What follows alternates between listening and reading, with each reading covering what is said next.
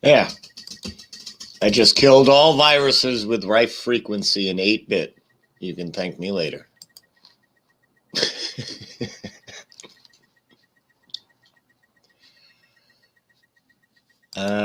So yeah, I got a lot of thoughts. You ever have thoughts? I got thoughts. And I put the link out there in the back chat in case anybody wants to come in and share their thoughts, because that's what I figured I would do today. I've been waiting to crank up anything as I've been studying. I just don't jump online. Every time a thought pops in my head, I'd like to form a coherent, yeah. A coherent thing to describe a thing. Oh yeah, a concept, a thought. Because we're hearing a lot of things right now. A lot of things from a lot of different directions. And when it gets like this, I tend to take a step back and I shut up and I just take it all in. Because it's kind of like too much all at once. And it's very strange. I see my stove is giving me an issue. All right, I'm going to play a little bit of music. Take care of my stove. I'll come back with, some things I got down on paper and trying to form my thoughts coherently. I don't want to confuse people anymore than they're already confused. They're bombarding us with a lot, and it's a lot to take in, and a lot of people are not handling it well. So that figures. Let's see. Give me a sec.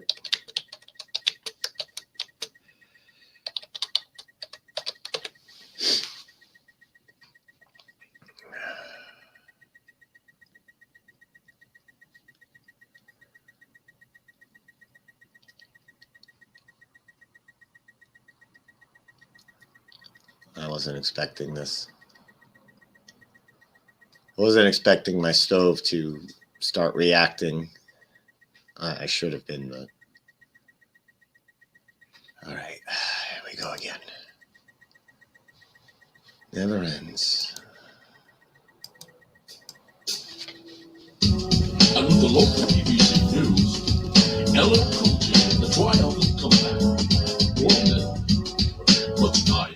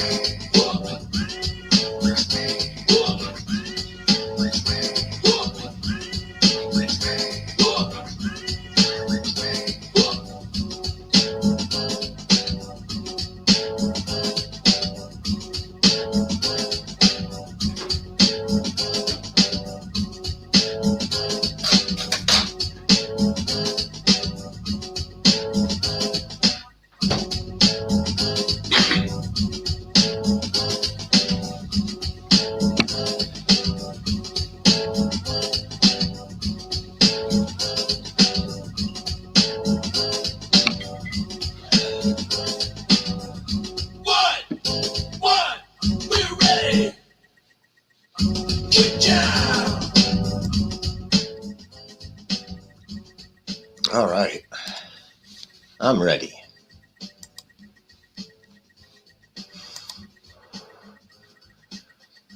Hey guys in the chat. I'm just seeing you now. Get my hands all dirty here.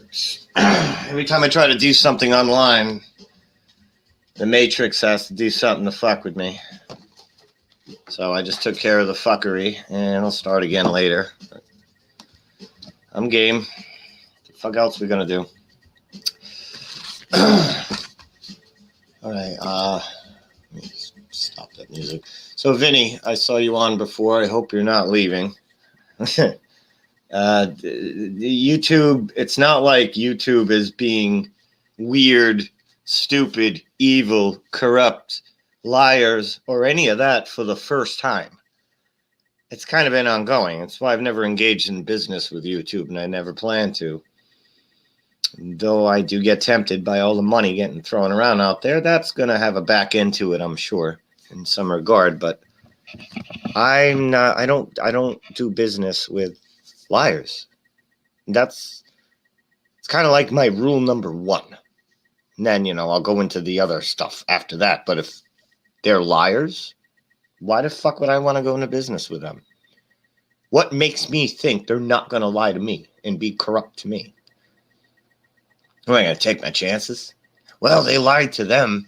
Maybe they won't lie to me. Like, you're a fool.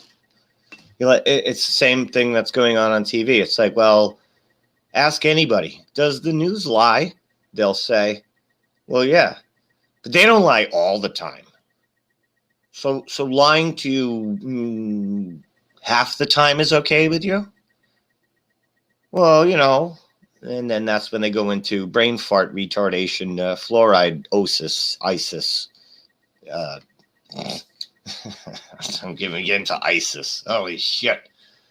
That thing that TV has created, all the things the TV has created over the years that people have just sat there like infants, like adolescent children, one thumb in their mouth, one thumb in their ass, and they just believe all of it. It's like with a giant wooden spoon, they just suck it all in. Yep, guy in a cave with really long extension cords to plug in his gigantic kidney dialysis machine. Of course it's true. Well, maybe they had solar power on the outside of the cave. Well, maybe they had gasoline generators, seeing how, there's so much oil over there and no gasoline refineries. Well, maybe they use corn oil to power his maybe. No, it's called maybe baby. And you're all babies. And you're all babies who say maybes. Well, maybe. And frankly, I've been done for years trying to talk to the maybe babies. Because it's pointless. I mean, I don't need to engage. I've been in Flat Earth 5 years, 1 month. And I haven't been engaging hardcore for 5 years, 1 month. I think I stopped after year 2. I kicked out the Boston Globe article the end of 2017, and I was kind of just casual because that's it. You see what you're up against, and here's the information. Well, maybe. All right, you know what? Here, I'll just leave this with you. You do whatever you want with it. I'm moving on. You're gonna sit there all day and be a tutor to everybody, and you're gonna one-on-one the maybe babies with shit stains on their thumbs. I got better ways to waste my time. I mean, it's all a waste of time. I just can waste it in better ways. That's more fun for me. That's just my opinion. Majority of people are sheep and need sheep herds. I know.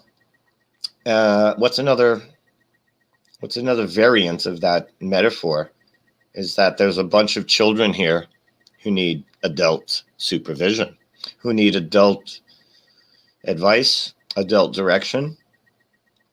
No matter what their physical age is, they're children. The absolute scared children. Thing applies on the other end as well. No matter what the age, some people are just naturally mature, naturally adult, natural critical thinkers. Shit, I was ready to move out of my house at age 11. The laws wouldn't let me because my parents were retarded. You people don't know how to cook. You people don't know how to critically think. Yeah, I was 11. I was ready to move out. I'm like, these people are nuts. So I couldn't until I was like 15. And then I couldn't, it turned out. I thought I could. But I moved out pretty much as soon as I could. I don't know. I know a lot of people like that too. They're just sharp. They're just with it. They're just, I don't know. It's like this isn't their first rodeo, you know? Whatever this life is, for some of us, it doesn't feel like it's our first go around. For me, it feels like I've been here 200 times. It's like, ugh, I just get that mode. It's like, oh, not this again. And it's probably a good thing that we don't have past life memories, because I would probably have quit at age 5 on many of these go-arounds. I'd have been like, oh, I remember all my past lives, and well, we're doing this school again, and now it's 100 times more insane and worse and restrictive, and now suicide at age 5.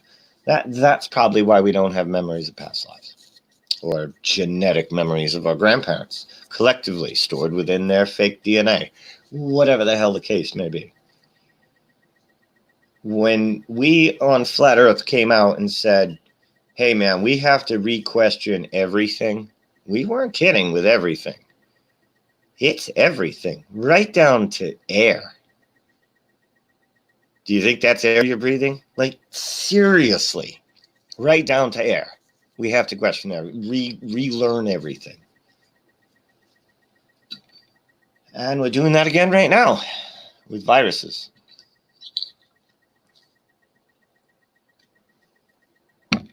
What happened when we told everybody?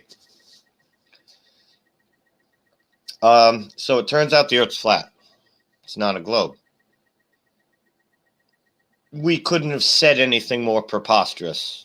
That statement alone is the most preposterous thing you could say to somebody.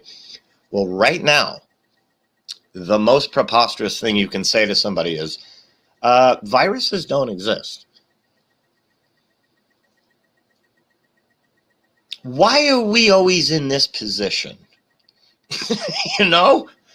Why do we have to take the hits the hardest?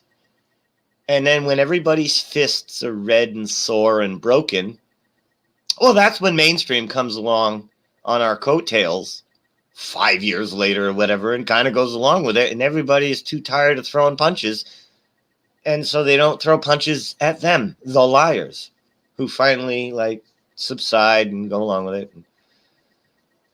Now it's us. We take the first punches. We get hit the hardest because we're the nails that stick out first and the farthest. The nails that stick out the farthest get hit first. It's just physics. Stupidity. That's the way it is. And now we have to do this virus thing. And what do we say about it? How do we even come about it? Because we know this is bullshit. Pretty sure even grandma is on board. Your grandma, who's been locked in your basement for a decade, that you've been feeding pea soup with a straw through the keyhole, even she knows this is bullshit. So what do? How do we approach the bullshit factor? Because that's what we're talking about, is a bullshit factor. What's a bullshit factor?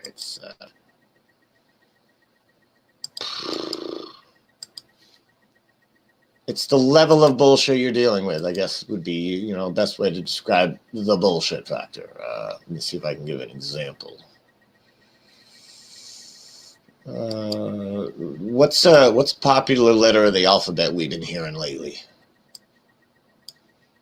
Because some days I just wake up and all of a sudden people are saying something brand new. They're saying something they weren't saying yesterday. Everybody's saying something. What is this? What are you talking about?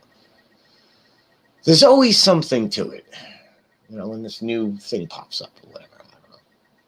So I was perusing around, and this was part of the research I was doing.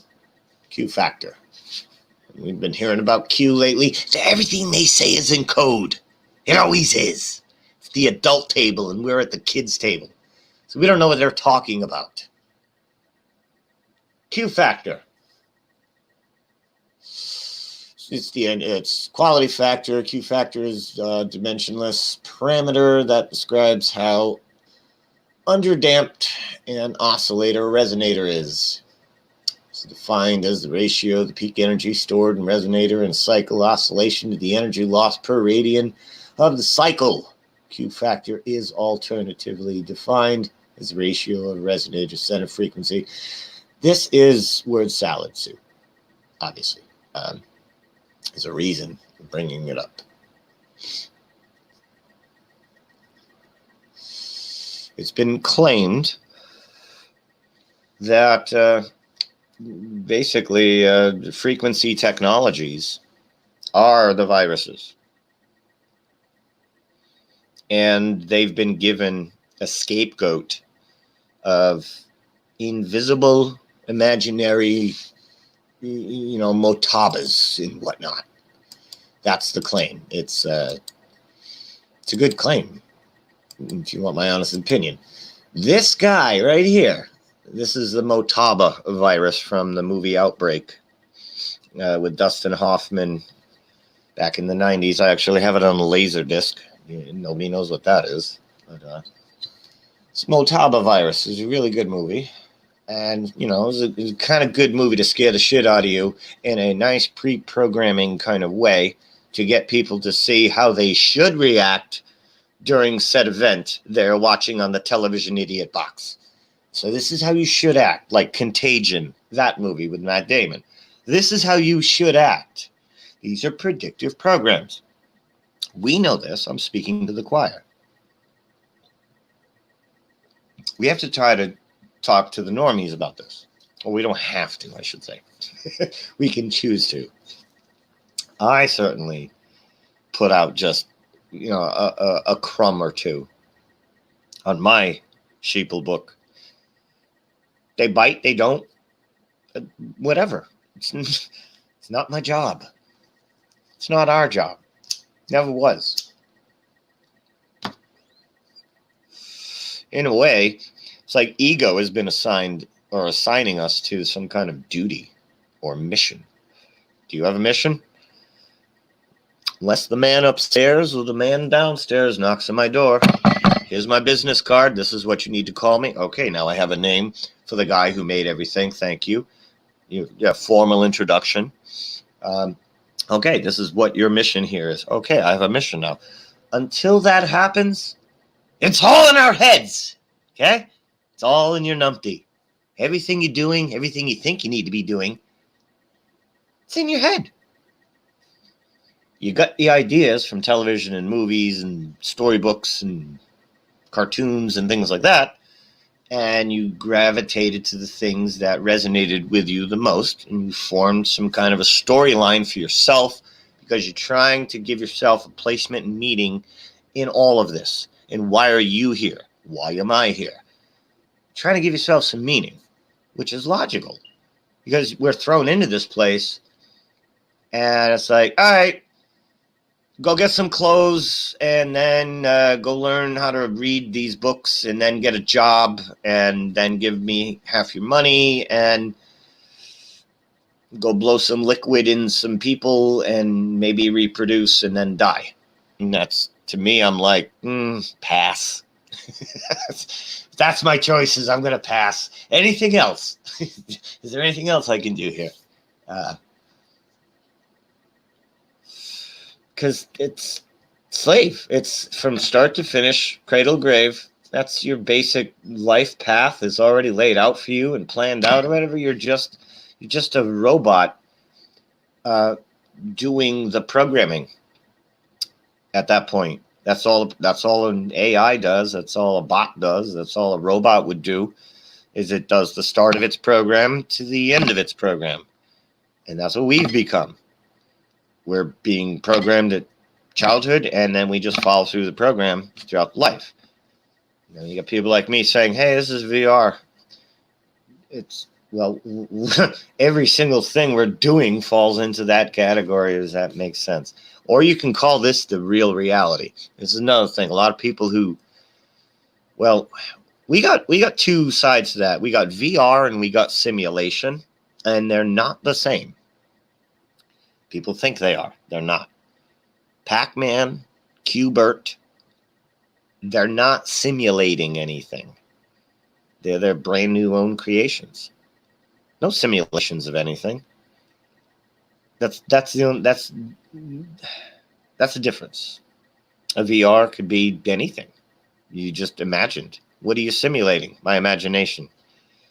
I guess technically you could say that, but in the non-abstract way, you're not simulating anything. It's just a virtual creation.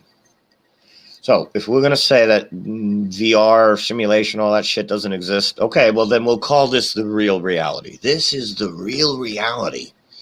You get about 60 to 100 years here. And then that's it.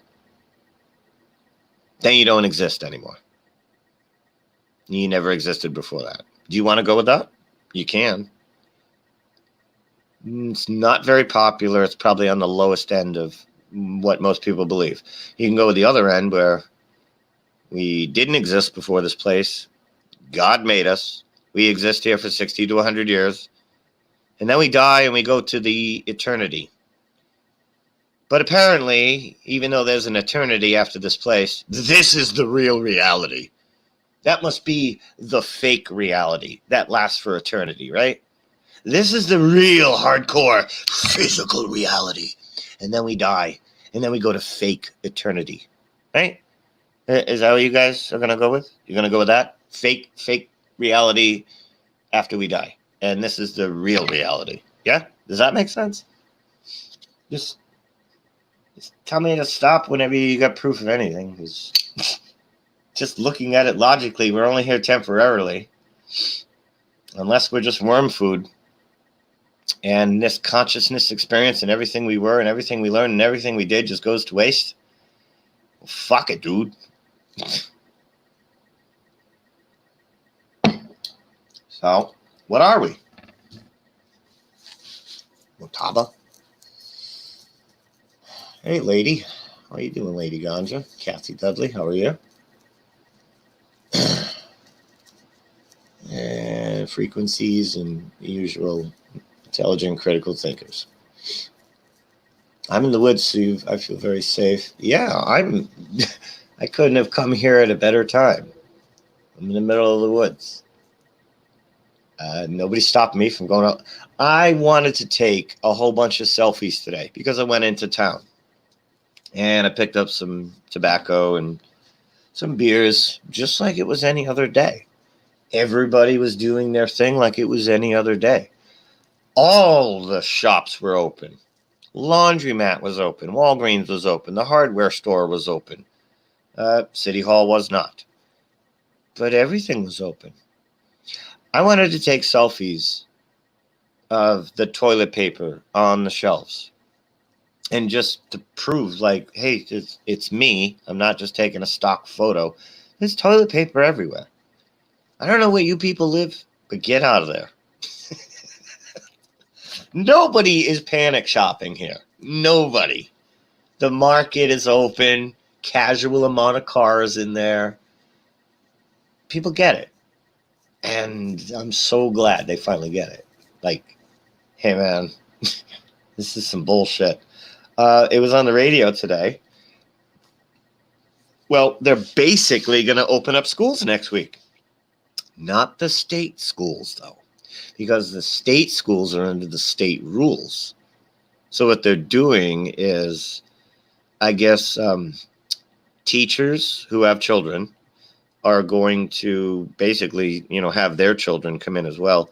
And they're talking like up to 30 kids per room. They're going to use different buildings, I guess. But they're just basically like, well, fuck you, state school. We're taking care of ourselves.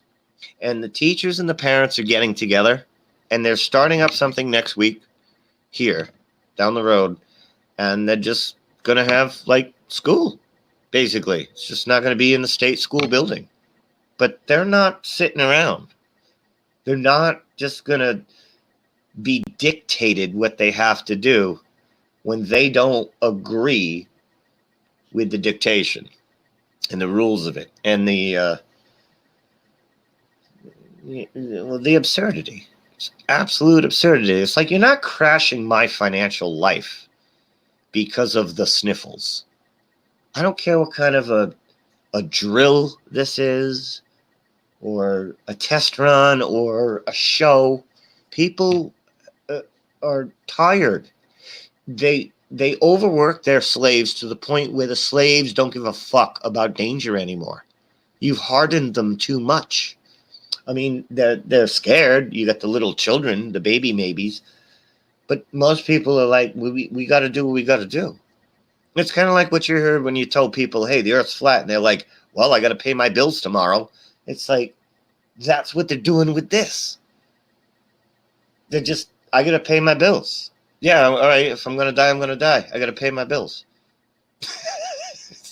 I don't know if they were expecting that, but that's what's happening. And this is totally a test run to see how this first run goes. Might last only 2 weeks. And then they'll say, they did believe us. They did do everything we said. They did stay home. They did close their works. Holy shit. Now, what are we going to do with that power? All right, well, let's get back together again. Let's reorganize, and maybe we'll kick out another thing at the end of the summer. All right, sounds good. Let's do that. And that's probably what's going to happen. Because they want to do a little dry run here to see if everybody is as gullible as they think they are, and sure enough, they are. For the most part, as far as following the rules. As far as believing it, no, that's not working out as well. Most people are not believing this, but they still are acquiescing and following the rules.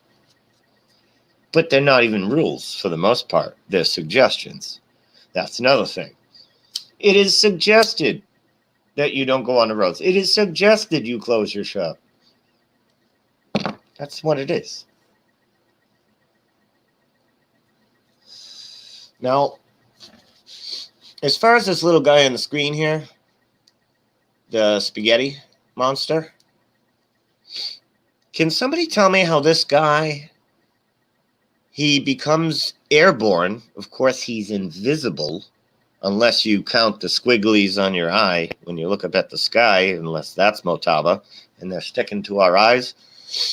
How does he reach me through the wind? How does somebody infected down the road cough in the air? And this little guy, despite the wind shear, because I don't know what he's made out of, but if I take like wet old tissue paper and I put it in front of a fan, that tissue paper is going to shred. So I don't know what this guy is made out of, but apparently he could survive winter, summer, wind shear, rain, gravity. Gravity doesn't apply to these guys. Did you know that? They fly through the air. So there's no gravity on viruses. And they find you, right? They find you and they target you because they apparently, when you cough, they're in the quadrillions. Boom! All of a sudden, quadrillions are going through the air, and they're aiming for people's eyes, ears, nose, and mouth, and ass, right? And this is how they get inside of us. There's people out there that say 99% of viruses are infect us through the nose, through the nasal cavity, not through the mouth. Meaning, like, you could go into Motaba land, pinch your nose, breathe through your mouth, and you'll be fine. So, what? It's air going in my mouth. It's air going in my nose. Well, how come viruses can only affect me through the nasal? See, none of this shit makes sense. You get told all kinds of things. And when you're being bombarded with lots of ridiculous information, you got to hit the brakes. And you got to go, I got to review all of this all over again because I don't know what's going on. And yeah, I am glad I'm not watching the news because it'll just piss me off.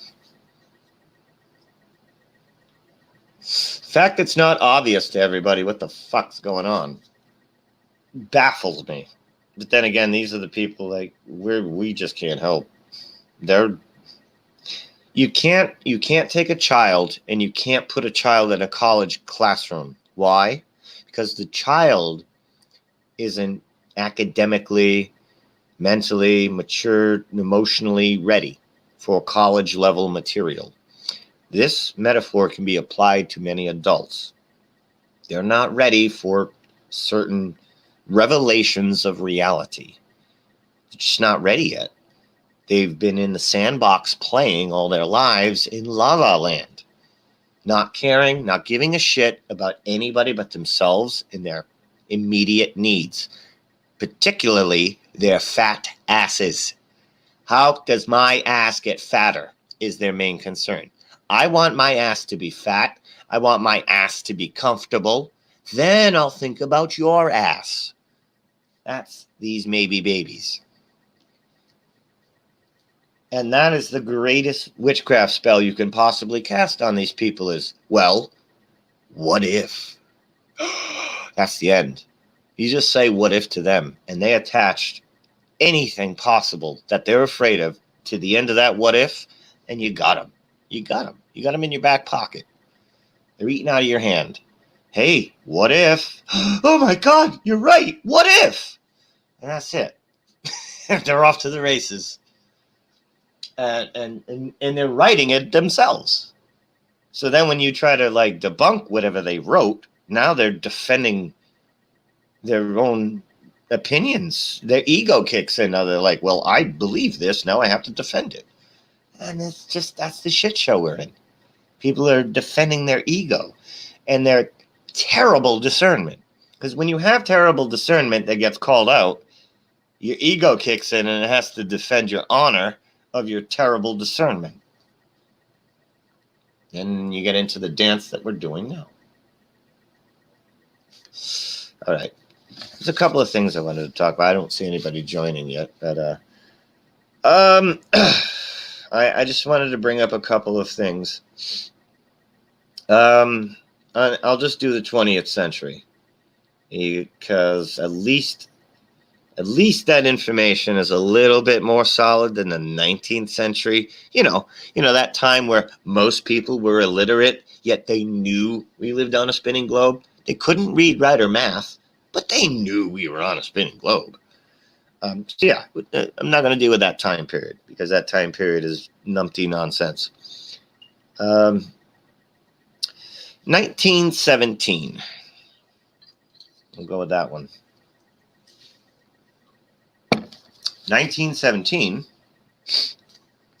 was the year that technology advanced quite dramatically, and it was the first year that a plane could transmit to the ground. So the ground could talk to a plane. The plane could talk to the ground. Well, that was huge. Lots of transmission technology was coming out around that time.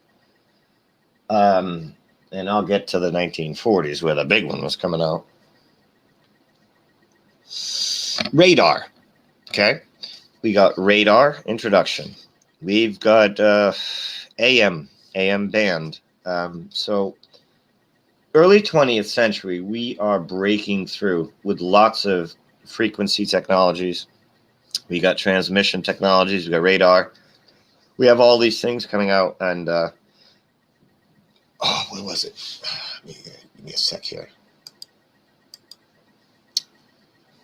I was checking 1917, 1918, and it was mostly like transmission technology, radar, all kinds of things like that were coming around, and that could be a major factor. So I'm checking trends here.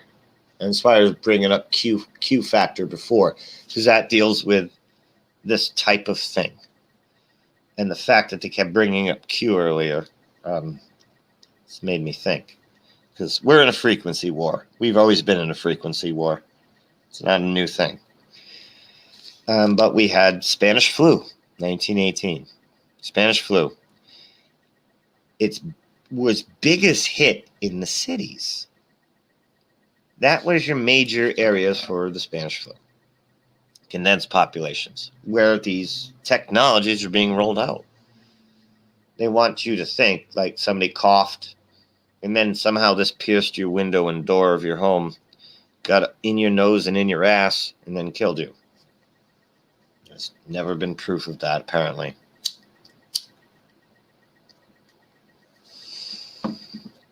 And I'll get into the other guys that have talked about it recently on the YouTubes that we've all been hearing about lately. Like this man. I'm seeing how, shit's going to get shut down left and right anyway. Fuck it, dude. It's kind of like that. So, yeah, there's things I agree with, there's things I don't agree with, but, it's kind of like take the good, leave the bad. You have to, because, all right, there's a lot of religious zealots out there. They know the earth's flat, and they have good information.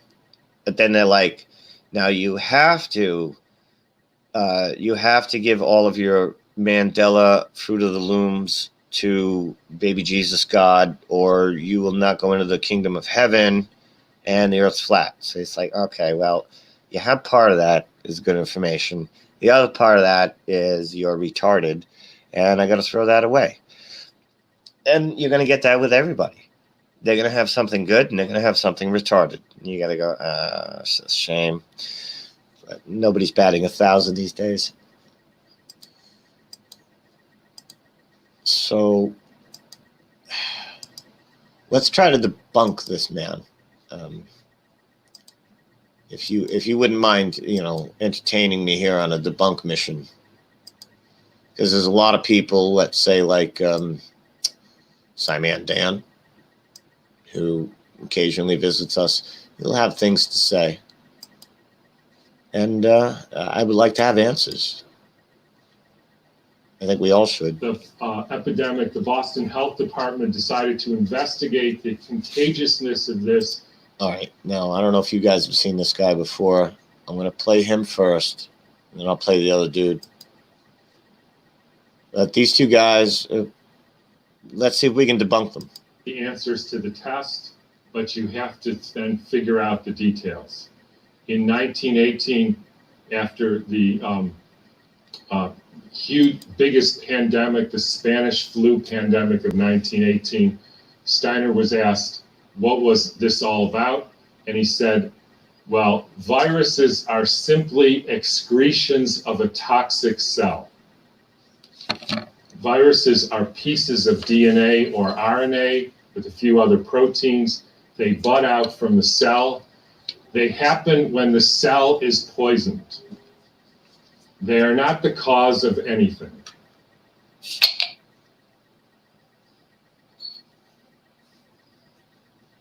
They happen when the cell is poisoned.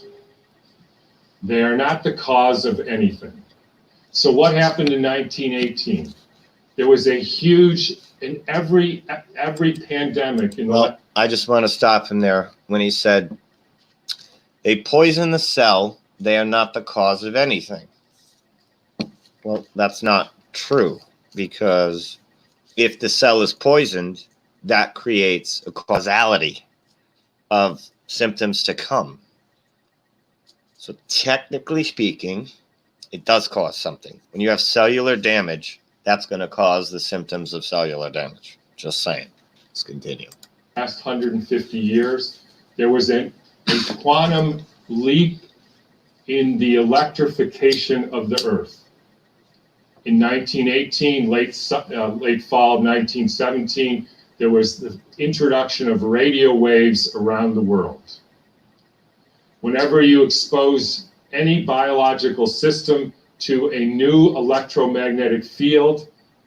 You poison it, you kill some, and the rest go into a kind of suspended animation so that, interestingly, they live a little bit longer and sicker. And then starts in World War II with the next pandemic, with the introduction of radar equipment all over the Earth, blanketing the entire Earth in radar fields. And that's what I was just referencing a little while ago. And this radar was just not a standard thing. Like, they were doing radar from ground to planes, from towers, all different. They were doing radio transmit. Radar was blanketing, but it was in different kinds of forms that were definitely would come in contact with your, call it your auric field or whatnot. But let's continue. First time humans have ever been exposed to that. In 1968, there was the Hong Kong flu, and it was the first time the Earth has a protective layer in the Van Allen belt. I don't know what he's talking about here. First time we had a protective layer in the Van Allen belt, like that. Allegedly, that's when we discovered it, or a little bit before that. But which essentially integrates the cosmic fields from the sun and the Earth, from the moon and Jupiter, etc., integrates that and essentially distributes that to the living beings of the Earth. And we put satellites emitting radioactive frequencies in the Van Allen belt. Within 6 months, we had a new viral pandemic. Why? I would say that you don't need the Van Allen belt for that. You could have your Sputniks up there on balloons with your plutoniums and your uraniums and your radiums, and you got all that shit up there. Though I'm not so sure radium is harmful because it was in so many products. That's another dinner discussion. But Van Allen belt. If you have these satellites on balloons doing this brand new electromagnetic frequency transmission for the first time, like, humans didn't really experience this before, apparently. At least according to the official story, we never experienced such changes in frequencies. And cells adapt. We adapt to everything that's thrown at us. We can eat mud pies. You know, you throw it at us, we'll eat it. And we'll make a porno out of it or something. But we adapt to everything. I don't think we need Van Allen here, but let's go on. Viral, because the people are poisoned, they excrete toxins, they look like viruses. People think it's a flu epidemic. In the 1918 epidemic, the Boston Health Department decided to investigate the contagiousness of this. So they, believe it or not, took hundreds of people with the flu, and they sucked the snot out of their nose and injected it into the healthy people who didn't have the flu, and not one time could they make the next person sick. They did this over and over again, and they were not able to demonstrate contagion. They even did it with horses who apparently got the Spanish flu, and they put bags over their head, and the horses sneezed in the bag, and they put the bag over the next horse, and not one horse got sick. Is this true? To say such a claim like that, there must be some literature about this type of thing out there. We can look that up in a sec. You can read about this in a book called The Invisible Rainbow by Arthur Furstenberg. The Invisible Rainbow. Okay, let's look that up. I'll just go here, and we'll go to here.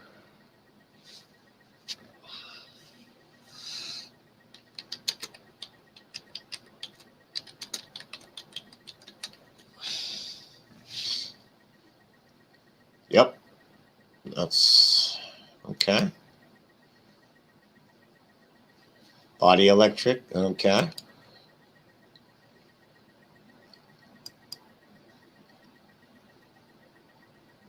Book's cheap enough. Wow, $2 to $3. Oh God. Okay. Invisible Rainbow, A History of Electricity and Life. $22, excuse me. I may pick this up. Or I'll just find a pirate site and get it free online.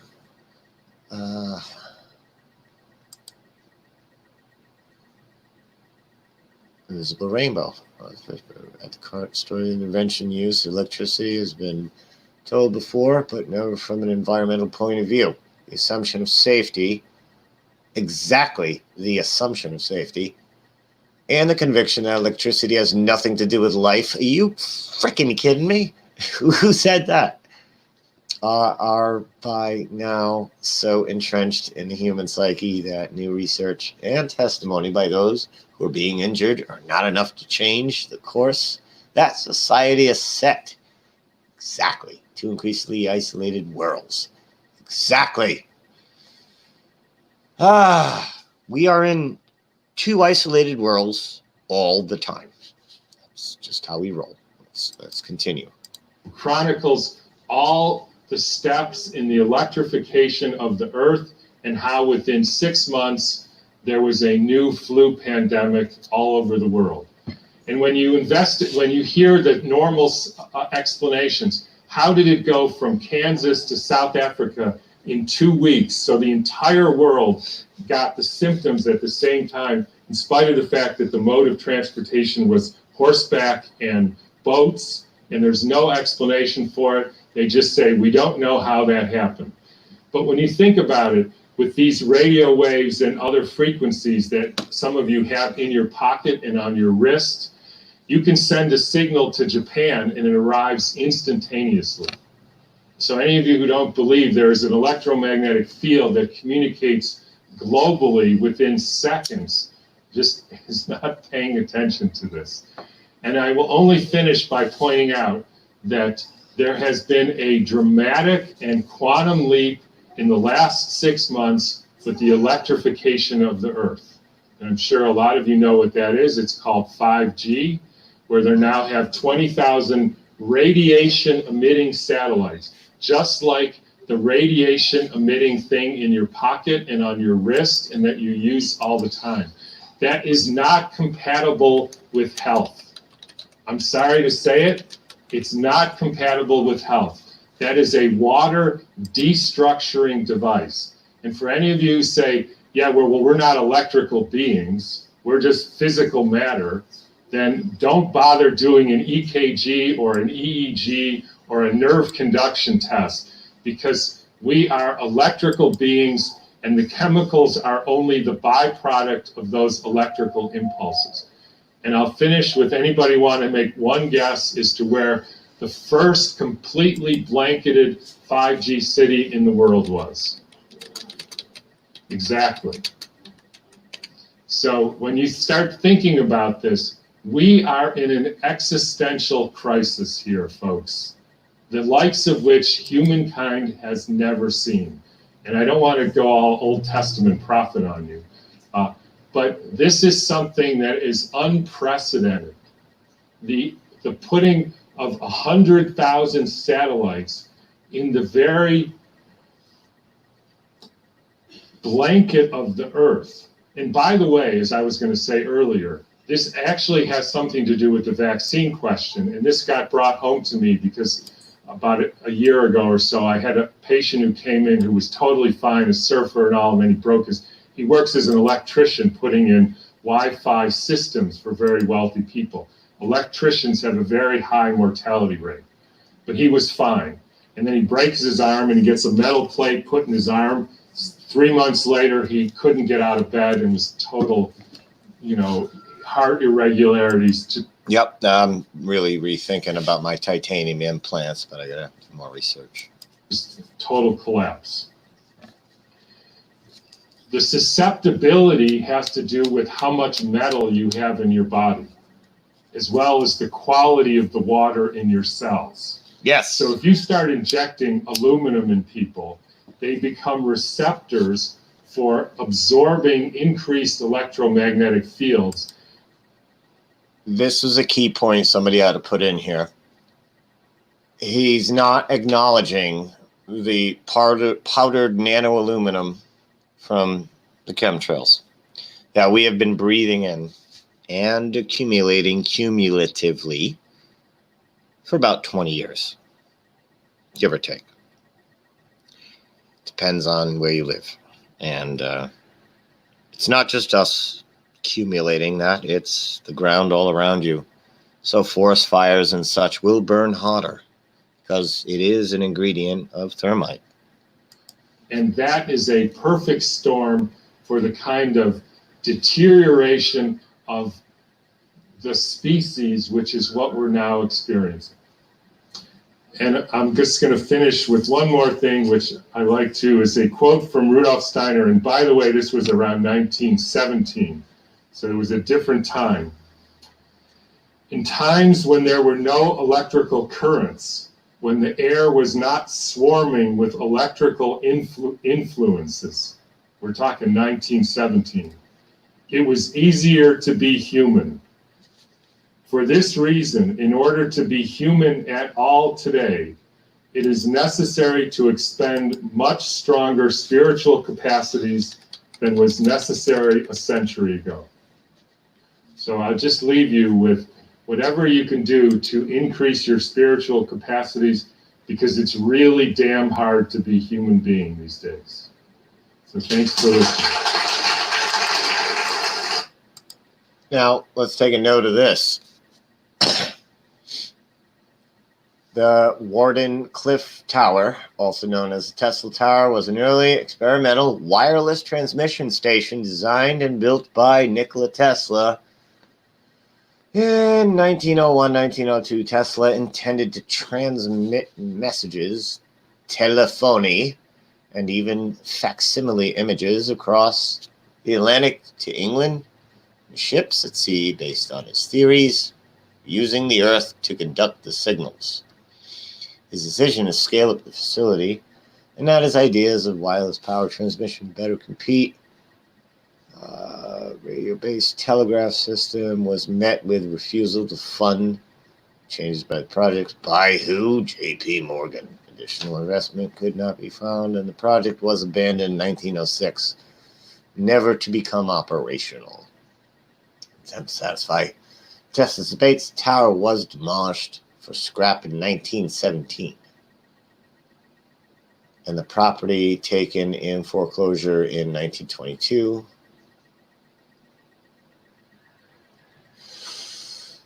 1980s, 2000, hazardous waste from the hazardous waste from the photographic era was cleaned up. Site sold. Okay, right. Again, we have that 1917 year again. And I've said this before to people too, who's like, we need Tesla towers to come back up. And I'm like, okay, what about its effects on people, on human health? You have a Tesla tower near you. What's the difference between that and giant power lines over a trailer park? I'll tell you, it's worse than giant power lines over a trailer park, according to the alleged facts.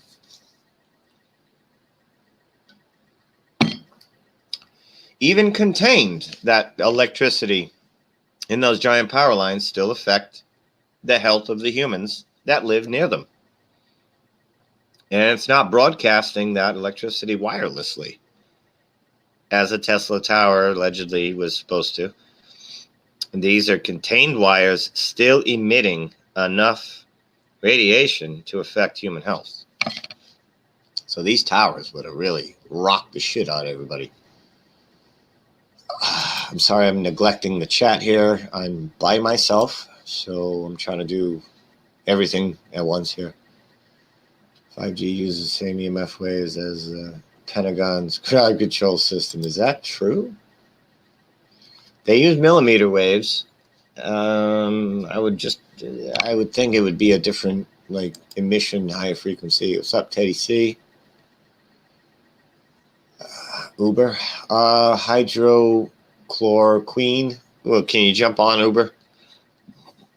Maybe explain it a little. I'll switch to you in a sec, but I don't want to show your email on the thing.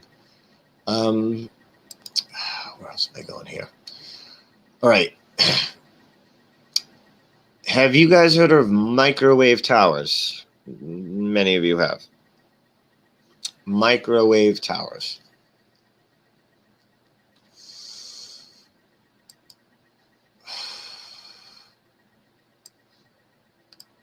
I'm doing everything myself here. All right, let me get to the microwave tower. Is the best way I know how to do that. This is my channel. I've got a hell of a lot more in those videos. This is the fluoride one. I want the microwave one. Here it is.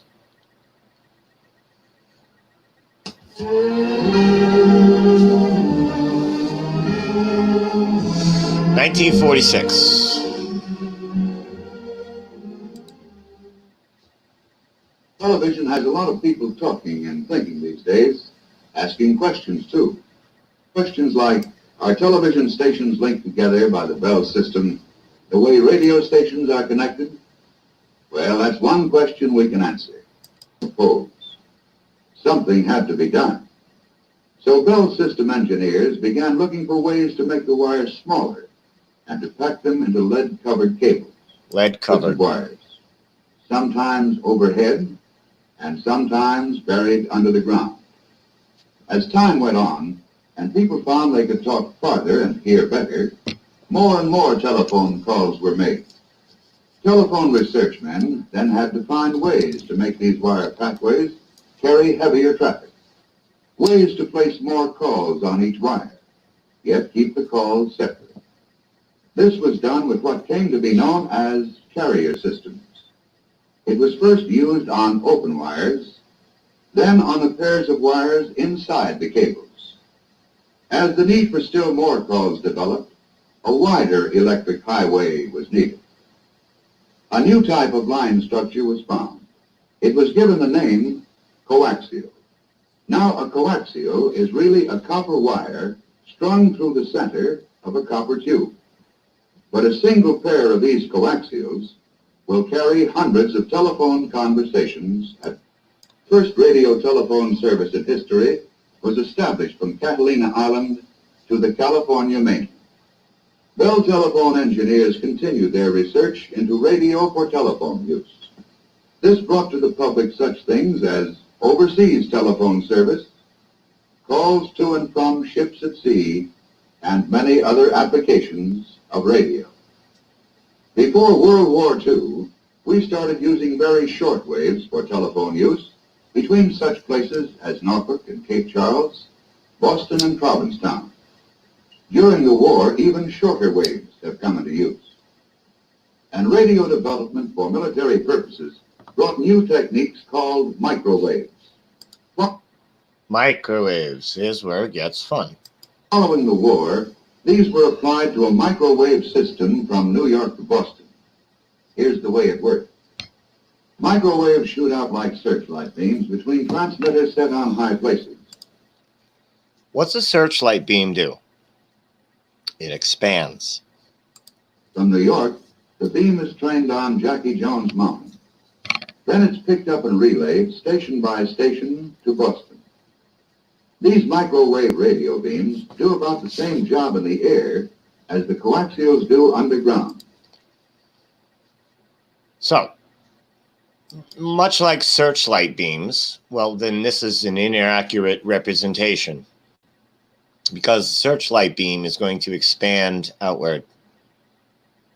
So, to show this accurately would be basically you have to create a cone, and such a wide coned area will now hit the receiving tower to receive it. But it's a cone. It's not a direct laser beam. They want you to think it's this. It's not. It's just a wide scatter beam of what? Microwaves. It's a scatter beam of microwaves. It is above your head. but it's still a scatter wave of microwaves. Underground. Carry hundreds of telephone calls at once, both ways, or carry the sight and sound waves of television. A good example of this is the Bell System's transcontinental microwave radio relay system, a chain of 107 microwave towers from coast to coast, designed to carry telephone messages and television. Well, there you have them, coaxial cable and radio relay. Just curious here. Let's check this out.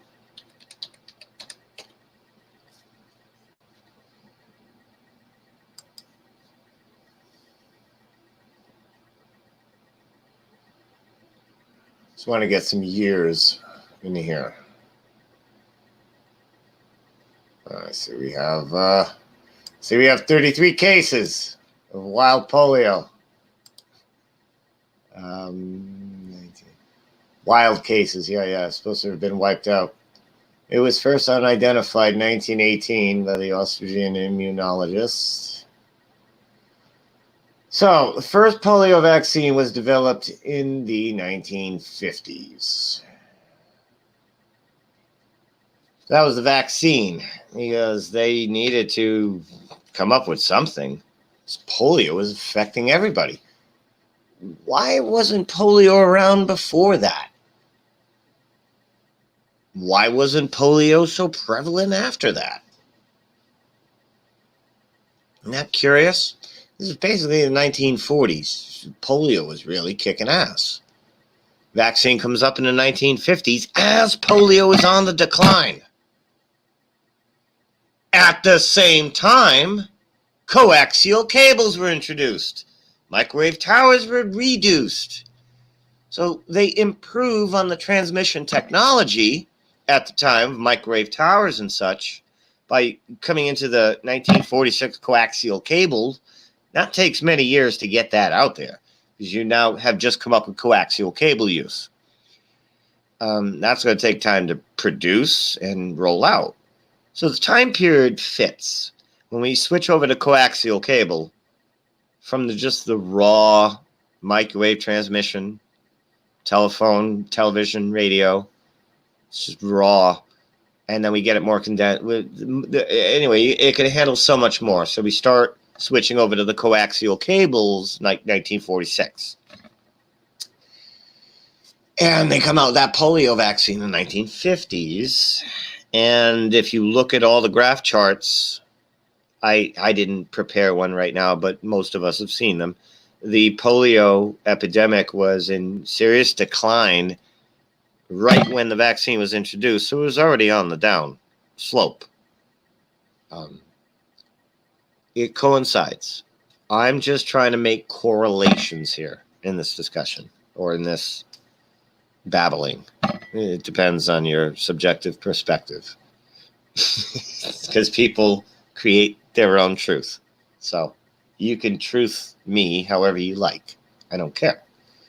I'm just saying I'm making correlations of changes in technologies, introductions of new technologies of frequency-based transmission and viral pandemics, epidemics, and whatnot. And there is a correlation, it turns out. These are in the time frames. And disruption of electrical communication of your cells will cause dis-ease. I'll wait for anybody to prove that wrong.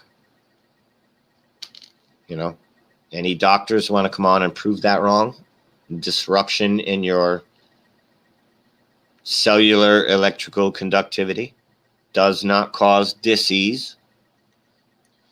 And this reminds me of the other gentleman I would like to display. Oops, sorry. Let me catch up on chat here. They leave smartest comment on that. Probably did. It's okay. I welcome them. All right. let's get back to that other guy. I wanted to have kind of like a, I wanted to have a flow here. So, okay, So let's flow. glyphosate in. Here's another gentleman. Apparently he's a doctor. Let's see what he has to say. You have to take a big step back and see it all. Do you think it's a matter of light versus dark? What's the biggest scope you can say that's happening on the world? Well, of course, that's. I could give many answers to that, but I think light versus dark is the shortest way of expressing it. I in different lectures that I give, so I make it very clear. We don't have to go into the details. In Rudolf Steiner, the Austrian mystic, it was very active in the early part of the last century, the founder of Waldorf schools and biodynamic farming and a completely new kind of alternative medicine. He predicted, that towards the end of last century and the beginning of this century, there will be a movement driven by big corporations to take the soul away from people, to disconnect people from the higher world. And in order to do that, we have to destroy the pineal gland in people. And I followed the research on that, and amazingly, what we found, the pineal gland is the most sensitive part of our central nervous system, and is highly, highly, highly sensitive to 4 things: aluminum, glyphosate, fluoride, and Wi-Fi. And we are the only country in the world. I want to go back to that part. That we have to destroy the pineal gland in people. And I followed the research on that, and amazingly, what we found, the pineal gland is the most sensitive part of our central nervous system. Our most sensitive part of our central nervous system. Is that true?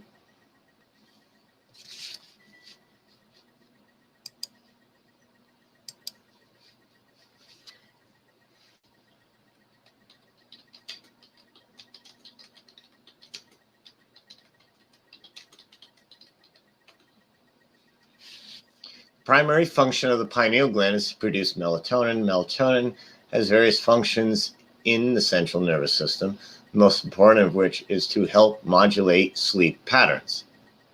Melatonin production is stimulated by darkness and inhibited by light.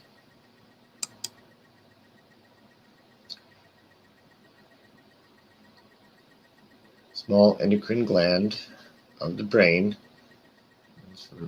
Pineal gland produces melatonin, serotonin-derived hormone. Now, how many pharmaceuticals attack and mess with serotonin and hormones? Just saying. Which modulates sleep patterns in both seasonal cycles. The shape of the gland resembles, pineal gland is located, dermis, in the center of the brain between the 2 hemispheres. Tucked in a groove, 2 halves of the pineal gland, and circumventricular organs in which there does not exist blood-brain barrier capacity level. The pineal gland is one of the neuroendocrine secretory circumventricular organs in which there does not exist the blood-brain barrier at the capillary level. Isn't that interesting? So basically, shields are down on your pineal gland. Huh. So the pineal gland, most important exception is permanent vertebrate, English, and hangfish, blah, blah, blah, blah, blah, blah. Okay. I personally have a destroyed central nervous system. Absolutely destroyed. I have no governor anymore. The governor, in the term I'm using, is like, it's that thing that regulates when you're doing too much. You're going too fast in your car. There used to be this thing called a governor. And there was this little red, kind of like second hand on a clock. You got your minute hand, your hour hand. There was this other little hand on your speedometer, odometer, speedometer. And if you went past the governor, it made a little bit of an alarm on the older cars. Like I remember them in the 70s. And if you say you set it to 55 miles an hour and you go 56, it starts to go, and it makes a little alarm. That's your governor, they called it. I don't have a governor anymore because I don't know what to call it, stubborn. When I did my research on the truth, when I woke up to the truth, quote unquote, this was 20 years ago when I really got into it. I was dabbling around with NASA fakery in the 90s. Of course, I didn't have internet resources to really dig deep. I only had shit in books. And, well, that basically caps you out on what you can do. So my truthing was very limited. It gets to 2001, 2002. That's the end of that. And I went really hard and really fast. And basically, while everybody's jogging, walking, sleeping, napping, and shitting themselves, I was sprinting to get to the answers. Sprinting, top speed, 18 hours a day, nonstop. And I came across some shit. I had some OBE experiences, and I had a nervous breakdown, at least a couple, and blew my shit out. But my pineal gland totally did something. I don't know how to even explain it. I went 60-40 ambidextrous. Larry will tell you I beat him in pool with my left hand. I right-handed. Beat him. Like it's the left-right brain, the analytical paperwork side, your artistic side. It just friggin' merged. It's just everything. Just if a plane crashed in my neighbor's yard right now, my heartbeat would probably increase 1 beat per minute. I'd put my shoes on, put my coat on, and I'd head over there without getting nervous or excited or any of that, because that balloon popped. So I don't panic. I don't get all, oh my God. I don't scream. I don't do any of that. It's blown out. My central nervous system is destroyed. So I can go handle like people with gasoline, all over their bodies. I'm dying. I'm like, all right, calm down. Let me put a blanket on you. Like, it's just, I'm chill with that shit now, which is, to me, that was a blessing in disguise, because the TV used to manipulate me back in the day. The TV would make me go up and down, laugh or cry, whatever the TV said. I used to hang on it, and it fucked with my nervous system so hard, the television. Pulling and pushing. NASA did the same thing. We're going to die tomorrow from an asteroid. Oh, well, lucky it just missed us. But we got another asteroid coming next week. And it was just push, pull, push, pull. I'm up and down. I'm up and down. And once that shit blew out, I kind of like, I like to refer to like a fuse box or a circuit breaker on your house. When you have an incredible surge of electricity that goes through your line, it'll blow your fuses. It'll trip switches on your fuse box. Yeah. My fuse box caught fire and it's been ripped out. And now I've just spliced the connections. There is no more trip anymore. Doesn't occur, which can be harmful to my health. Because if I don't have a regulator for my central nervous system electrical flow, I could have a stroke. I could have a heart attack. Because you need a regulator. I don't have one anymore. I blew that shit out. Something's going on with the pineal gland. I had what I termed, what I've heard, was a Kundalini experience. This incredibly has to do with the pineal gland opening. your pineal gland opens, and you can read about Kundalini. I'm not going to get into it here. That's a whole other friggin' multi-hour topic. But it was pineal gland related, and it was the most intense experience I've ever had in my life. It was 2008. And the best way I could describe it was I was on acid every single day for 3 weeks straight, nonstop. From the moment I woke up to the moment I went to bed, I was tripping balls. Naturally. Didn't take a thing. Just pure DMT trip.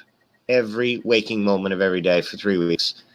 I had such an incredible time working with people. I couldn't even do it. I had to shut my mouth. Because as soon as my mouth opened, I was like, like nobody could even keep up with anything I was saying. So I just had to shut up. This is like Blur from the Transformers. I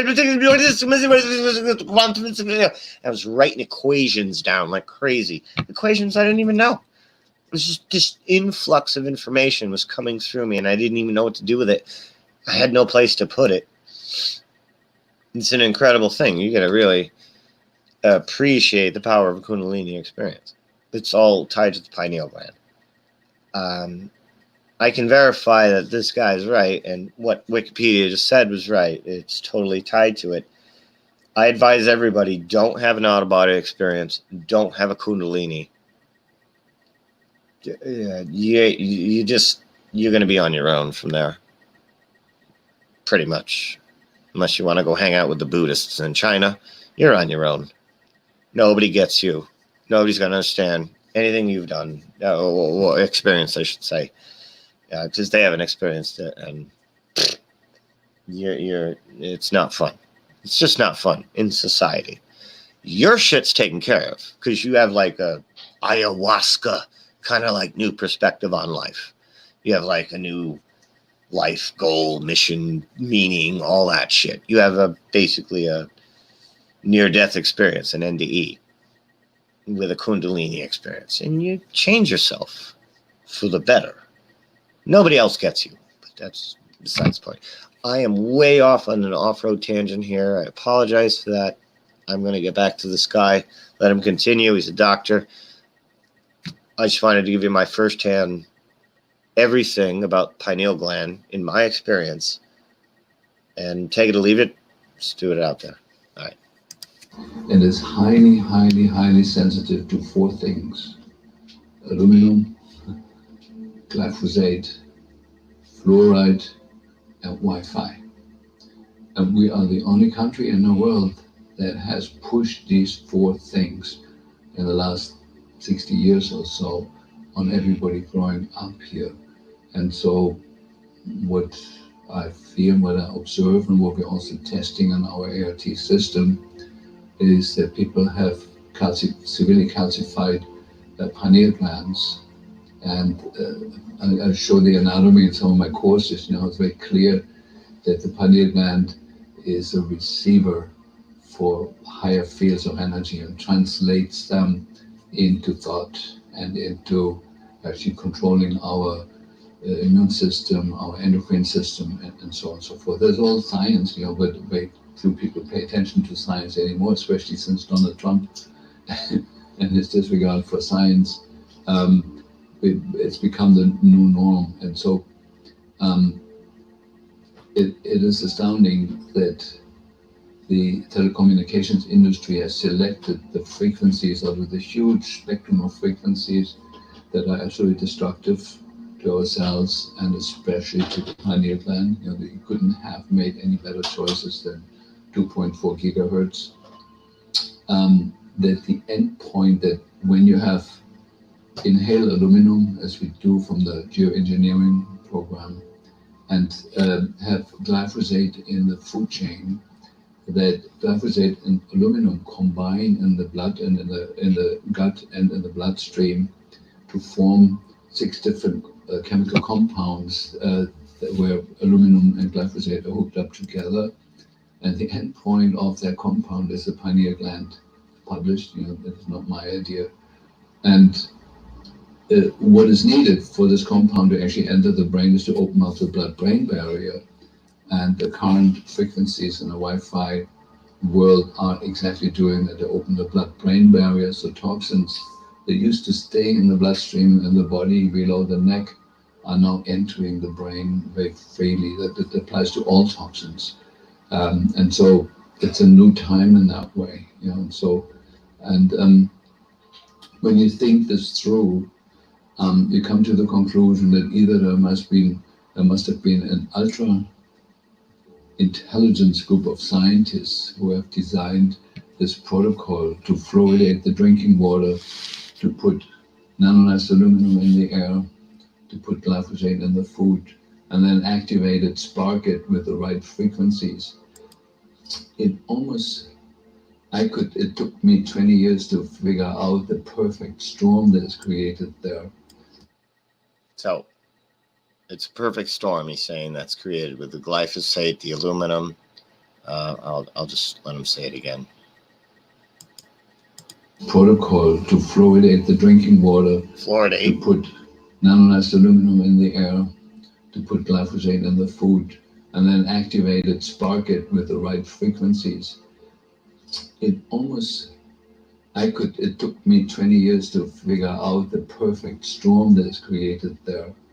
And it's either a coincidence, which is possible, that enough dumb people make the wrong choices, along the years. I'm still hoping that may be at least partially true, or it's orchestrated by a very, very intelligent group of destructive minds. Or what I also believe is very possible, that there's some higher fields of consciousness that can be both tuned into the light and to life affirmative action, and can be absolutely destructive, like phenomena like Adolf Hitler and others, people that come under the influence of something absolutely dark and destructive. And I do believe it's very possible that enough scientists and politicians have come under the influence of those higher fields and are acting according to it, actually not knowing on a human level why they're doing what they're doing and what they're doing. A good example is 5G. To put it on post, along the streets. Okay, that's one issue, but putting it on satellite and actually the government approving to put it on satellite, blasting the whole planet with a frequency that has never been checked for safety, for its influence on the insects, on the songbirds, there's never been checked for anything, and to approve that is unconceivable to somebody who's still got a little bit of a brain left. I couldn't have said it better myself. It was implemented, untested, on a worldwide scale. They call your cellular phone a cellular phone. Why? 2.4 gigahertz. We've all heard this. Most of us, anyway. The 2.4 gigahertz, the cellular phones, they disrupt your cellular electrical communication, your cell division. This, in turn, makes your daughter cells from those parent cells retarded, because they didn't communicate all the information, basically, during cell division. So the cell starts to divide. The invasion of frequency now impacts the cell wall. It closes up shop. It raises shields. It stops transmission of communication during cellular division. This now disrupts cellular division. The daughter cells may only have 80% of the information of that cellular division. Now that new parent cell, the daughter cell, is only 80% of what the parent cell was. That new daughter cell, who is now the parent cell, will cell divide at best 80% of its parent cell. And then that degrades more and more. Its daughter cell only gets, say, 80%. So you're now getting 80% of 100%, and then you're only getting 80% of that, and then you're only getting 80% of that, and then you're only getting 80% of that. This is the cell phone against your head in cellular division terms. Apparently.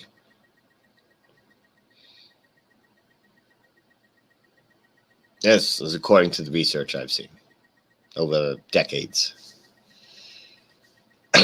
They did a changeover. It was before this. By the way, I'm not going to be doing this forever. I'm kind of at my end for trying to help you guys on the outside.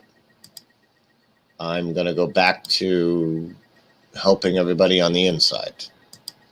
I don't care if you don't know what that means. TV analog to digital changeover.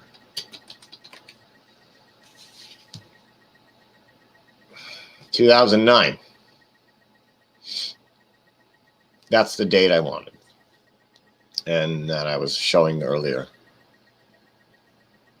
There was big changes in this date, 2009. That was it for me. I had already educated myself on Rife frequencies and all of that stuff in 2007 and 8, and pretty well versed in that whole line of research. And when I saw this analog to digital changeover, I already expanded on Rife's research at that time. I was like, okay, well, if this is the case, where can this go from here? What can this be used for? How can this be implemented? And how can this be weaponized? I went back to my MK Ultra research, the CIA experiments back from the 60s and 70s. All of this is all tied together, all of it. They didn't do all that research back then to put it on a shelf and collect dust. Period. End of story. It's in the field. It's implemented already, a long time ago. This was really hard to say to anybody back then, but I'm going to say it again. Still hard to say, unfortunately, because of where we're at. Because of where everybody's at. But I'm going to say it again. You can get sick watching TV.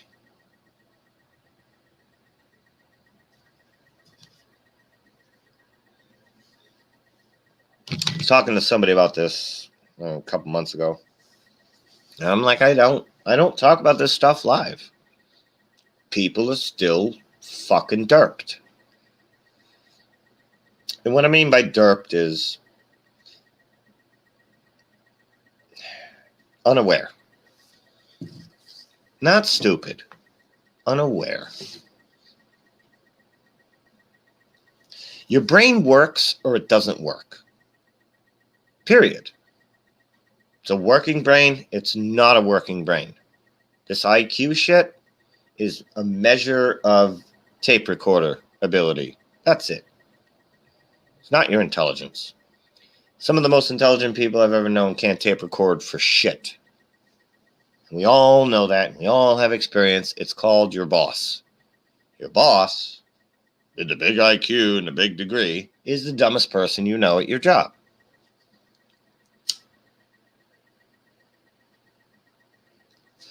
If you're in a corporation. If you're in like a hardware store and it's a mom and pop business, no, they're not the dumbest person you know. If it's a corporation, one of the pyramidal structures, your boss is the dumbest person you know at your job. Standard practice. Because they got the job by their tape recorder intelligent quotient ability, not by their intelligence measurement in any way. Intelligence? No. It's called, am I a believer? And am I a follower? And that's your intelligent quotient. It's like, I can tape record and regurgitate, and I can believe everything I tape record, Well, here's a lollipop, a scratch and stiff snicker, and a degree. And there you go. And now you're somebody's boss, brand new at the job. Maybe they've been there 10, 20 years, but you're going to walk into that job, brand new, paper degree, fucking wet diaper, no experience, and you're going to tell them what to do. And that's going to work. And that's how it goes. Does it not? Every one of my stupid supervisors were morons. At least in my experience. Except mom and pop industries. But, yeah.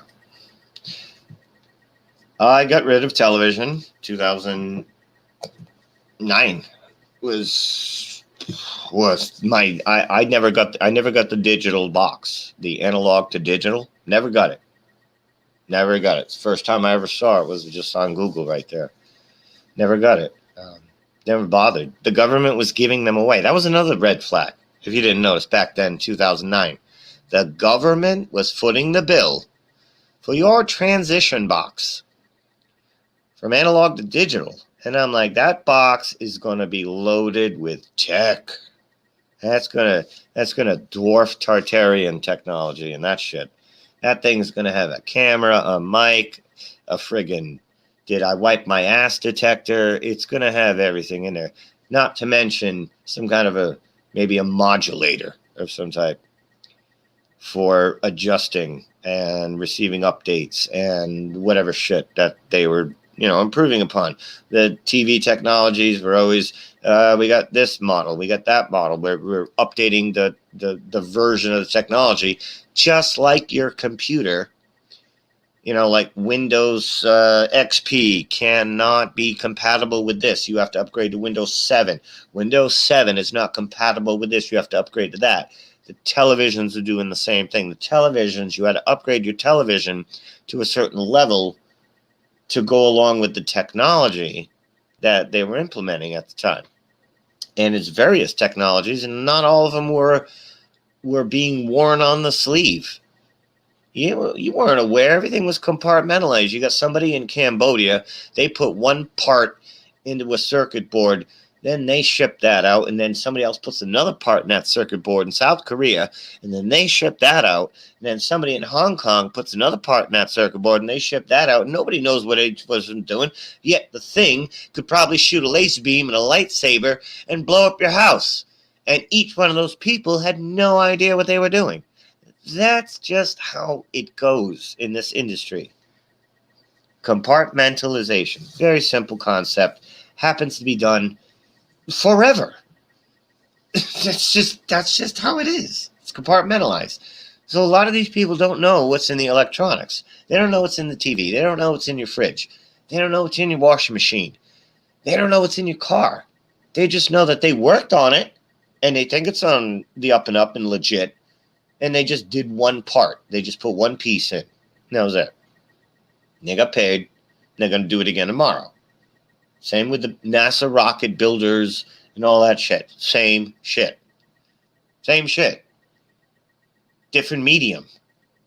But the same everything. Same compartmentalization. Same mentality. Same job duties. Same, you don't know what the fuck it's for. This is how they built this big brother wall around us. Your Roomba, your vacuum cleaner is sniffing your ass and taking your anal temperature, for Christ's sakes. Your plants are listening to you probably, for all I know. At this point. Come on.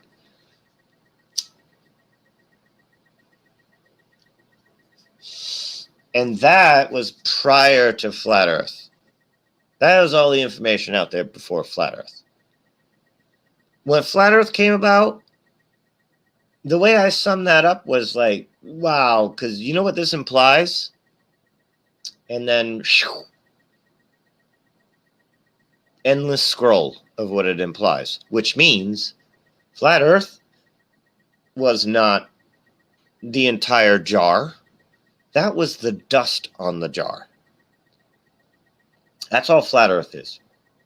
Flat Earth introduced you to the new jar of information. And Flat Earth was just the dust that you got to wipe off it. Hasn't even been opened yet. Flat Earth ain't the end. It's barely the beginning.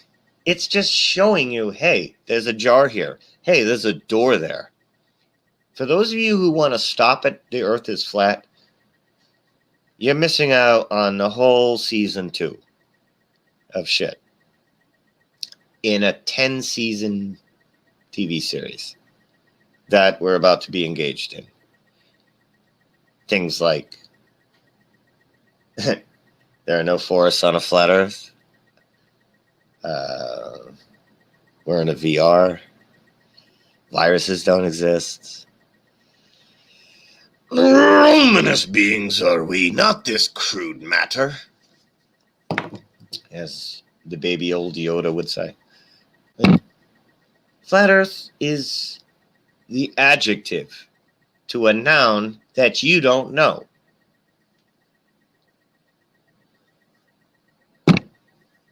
Hi, who are you? I have no fucking clue. That's where we are. That's welcome to reality. Hi, who are you? No idea. Where are you? No idea. So what are you doing tomorrow? Oh, I know exactly what I'm doing tomorrow. Like, you don't know anything. But you want to think you do because you need security, and I understand that. Turn to God. It does it for many people. Doesn't do it for me, though. God is not McAfee software for me. Does not work with my computer. It works for a lot of people. Like, hey, get God security. I tried it. All it does is create like error codes and shit. I got mad error codes with the God program. Not working for me. I need another one. Anunnaki, that one worked better than the God program of the Bible. But the Anunnaki's got a lot of error codes too. So that security software is not working with my diodes either. You know, it's not ones and zeros we're dealing with. It seems to be cymatic patterns. Like, go watch the videos with the cornflakes or the sand on the speaker and shit. And the different frequencies form the patterns. That's the ones and zeros of this VR. It's not ones and zeros. It's not a computer. It's a sound frequency, light kind of thing. It's not ones and zeros, although they have similarities. So when I say it's a VR, it's a sacred geometry VR. It's not a ones and zeros VR, but still VR, regardless. And it comes down to everybody liked Electric Universe. Remember that came out? Electric Universe. Yeah, it's cool. Yeah, because it resonates. Why? Because it makes sense in some aspects. In many aspects, Electric Earth makes sense. Because we're totally electric beings. When they were telling people, cut your salt down, lower your cholesterols, you got cut all salt out of your diet. That's absolutely insane. To cut all salt out of your diet, yes, table salt's bad for you, but you need to salt your water. Your water. You are water. You need to be salty. You need to be a salty wench. Helps conduct your biological electricity.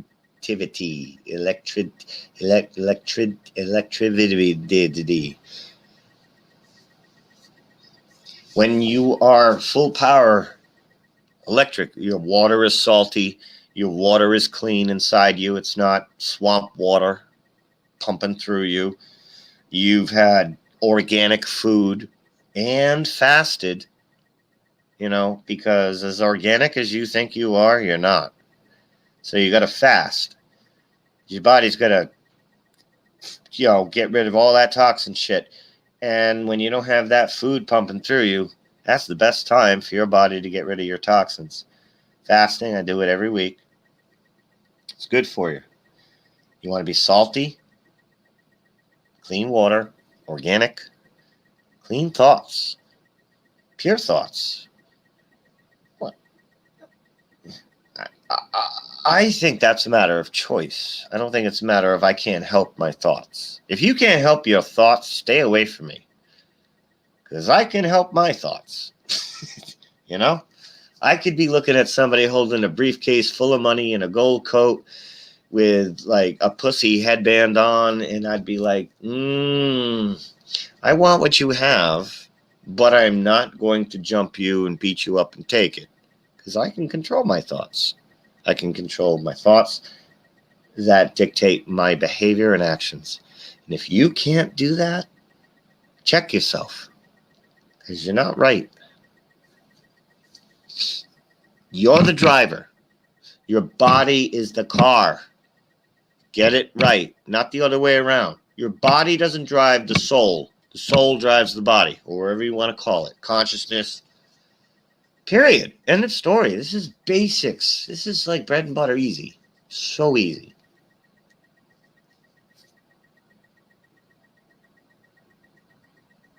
A lot of people don't do that, though. A lot of people ride in the trunk of their car, and they let their car drive them around. I'm hungry. I want candy. I want chocolate. I want porn. I want whatever. Booze. Heroin. That's the body. Electrical, chemical release impulses, which creates electroactivity in the brain, whatever you want to call it. Electrical impulses. It all comes down to electricity. Electrical impulses. Having a hard time thinking? Low electricity levels. You got blockage in the head. Oh my God, this fucking stove.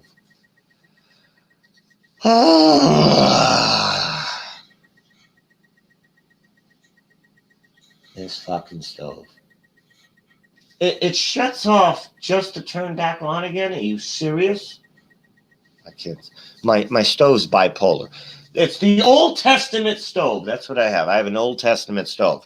It loves me. It hates me. It wants me cold. It wants me hot. It wants to kill me. It loves me. All right. What else have I got in my notes here? All right, got the radar use. We got the microwave towers. We got TV changeover. We got all that. All right, that was it. I didn't want to really do a 14,000-hour hang up today. I had some thoughts I wanted to get out there. I wanted to tell everybody, look into, don't take my word for it. Don't take my presentation for anything. It's just to stimulate thought. Check into frequency technology changes, electricity technology changes during pandemic times. I get a question the friggin' dirty blankets thing now with the natives. Was it really smallpox on dirty blankets? Really? How do we know? These are all just stories that were written down before our ancestors could read it. You know?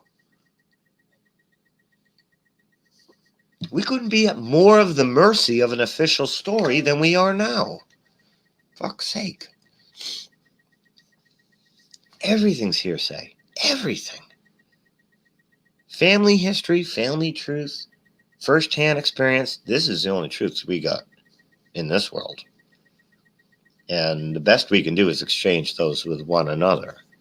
I'll give you my first-hand truth. You give me your first-hand truth. We'll give each other's family truths, family history, first-hand accounts, handed down. That's it. That's all we can trust. Anything else is bullshit hearsay that we learned how to read from the English. Basically, the white man's reading us down.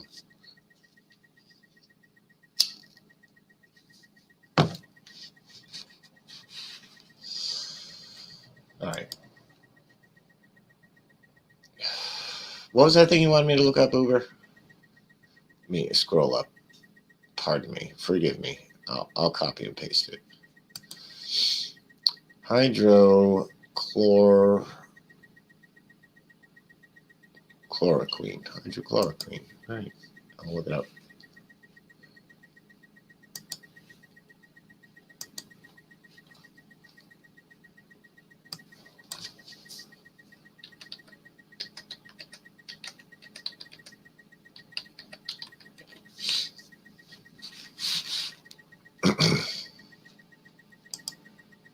I knew I was going to spell that wrong. Hydroxychloroquine?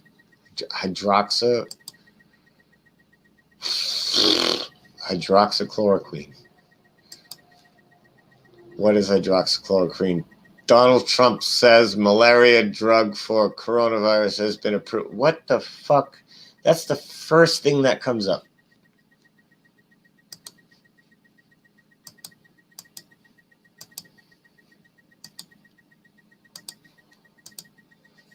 See? Put it in. First thing, top story. All right. Let's see what Newsweek says. Malaria drug for coronavirus has been approved by FBI. Already? Oh, that's what I was hearing about on NPR then. That Trump has approved drugs that were treated for other things for this. That's what they were saying on NPR.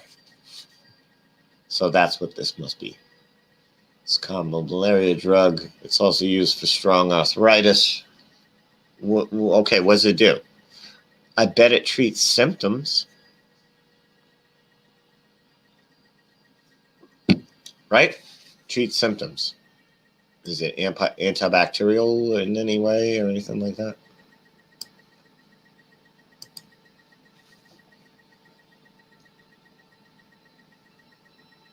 This is a good way to not get a copyright. You got the little closed caption.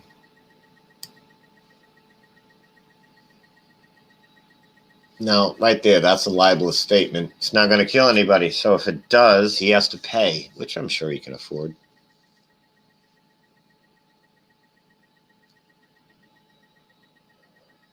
This is a show. Why does this guy and her need to stand on both sides of him? What is the point of that?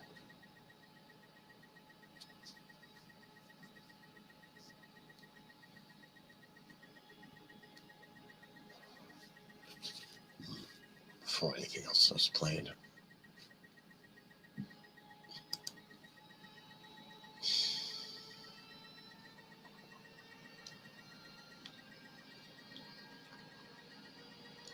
Treatments.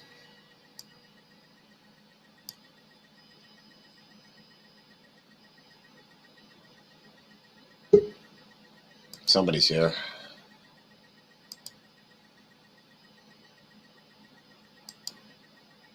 See if Uber does it on his own or I gotta approve him.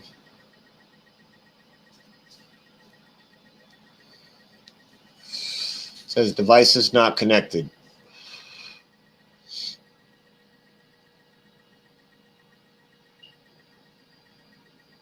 And yeah, he had a weak signal. Try again.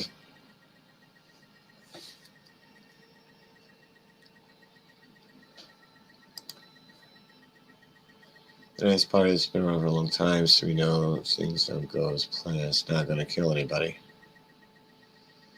The nice part is it's been around a long time, so we know that if things don't go as planned, it's not going to kill anybody.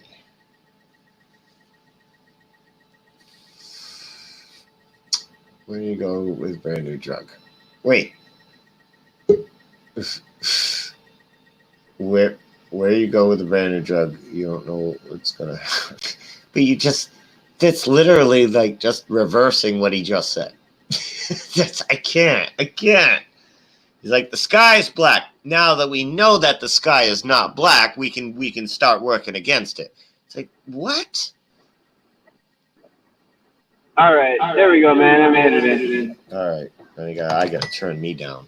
Was I really loud? Is that why? Holy fuck. Have I been loud? No, like, you don't sound loud to me. You didn't sound loud on the watch page. Okay. You sounded pretty good. I had my volume way up because I was sharing, but all right. So anyway, yeah, what's your take?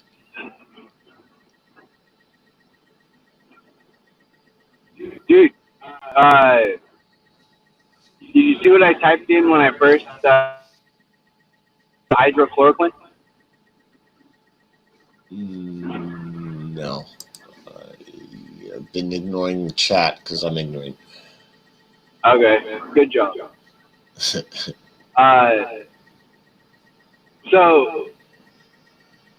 like, I've been talking about it for the last 2 days because my grandma brought it up to me a couple days ago about hearing it on the Ingram angle and how they were saying that it combats the coronavirus. And so she asked me to look into it. Dude, it's an immunosuppressant, Jibby. Oh, that's the immunosuppressant you were talking about. Okay.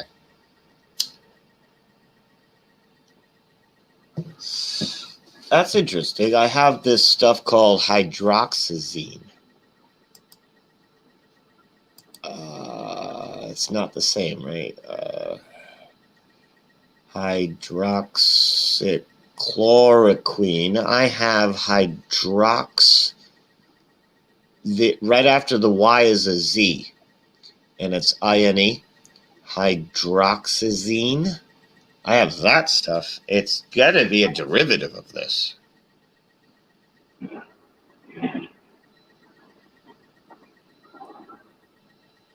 I don't know, if you spell what you have to a Google search, and then also put in like versus hydro what did I just say? Chloroquine. There we go. Hydroxyzine is an antihistamine that reduces the effects of natural chemical histamine in the body. What? Histamine that produces symptoms of itching or hives in the skin. Hydroxyzine may be used to treat allergy. I don't have any allergies. Why would they fucking want me to have this? The activity in the oh, this is why. There we go. That's why they were giving this to me. I didn't like it, so I stopped taking it. But since hydroxyzine, why? Because you benefit from one of the side effects. Meaning, like I have they're like ADHD. They say is a handicap or a form of autism or whatever. I say no. It helps me chew gum, juggle, drive a car, put makeup on, shave, and be in a business meeting all at once, while you, Manny, and people like him can't walk and chew gum at the same time. I say that's a fucking benefit. I'm like an android. You know what I'm saying? Like I love being able to do multiple things at once. Like I did like 2,000 levels of Candy Crush while I was on the Hangouts, having intense philosophical discussions and shit. I'm fucking doing Candy Crush, doing two things at once, occupying the brain in two different ways. Like that's ADHD. That's not a handicap. That's anyway. So that's what this was doing. It's supposed to reduce the activity of my central nervous system, which is, I guess, for PTSD. It makes sense. Well, it's not a handicap until you don't ever finish anything. You know? You mean like everything I don't do? Like everything? No, I mean like I got big plans for this. Never finish it. No, I mean like you have no problem starting a million things, but you never finish even one of them. I never finished it. I got like 15 trailers for things I was gonna do that I didn't do.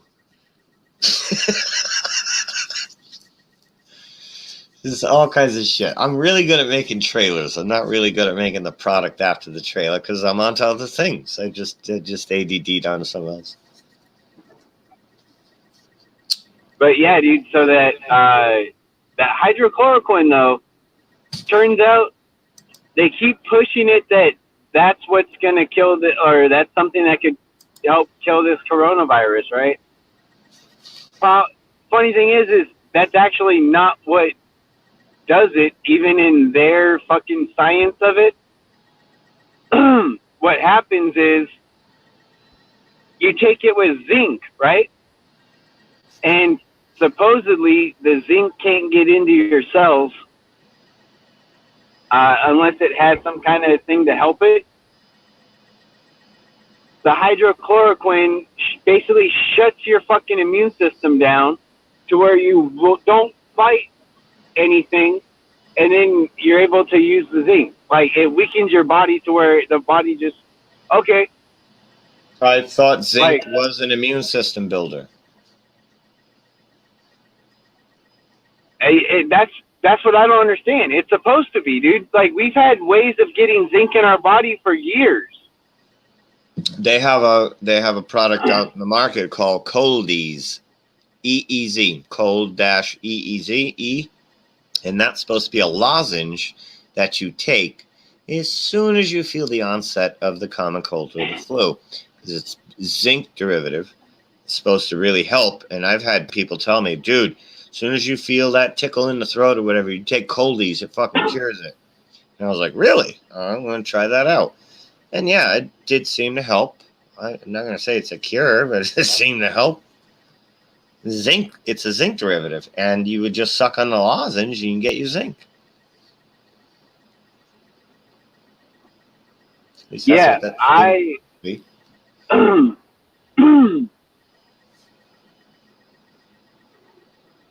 I think if you had like some kind of a supplement of like elderberry and zinc and some vitamin C, maybe some echinacea thrown in there, like, dude, you have like a fucking influenza.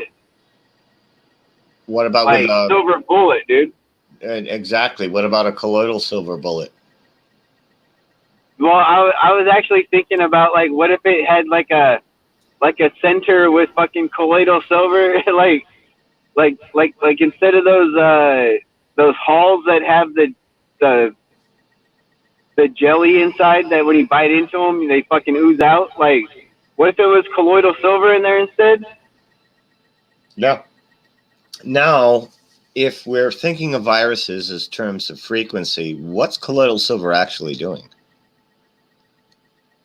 Because the cartoons with colloidal silver will tell us that the nano silver particles invade the virus and suffocate it,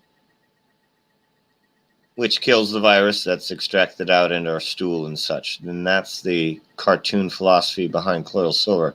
What if it's more of a electrotivity kind of booster, in a way, that boosts your electrical cellular communication, that produces faster cellular duplication and quicker expulsion of the diseased cells? Maybe. Theorizing here. We may have to rewrite what viruses are, as well as everything else. Just saying. Shit. There we go. Am I back now? Yeah. All I'm right. just talking to myself. Dude, over the last week, I had another pretty cool little colloidal silver experience with my cat, dude. You gave a cat silver? Well, her nose started getting real raw, you know? Like, I think it was because her nose was running and she kept, like, licking at it to clean it, and their tongues are like sandpaper, so she's basically, like, sanding the shit out of her nose. So it was just real raw and looked real, like, it just looked uncomfortable, you know?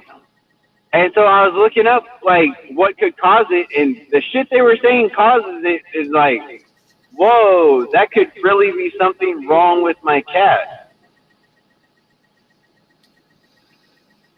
I ended up throwing some colloidal silver in her water dish, because I figured that whenever she goes to drink water, she splashes some up on her face, right? What is that? Why do they do that?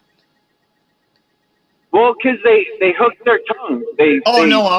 I'm thinking about with the paw. My cat, I'm always hearing her, like, she does this thing where it sounds like, oh, fuck. It's like,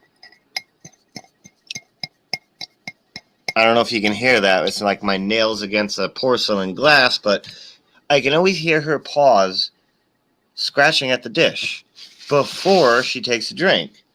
Like she stirs it or something. I don't know what she's doing, but she's always pawing at it.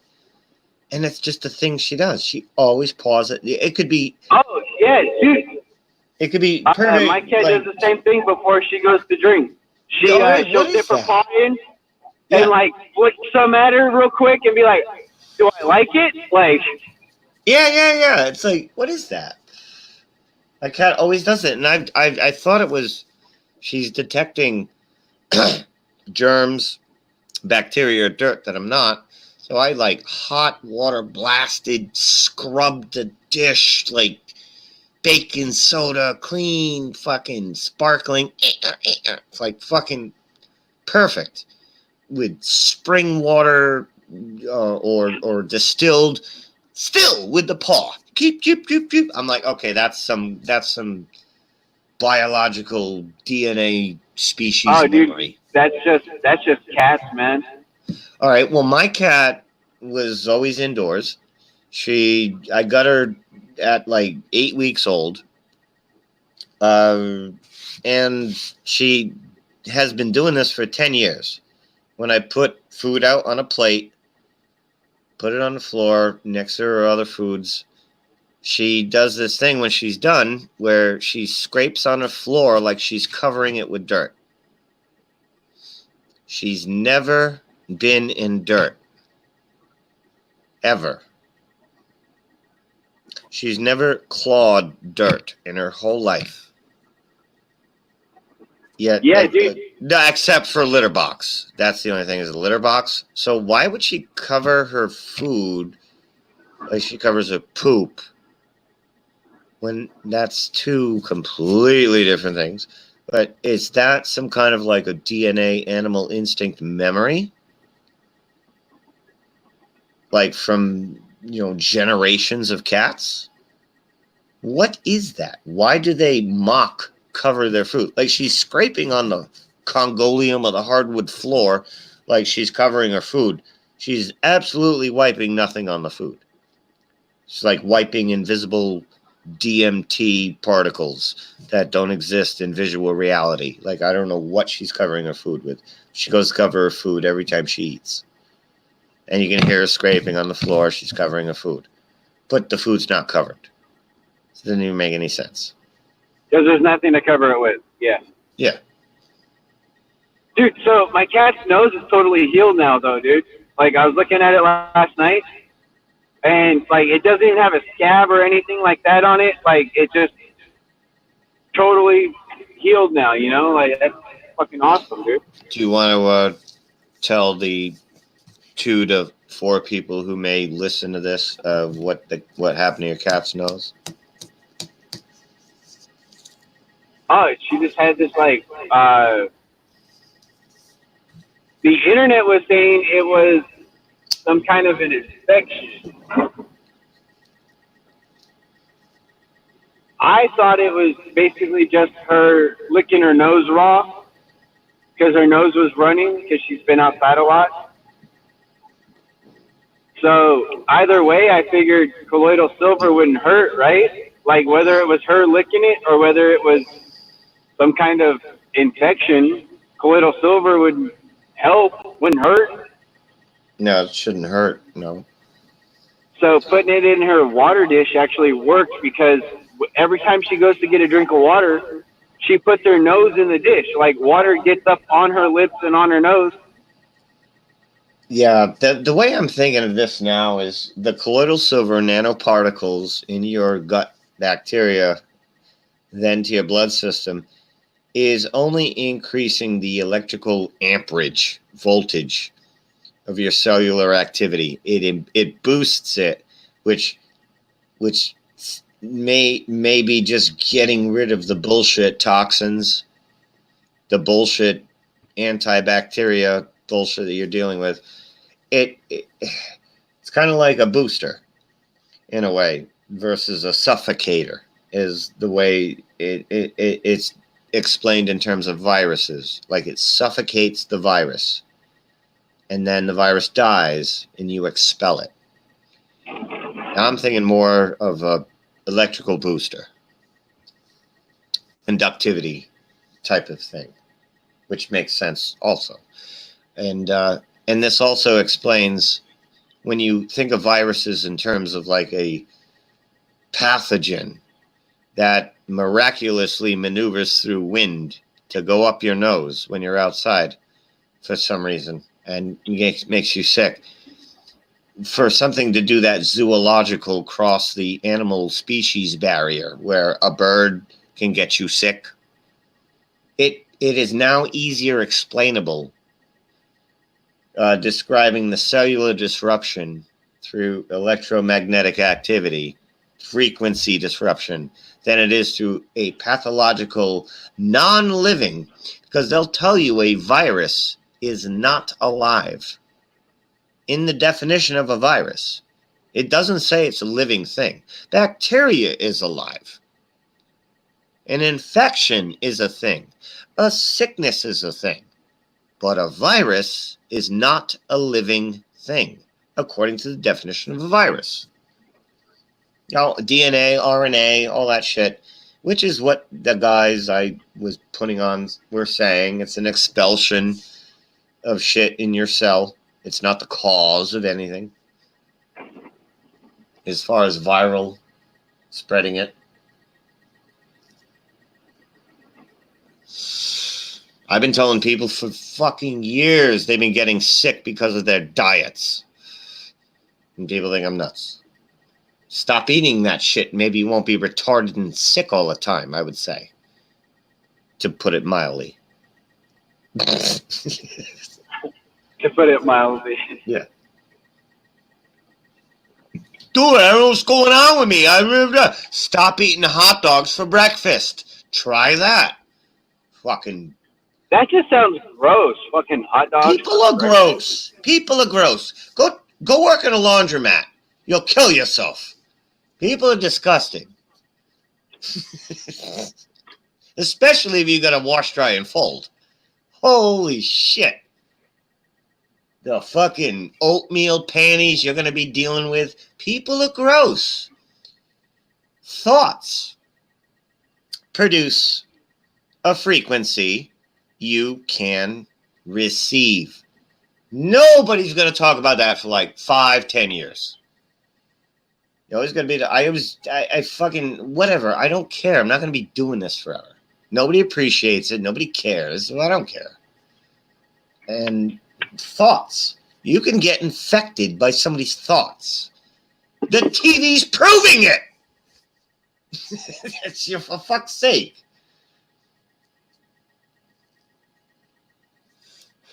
We are transmitter receivers, electrical beings. Shit that fucks with when you're in fear, and I've been saying this for a while, when you're in fear, you're lowering your shields. When you lower your shields, the Klingon bird of prey can fire, 5-6 photon torpedoes. The first 4 wipe out 25% of your shields. 25, 50, 75, 100%. Shields down. The next 2 torpedoes get through to the hull. So they keep you in fear so your shields are low. And then they only need to send out like 6 shots. They've hit the hull.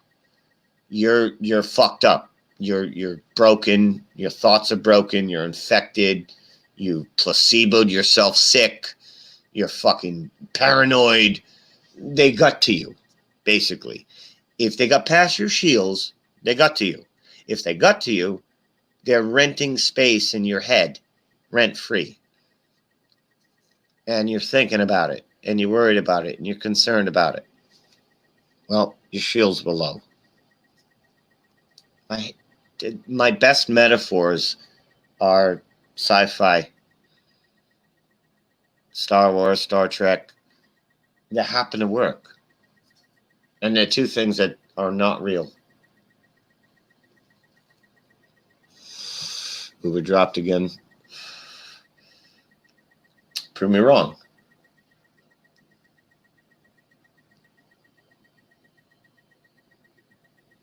Prove me wrong, I'll I'll retract. Till then, my statement's been solid for years. Metaphor statements you can't actually disprove because how do you prove something? Anyway, auric field, that is your electrical field right there. And it comes in shades of color. If you haven't noticed, go look at auric photography or just photographs of aura. And it's in shades like the rainbow. You emit a rainbow. Together, combined, here it comes. We make up what's called the Rainbow Bridge.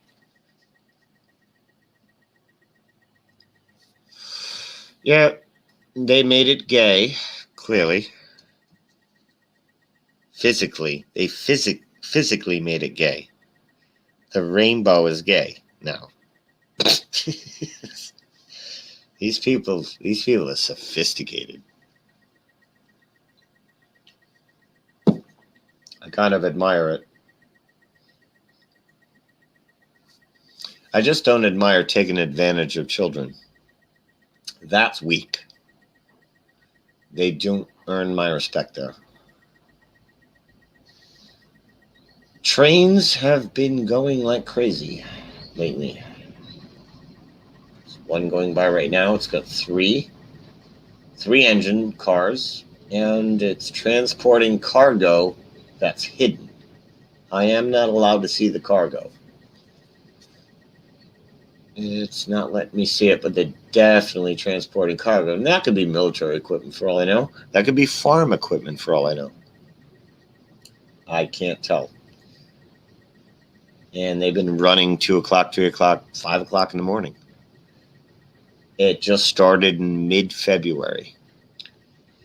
My neighbor of 40 years, she's not being definitive about anything. She's one of these scared maybe babies. And she's saying, well, maybe it's, maybe it's something having to do with the virus. Maybe it's something that, because I asked her like last week, like, what's going on with these trains? Like, it's been 3-4 weeks now. They're running at off business hours, and this is a nuisance. This interferes with nuisance laws in the middle of the night. And she's just like, maybe. I'm not getting any answers on the internet. Nothing. The internet is dead with information about why these trains are running at this time. Now, I've been looking for weeks because I want to know who to complain to, and I can't find anybody. And they've been running. It started about 3 weeks before the shutdown, to be precise. The train started running at all hours of the night 3 weeks before this United States shutdown. And I think it's, I used to think it was get a jump on the farm season. Now I don't know.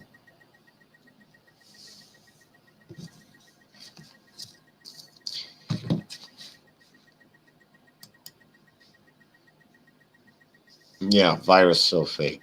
Exactly.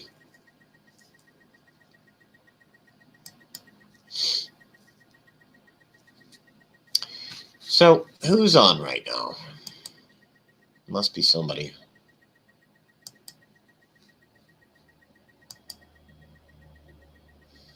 I'm going to take a shot in the dark here, and I'm going to say Brian Staveley's live. Because I know that's rare.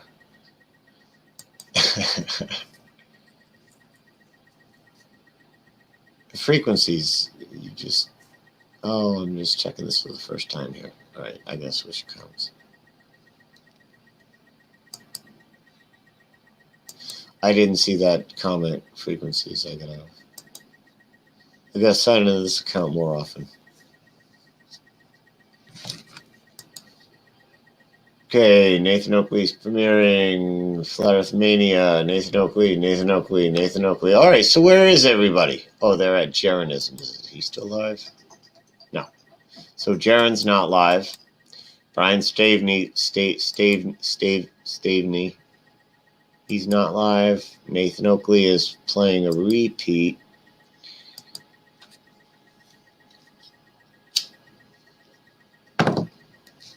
Why aren't you going live, Flat Earth Mania? This is why.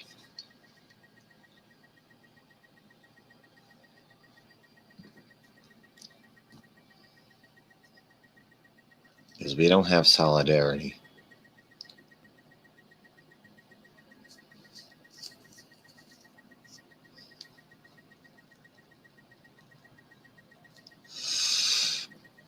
I don't know, what's the point, right? You guys have plenty of options in this truth movement. Plenty of options that you trust, that you like, who are entertaining, who put on fancy gift wrap bows, bow ties, and presentations. They make it colorful. They give you a lot of options. They give you a Facebook. They give you a Twitch. They give you a Patreon. They give you a super chat. They look structured, organized. They're the ones you should be paying attention to, not people freelance, not pirate broadcasters being freelance on the fly, speaking their thoughts freely without money in their spare time, which is more now than ever. And go with people with a plan. Go with people who are seeking notoriety. Go with that. Go with the people who are looking for notoriety. Always. They will be on the case. I'll give you that. Is they want to stay relevant. So they're Googling whatever's going on that week every 5 minutes because they want to stay up to date with it and they want to be relevant. Here's the one thing they're not going to be is fully honest. But they will be relevant and they'll be informative. Some of them might not be all there in the head.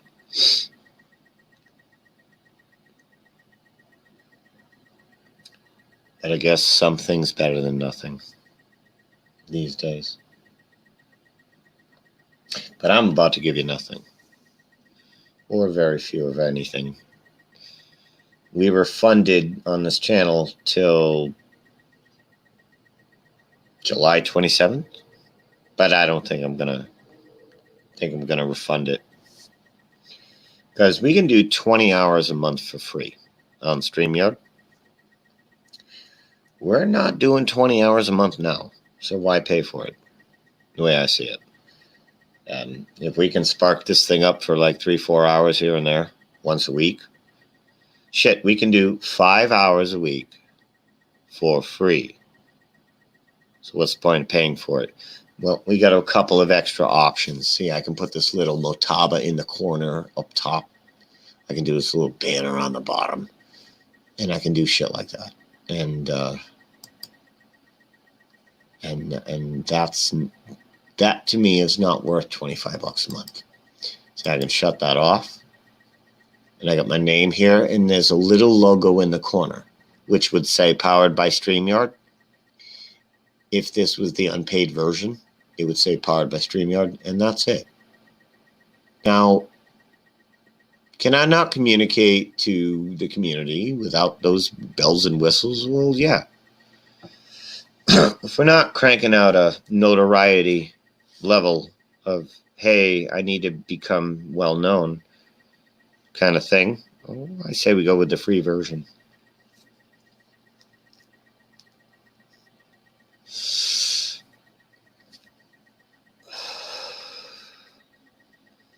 I'm not really into the ego thing. I killed my ego a long time ago. Don't care. Go to the Buddhist monks. Ask them, why aren't you doing anything about this? They're going to look at you and they're going to laugh. What are they doing? Just sitting there. They're just doing their thing. You know, and they're enlightened. But why aren't they brick and mortar doing anything? They're the enlightened ones, aren't they? They were at the high altitude meditations. They they moved to a new level. Why aren't they doing anything? Maybe they don't feel like they have to. Oh, fuck, Larry's here. We better hurry up, Larry, because I'm ready to cash in my chips here today.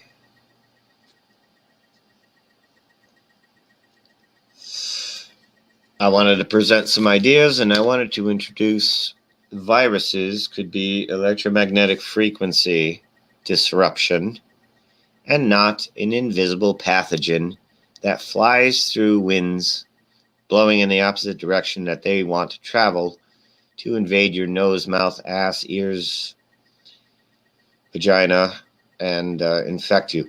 Bacteria exists, obviously. It's a living thing. Bacteria exists. Infections are real, obviously. We get infected. If you don't treat that infection, it spreads. Virus. Now, it's kind of like you can't just say the word fluoride. That's fluoride. Fluoride's bad. All right, what kind of fluoride? Calcium fluoride, sodium fluoride? Like, what do you mean? You got to be specific. Yeah, sickness is bad. Well, yeah. What kind of sickness? Bacterial, infection, viral. What do you mean? You got to be specific. They don't. They use broad terms because that works on people. We've got to battle illness. Well, of course we got to battle illness. They're not saying we have to battle the virus. Well, they are now, but you know, when you say something like, I have to battle illness, duh. You can do that with diet. You can do that with fresh air. You can do that with getting a divorce. Shit.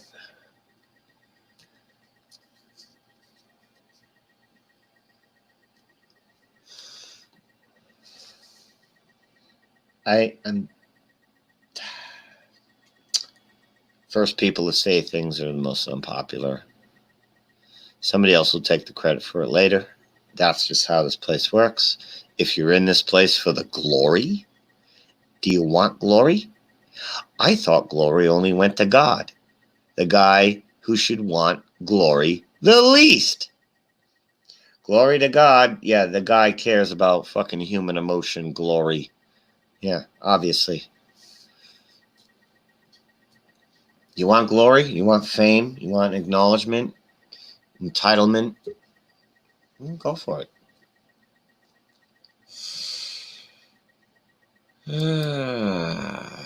Okay, Larry, what's up? I got the banners ready. Oh, nice. That's me. Yeah, I know. Oh. Oh, isn't that sweet? You dick. No, you can keep it up there. That's fine. I got plenty for you. Don't worry about it. Oh, I know that.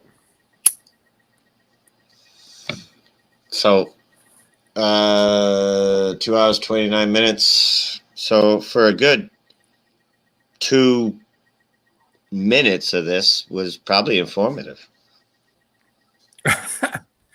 Well, I'm sure you had a lot of good stuff. You said you went through a whole presentation or something like that. Nobody cares, and I don't care that nobody cares. Yeah, they do. So I'm at that point where I'm like, why do I care that nobody cares? Nah, listen. That's like a redundant. Nah, the good thing is, and if you've been on for that long, who else was here? Well, Uber stopped by, but he's broken connection because he's always on the road. Oh, that's it? Yep. That's why you're getting a refund, Larry. Oh, shit. What? Yeah, it's the first time I've said that, though. I just said it was an anonymous donation. No, it was. Well, it came from one person. It was a group that got together and sent it, so it was more than one person. What do you mean? I was trying to cover up for your slip. Oh, all right. Holy crap! 2.5 hours in, your mind has turned to mush already. My mind has been mush for over 10 years. Yeah, I know. In this reality, it works great. Outside the Matrix, in the Matrix, it's like, doesn't make sense. I gotta go I gotta go to the other room that's behind me. I'll be right back. Okay.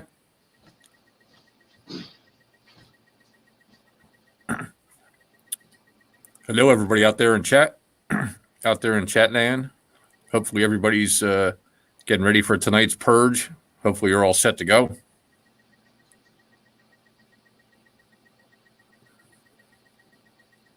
See a couple of people out there. Hey, Teddy's out there.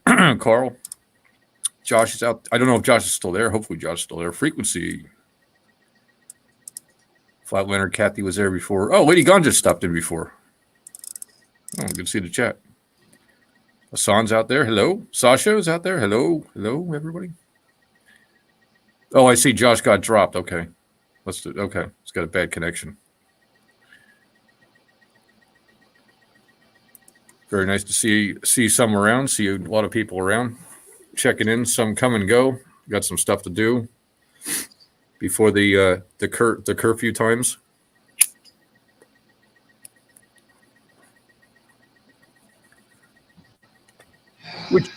Which is okay. So I got a bipolar stove. I mentioned that before. It's bipolar. I mean, not bipolar. Old Testament. It's Okay. Old Testament. It's like, I'm going to heat you. I'm going to freeze you. Now I'm going to heat you again. Now I'm going to freeze you. It's just, I love you. I'm going to kill you all. No, but I love you forever. But I'm going to kill you. Holy crap! It's like being married. Including baby kittens and little babies who were just born from whore mothers. The babies who were born from whore mothers did nothing wrong in Sodom and Gomorrah. All those children born from rape did nothing wrong, but God drowned them anyway. Oh boy! You have one. You started. have one of the, Larry, you got me started. No, I got me started. you having one of those days or what? What are you talking about? Every day is one of those days. Ah, come on! I always look at. I just have like a baby Jesus like limit bucket, and when the limit bucket is reached, that's it. That day is no more limit for baby Jesus talk. I've had it. There was somebody on Brian Staley's yesterday. Okay. I was just listening casually. And I made the mistake of making a comment. Wow, good callers today.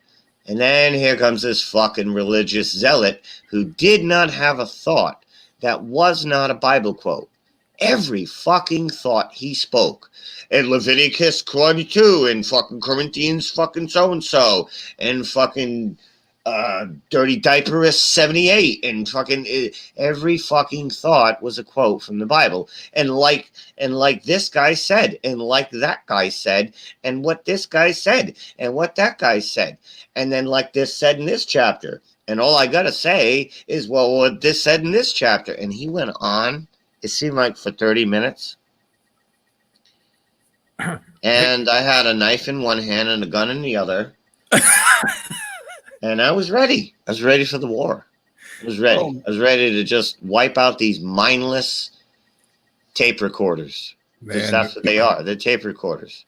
There's so many. You press play and you press record, but you don't press them because there is no button for them. No, who they are is what they recorded and what they record.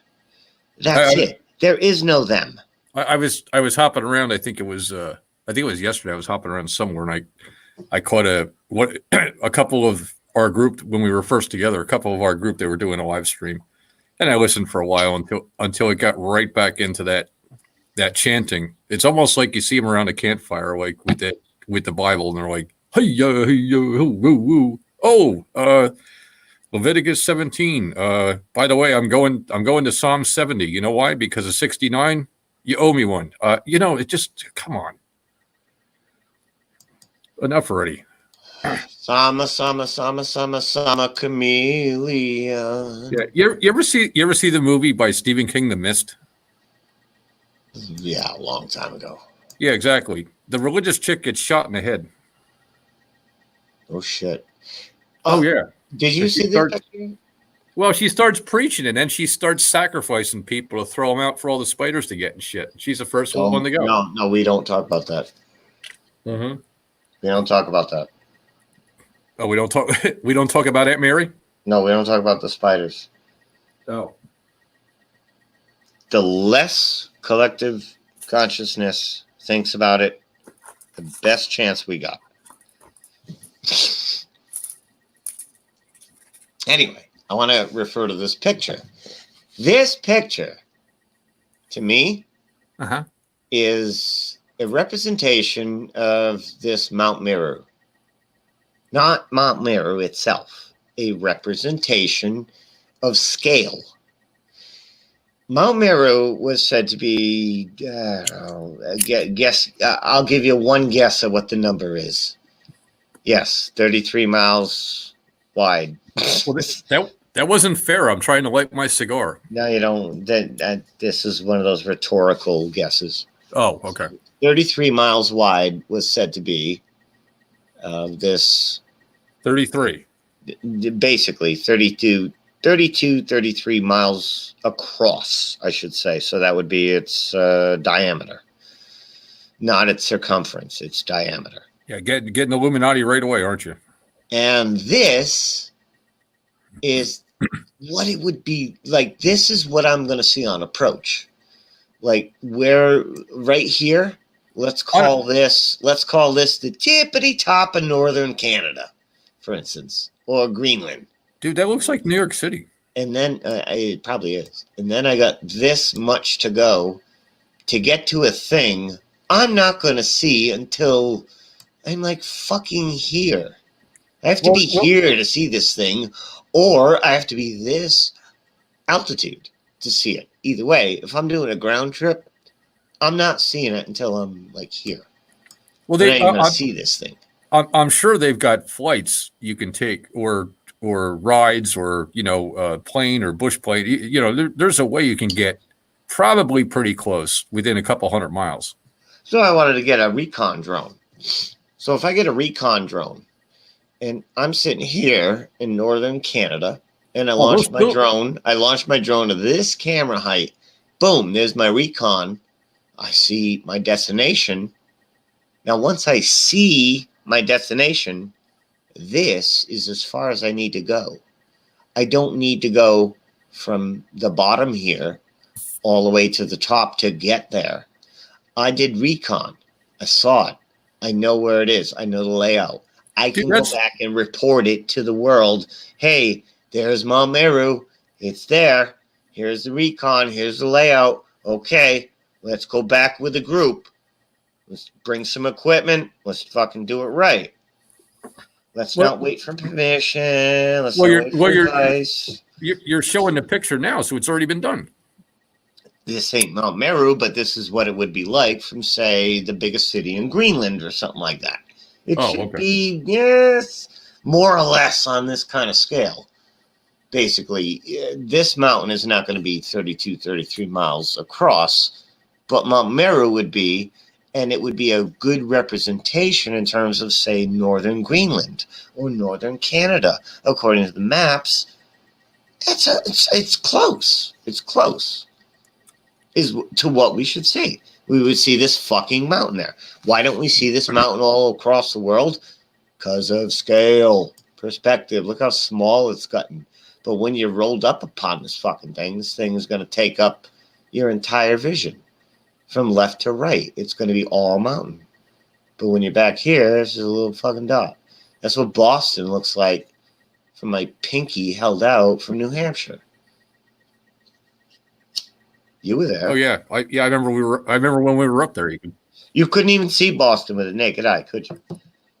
You're like, I was like, "Where's Boston?" You're like, no. You didn't see any buildings. You didn't see anything because it was so small, squashed on the convergence point of the horizon.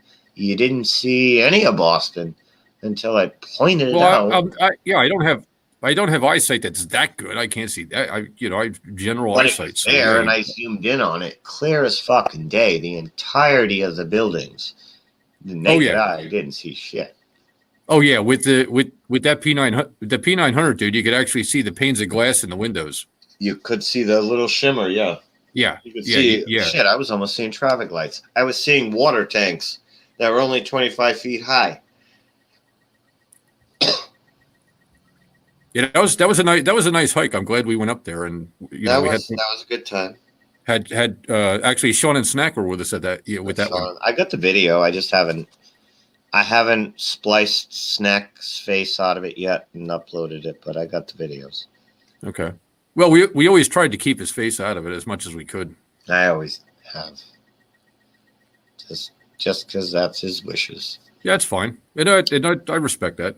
He is a real person. We've met him. We've been around him and stuff. It's just things I have know. things But have. he doesn't want his face to be memed up. He just hangs out with people who do that. Yeah. Yeah, it's a shame the shit that happened, but what are you gonna do? You can't you can't control that. I mean, I guess you can just pick your nose. oh, I already do that. Oh, what else do I want to do? I thought this already was do pretty that shit funny. now. I really want to find this. It's the exact same thing. It's Sheeple magazine, and it's got this funny meme cover, but it's from 20 years ago. It's literally from 20 years. Well, maybe 18 years ago. Okay. 17 years ago. I like to be precise. It's from 2003. And it's Hillary Clinton on the cover. And she's got that weird look on her face. And Actually, there's something wrong with it because I'm looking at I can't pronounce it correctly. I'm just going to say Wuhan, China lockdown, 11 million city quarantine. If they would have quarantined it, that would have been it. It would have never gotten anywhere where it is. yeah, but they allegedly weren't alerted about it until later. No, they had this shit came out probably earlier. I even see some people commenting like December, January, and it was already. Yeah, it was December. Yeah. Yeah. Totally December. But the event 201, which I didn't talk about in this particular video, event 201 from October 2019, you reposted it on your Facebook as I posted it on mine. Event 201. Oh, yeah. The Bill and Melinda Gates Foundation discussion with Johns Hopkins University. Yep. They had a tabletop panel meeting about a mock pandemic, about a mock coronavirus that just happened to happen 2 months later. Yep. Exactly.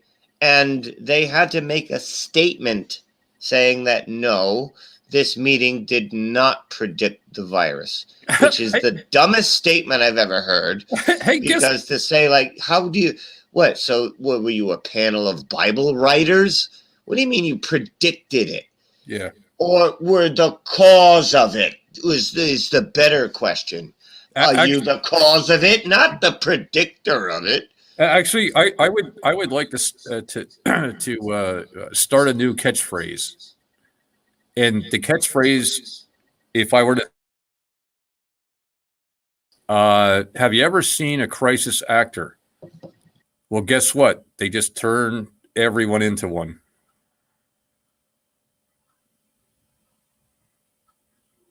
You still here? What'd you do? Hit the wrong button? Ugh. All right, Jimmy hit the wrong damn button. Give him a second.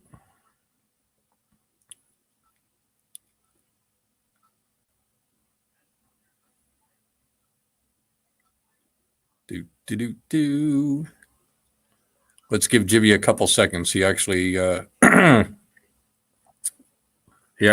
That the was that was different. yeah, I'm like, where'd you go? That had not happened before. Okay, I said a joke and I heard nothing, and I'm like, no, that was kind of funny. The silence is weird, and I looked up and I was off air. Yeah, every single person in the entire plane has now become a crisis actor, whether you like it or not. Everybody is in it. So what are they being blackmailed with? Well, Oh, fear, Larry. Fear is the correct answer. That's how they got the crisis actors to do their thing. Is they were like, well, we'll get your son out of jail for child porn charges if you participate in the Boston bombing scenario event. Okay. yeah. All right. And the Brassard family, you can look them up. That's exactly what they did.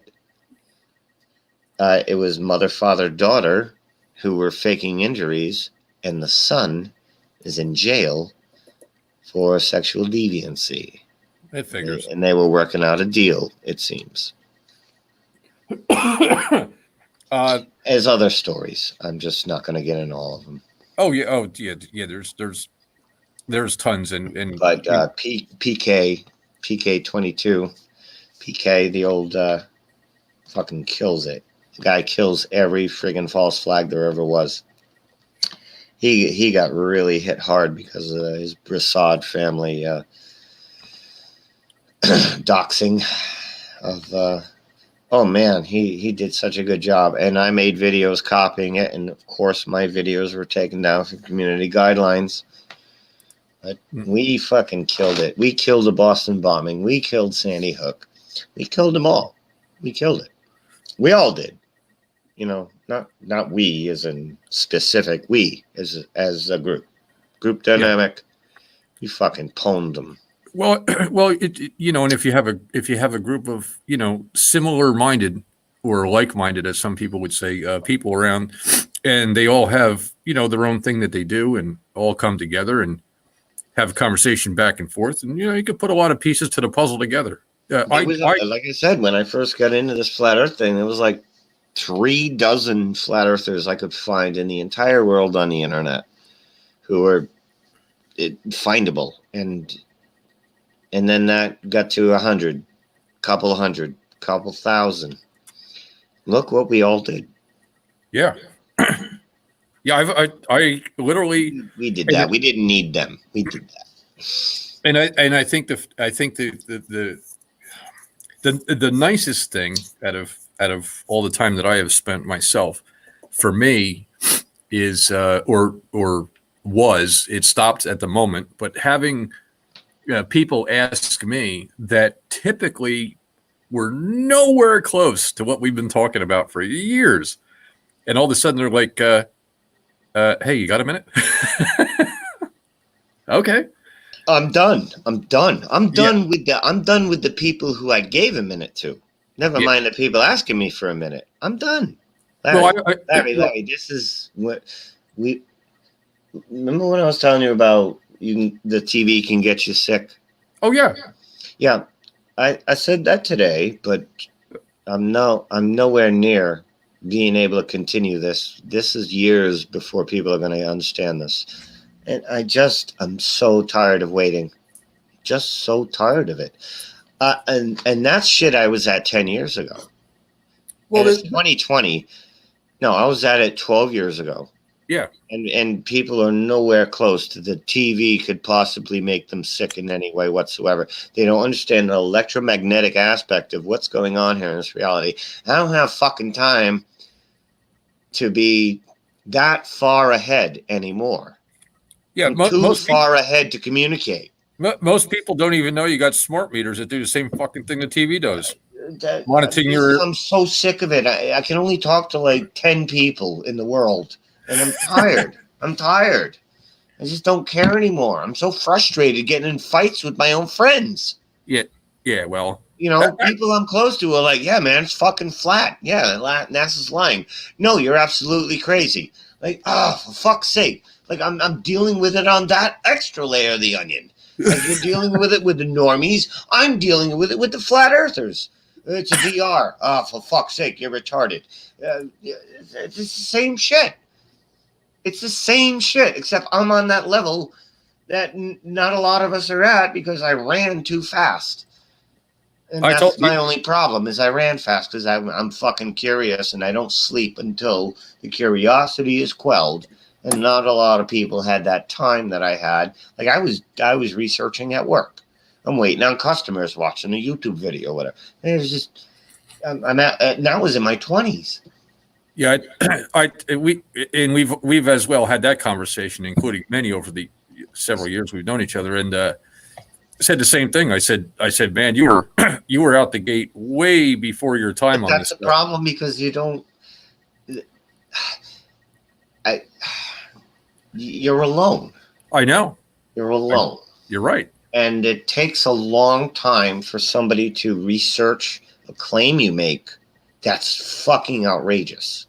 Mhm. A long time. It took me 9 months just for me to finally say, I've been leaning towards flat Earth, but now I'm stamping it official. I'm a flat earther.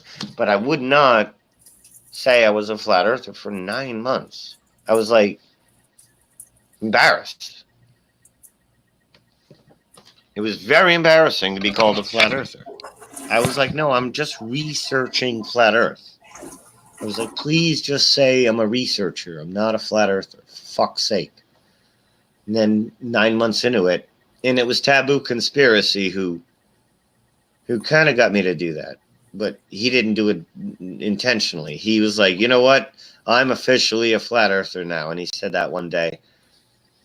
And I'm like, you know what? Now that I'm really thinking about it, and you know what, I am too. Like, I'm going to make a final assessment on it. Like, yes, I am officially going to say I am now a flat earther. And I was at a level where I knew I wasn't going to flip flop. Like, it was enough time to be sure. And nothing that could possibly come at me was going to flip flop me back. Nothing. There was not going to be a sudden 500,000 pictures and videos release of NASA. No. That I did not come across. There was nothing that was going to come out. Nope. There was nothing that possibly could have come out to flip-flop me back to this day, 5 years, 1 month. Flat earther. Well, 4 years, 3 months. A flat earther. 5 years, 1 month into it. It was the first flat earth video that I stumbled upon was August of 2015. Yeah, that's like 1 month before I declared myself a flat earther, I think. Yeah. Yeah, About 1 month. I was busy, as you know, with something that couldn't have possibly been connected with flat earth anything. So I was busy for. But I did all that financial shit 2005, 2006. Yeah, it was about 2005. I was done. I understood fiat currency. I understood the whole Federal Reserve, all that bullshit. No. If you recall, I was going into mortgage fraud because I was already fighting with the bank because they had signed. That was before the bubble. I was way before the bubble.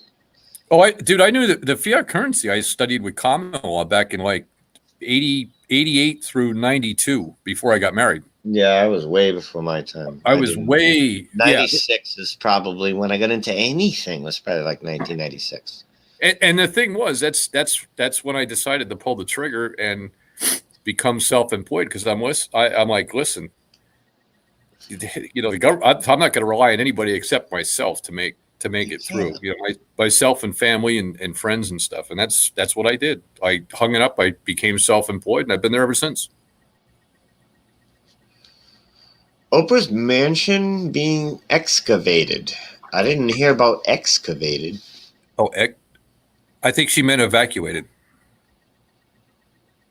By the way, shout out to the lady out there. I saw her. I was waiting for you to finish, and I was going to say she was out there. But that excavated could be she's got like dead kids under her house, or evacuated means like she doesn't live alone and lives with something to use the term evacuated for. Like, it doesn't make sense. Evacuated, excavated makes more sense. This could actually be a mass roundup of the people that were behaving very naughty and badly. And and who's going to round them up? I don't know, dude. I'm not privy to that. Let's play this out logically. Okay. All right. We have one town's police force of 100 individuals who are now had a meeting about it, been given the arrest warrant assignments, and they're going to go round them up. Okay. Yep. I've been a puppet master the whole time, and I own the color blue, red, green, and earth. Now, I have that much money. I hear about these 100 cops and 2 judges going against my employees, doing my bidding. I go, okay, how would you like $5 million? How many of those police officers are going to take my $5 million or going to say, no, fuck that. I have to arrest Tom Hanks? Which one is more likely? Well, there's a couple loopholes in there, and one I would like to point out is it's going to be something done on a federal level. It would have to come from the commander in chief, because that's how level is who? That's how that's how martial law works, man. Right. All of this is just showing the dark side is running the show. How is the dark side running the show and arresting their employees at the same time? How is both occurring, and that makes sense? It doesn't. Well, the dark side's in control. The dark side said boo, we said ah, and it happened. And then they're like, but don't worry, we're arresting all the quote-unquote bad guys who are below them. The dark side made the rules. These people are below the dark side. These people did their jobs. Why are they being, thrown off the cliff now? What did Tom Hanks do wrong? He did everything right. He didn't fuck up and go, the Illuminati, Illuminati. He didn't do a Michael Jackson. He didn't do a Tupac. No. He didn't do shit. He played ball. Look at my Corona typewriter. He's playing fucking ball. The dark side said close. We said okay. It's still going on. That means good guys not in control. Dark side in control. So why would all these people be finally getting their comeuppance? That's your Bible hope factor in this. There's hope in this. The bad guys are getting their comeuppance. No. Until we say, no, we're opening tomorrow, everybody. And then we just said, fuck them. Then I would say, okay, maybe there's something to that. But it's not happening. It is on a small scale. I'll give him that. Tom Hanks was actually named in that pedophile ring, dude. Yes, that's what I'm talking about. Why would the dark side, who's running the show, be selling their guys under the bus who didn't do anything wrong? Hey, you know something? In my lifetime, I've been thrown under the bus. What, because of Epstein's fucking testimony?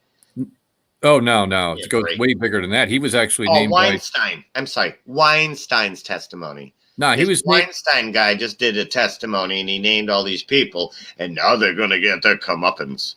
No, while the dark side told everybody to stay home, and we said okay. Like, Come on, fuck off. Come on. Wasn't him running the whole thing. Wasn't him either. If you even heard about these people getting arrested, that's because they've allowed you to know that, which means they made you know that.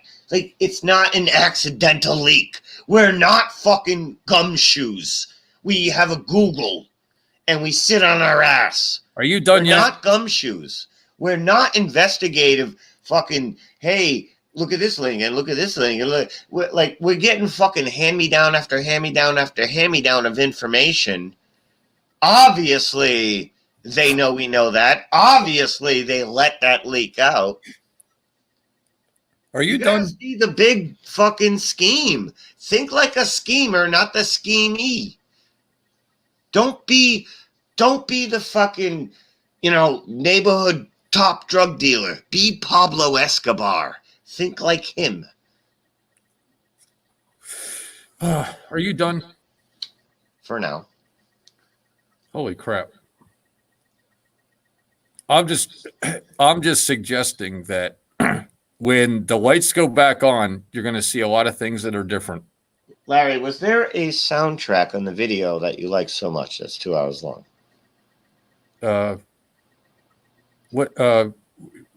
What do you mean? Which video? You know, the video talking about the Weinstein and all these arrests and all that shit. And the video that's going around, is there a soundtrack on that? Dude, I don't remember. I post shit all the time, other places. So The answer is yes, there's a soundtrack. Is it an emotionally manipulative soundtrack? Well, yes, it is. All right. If this is just raw information dissemination, you don't need an emotionally manipulative soundtrack upon it. Which one are you talking about? It promotes that Trump actually has some fucking power whatsoever. The only power he has is, hey, will you take my money to do this thing I want? Yes. That's the only power he has. As far as anything else over the television, no. Corporations run the show. He's a spokesman. The only power he really has is what anybody would do for the money he hands them. That's it. And I have that same power as well as you, and you are well aware of your power with the money in your hands and what you can get that to do. So that's all Trump's power really is in reality. Oh, wait a second. Are you talking about this post that I made on Facebook? Well, it's the same information, Larry. It's the same information that's going around that I've heard from fucking everybody from Foghorn, Leghorn, Fokker to everybody around the internet talking about, hey man, these arrests. When you hear about the arrests coming down on Facebook, well, that's obviously bullshit. Well, if you It's look on Facebook, it's bullshit. By the time the sheeple is saying, "Hey, Tom Hanks got arrested," hold on. I can't trust it anymore. All right, hold on. It's done. Okay, hold on. The caption that I have at the top, it says, "Since everyone has some time, ... you may want to have a listen, then research for yourself." No, I'm not. Larry, you're one of like 1 million people who reposted it. That's my point. Is 1 million of you reposted that, and then 200 million saw it. Okay. That was meant to happen. And the dark side is dictating what we're doing today, yesterday, and tomorrow. And we were meant to see that. Who's in control? Do you trust that information? Just because I post something does not mean I stand behind it 100%. You fell into the trap of the other 100 million people who reposted the same thing. That's all. I've done that 1,000 times. No, listen, I got it out there because there's a lot of friends that I have and family on Facebook and people that... I know it. It seems true. Well, no, that are nowhere close to this, and maybe they'll take a few minutes because... It seems true because it has flakes of dandruff of truth in it. But it's not true because the dark side's still running the show. They're not going to give it up that easy. They're not going to give it up ever. It's not going to happen. They have a kill switch. They press a button. We're cooked from the inside. I've been telling people that for 15 years. We got a microwave lid above our heads. We've got aluminum inside of us, among other things. We got towers all around us. They hit a switch. We cook. Period. That's how quick we can go. This is a stage game. And I'm just a fucking audience member. I'm just watching it and talking about what I'm watching. I don't have a fucking dog in this race. I don't have a super chat in my future. Don't care. But this is what I'm seeing. And it's a show. And we're all fucking baked potatoes 1 button away. That's it. We're dead. We're already dead. We already have the fucking sodium pentothal pill in our mouth. They hit a button and we bite it down and we're done. We have nothing. The only chance we have is to find a hole in the fence and quietly escape. No big fucking YouTube video announcements of our escape.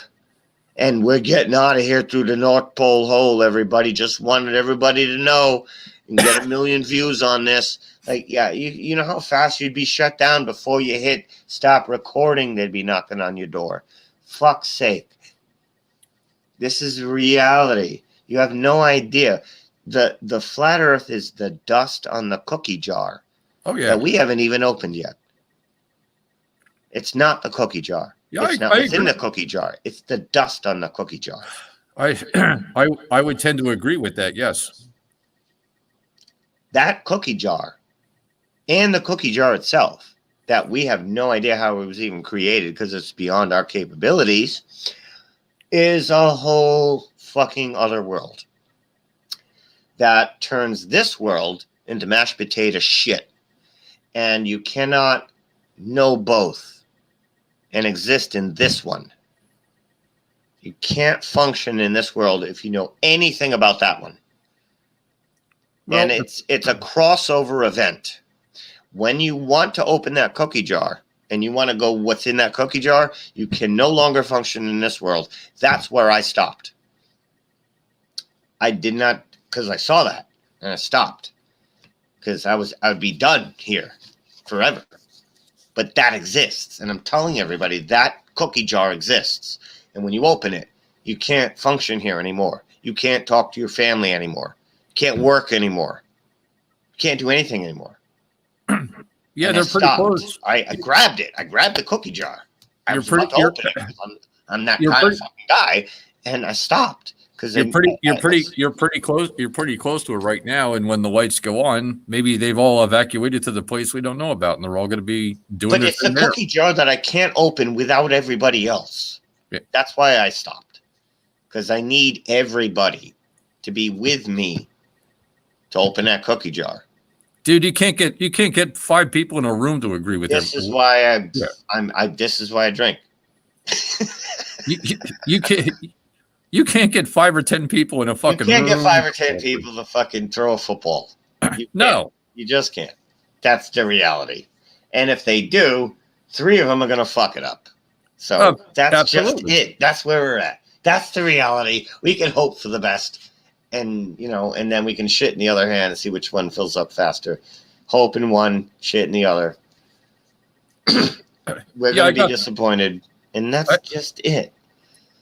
I got And then when you see the ridiculousness that you're overwhelmed with in this reality, and then you see the physics fuck ups and the lies and everything, you take it all in. And believe me, you got to take it all in. There's many tables. You've got to spin your head around 360 to look at all of it. And you go, holy shit, this is not the actual reality. This is another reality. This is a VR reality. It's not the eternal reality, obviously, because if we die, what the fuck happens to us? When the body dies, what the fuck happens to us? Don't know. Haven't experienced it yet. But we all, 99.9999%, think we still exist. So where do we go? I'll tell you. We go to the fake reality, because this is the actual real reality. And then we die. And then we go to this fake reality that seems to exist for eternity. And that's why we can't call this a VR, because it's the real, true reality. That's called sarcasm. I know. All right. But this is what people are saying. They're like, stop saying VR. This can't be a VR. Okay, well, then the next thing's a VR. It's either this or that. Do you exist after this life? Okay, that's another reality then. So which one's the fake one? It's fuck's sake. That's all this can be, if you believe you exist after this. And I happen to have first-hand experience that I exist outside my body. I don't know what the fuck happens after the body dies. You got me there. I cannot tell you shit there. Mhm. Absolutely nothing. But while my body was still alive, I was fucking taking a fucking hiatus outside of it several times. And you got quite a lot of activity out there that you can't see. But it also doesn't affect you. So what seems to occur is visual reality affects your physical reality, And so does a fucking shit ton of non-visual reality. X-rays, infrared, gamma rays, and that's just the light spectrum. Never mind these motherfuckers walking around. But then again, this is why I gotta go away, Larry, because I'm 10, 20 years. I don't have the fucking time. I just don't. You I don't don't have have fucking time to wait. you for don't have everybody. yeah, you don't And have I'm to. not going to open a cookie jar. I'm just not. You don't have to. Not going to do it. Not going to do it alone because it can't be done alone. I'll fucking never be able to exist here again. I will not be able to go to the store. I will not be able to talk to any of you ever again if I open that cookie jar. I will not. And I'm not going to do it because I have to exist here because it's kind of like I've decided either we all go home or nobody goes home. And I'm on board with that more than I go home and nobody goes home. No. I would rather stick with the rest of us than fucking run away by myself. I was going to say who would be your choices if you had to pick? I don't know, between half a dozen, a dozen. I pretty much only have animals in mind. Yeah, I got like dogs and cats in mind. No, Mhm. No, I don't know. That's not even a thing I could actually make a choice of. Right. Really, I could never make that choice, and I would be like, I'm either not making that choice or I'm not making that choice. Those are the only options. If it's like humanity dies if you don't make that choice, like what was posed to Neo in the Matrix 3, I would say, well, I'm not making that choice. I'm just not doing it. So it's up to you now, Mr. fucking Matrix. Like, I'm not. I am not making that choice. I'm not qualified. I wouldn't, and I don't think like that. I just don't. I'm like, we are a part of a collective. All of us are unique fragments of a whole. That's how I've always perceived it. Not always, but for the most part, maybe. Mm-hmm. More lately than we're all unique fragments of a whole. And what good is one unique fragment by itself? You know? So I run out the hole at the North Pole. Yay! Now I'm with fucking 12 and 15 foot people. I'm with giant Amazon women eating giant apples. I eventually die in 40 years. What the fuck? I can't even have sex with any of them. I can't even eat their food. I'd be like the fucking N-word in their culture. I'm like, oh, it's him. No, I'd be the midget. I'd be the dwarf. It'd be like, hey, midget. And I'm like, it's human being. It's like, yeah, I'd be just defending my height. You know, it's just, that's ridiculous. Now It's absolutely ridiculous. You'd be wee man. I'd be wee man. Exactly. People would be shaving my head from behind without me looking. Tee! Like laughing like fucking, yeah. It's just stupid. It's stupid. We either all go home and nobody goes home. What the fuck else is there? Like, realistically, think about it outside of the joke box of this life where you don't want to take anything seriously. Let's take it seriously for 30 seconds. Okay, so what are you going to do by yourself out there? Well, when you're out, you're out. You come back when you feel like coming back, I guess. I'm not going with maybes. I'm not a maybe baby. Why you can't? You cannot. Nobody can possibly prove it. What are you talking about? I just showed you recon. No. Recon, yo. I can prove shit. I can prove my recon. Where is it? No, I'm right here.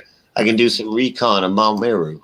No, I'm talking in different terms than you are. I'm saying that, okay, yeah, I've got an avatar. I've got the what would be termed as a soul. All right. Once that's gone, that's it, man. I'm out of here. You transcend to what? We all have theories. These are all theories, and they're great working theories, but they're just theories. Don't know. We I could be can't worm food. It's the I can't say for theory on the myself. list, lowest I can't. popular one. I cannot say for myself that's it, and it's just I just have an inherent thing that I feel for myself, and I'm like, listen, These viruses are nothing but frequency wars. yeah, I'm not talking about that. I'm talking about something totally different. Look at the past. We have stories of the Black Plague. We have stories of all this shit. Frequencies. Tartaria. Tartaria was here. Okay?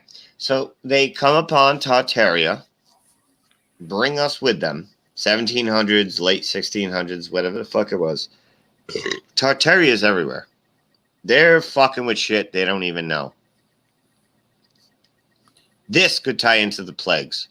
So could no toilets in Tartaria. But everybody's got to throw their fucking shit out their window because they got no toilets. Here come the rats bringing fucking whatever, infections, bacteria. Okay, it all lines up. Frequency, Tartaria, Antiquitech, fucking with Antiquitech, plagues, epidemics, pandemics. It's lining up. My research, it's all lining up and making sense. And that is what they're still using today. Electricity and frequency. That's the main weapons, besides guns, which is like combustion engines. It's completely outdated. Gunpowder and combustion engines are a technology they don't want to let go of because it's old money. Old money doesn't want to let go of lifelong, multi-generational fucking income. Okay. So gunpowder's never going to go away. Why? Because of lobbyists and shit that don't want to bring on laser, taser, fucking frequency technology weapons, which I agree with. Can you imagine giving a fucking redneck a frequency gun? No. Yeah, exactly. Because then he'll fuck with it because rednecks are always doing fucking backyard mechanics. So he'll turn the frequency stun gun into a frequency sleep gun, and now he'll start raping everybody. It'll just fucking put him to sleep and fuck him in the ass or something. So this is why I agree with withholding of technologies. I don't agree with keeping everybody dumb, but at the same time, what happens if they get too smart? So you have a delicate balance as world controllers of how to regulate this place. You don't want people too smart. You don't want them too dumb. You want them just right, which is why they call us the Goldilocks zone.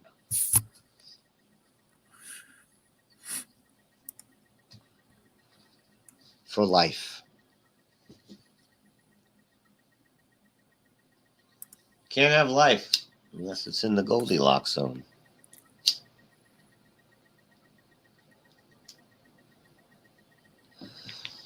Stop me at any time. I'm not making sense. No, I'm just letting you ramble. Why?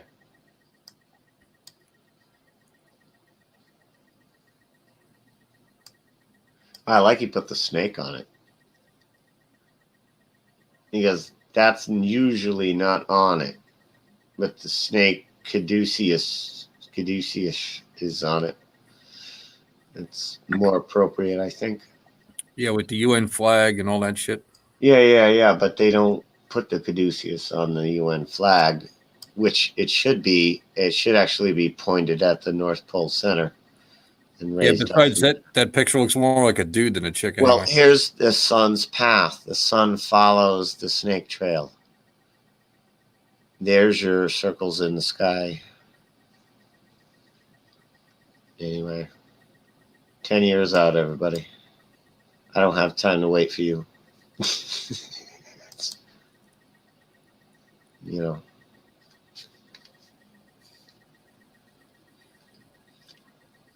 I just don't care anymore. Even the woke people are broken. And it's most of them. And I'm like, I'm doing the math here.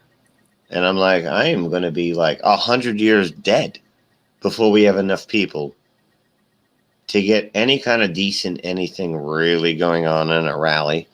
I'm 100 years dead. Mm-hmm. I am not hoping for any of this shit anytime soon. Well, somebody had to start it. Start what? Started planting the seeds, man. You've already planted the seeds in a lot of people's minds about different things to look at. Which invades the Matrix collective. And that's why I do what I do. Well, my point is you've already planted the seeds and stuff. So yeah, dude, if you're expecting some kind of like flag waving hurrah or something like that. No, I expect 5 watchers because that's what the truth would have. When it first comes out. When the truth first comes out, you don't have 1,000 watchers, 4,000 watchers, 5,000 watchers. That's a finely tuned, polished show. Right. When the truth first comes out, you got 2 to 10. And that, over years, expands. And that's how Flat Earth started. And that's how 9/11 Truth started. And that's how it all started. 9/11truth.org or whatever that fucking site was. It was always .orgs back then. But, dude, I was probably in the first 30, 40 people who fucking even saw those. You know, it always starts so fucking tiny. Mm-hmm. But then, how many decades does it take for people to just finally start noticing? It's not just one incident. It's all incidences in all levels of woke. No matter how woke you are, it's going to take you 5-10 years for you to fully get what the fuck you just heard. You got. All right. I'll go back to a simple one. You got to think of certain simple things, like even the common law of the land, which is coined after the Magna Carta. And you go back to the original Declaration and different things and the Bill of Rights and different articles and that sort of thing. That's how that all got that didn't even take effect until 25 years after I looked at it. Now go back to fiat currency. There's people today, they still don't even understand what the fuck you're talking about. Well, they're not looking into it like in depthly with a curiosity. The curiosity motivates you to spend time. No, it's not No. That curiosity, you don't spend time. The only unless you've lost everything on occasion in your life or had possibly you have to have a hardship to there's got to be awoke at this point. There has to be some sort of motivator, and it could be very simple. It could be the loss of, family member, older ones. I would hope that nobody loses children or anything. And, something will motivate you to say, you know what, that ain't fucking right. And then they look into that or do something else. And, no, man, it just, it's something where, the whole thing is controlled. It is controlled. It is controlled, dark side. The whole thing, all the information is all being spoon fed with that little teaspoon at certain points to get the narrative moving. Like a flock of birds moving from left to right or back and forth and everything else. It's like, oh, throw some food over here. All right, now they got that. Now let's do something over here while they're busy over there. It's always a left-hand, right-hand switch. Always has been. It's never going to change. I sincerely doubt that in my lifetime it'll ever change. This is going to be something in the making that is going to be carried on for quite some time. Maybe there's already one generation behind myself. So and another one that's actually 2. So I would think by maybe one or 2 more generations, by about 3 to 4, if it hasn't been too fucked up to the point of FUBAR, fucked up beyond recognition, where who knows, we may be in the archives somewhere. You never know. They'll dig up my old hamburger shirt.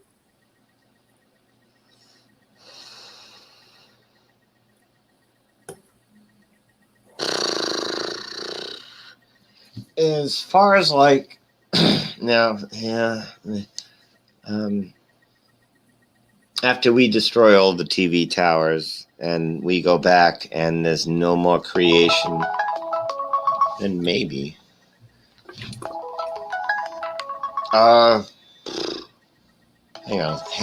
Give me one Yeah, second. go ahead.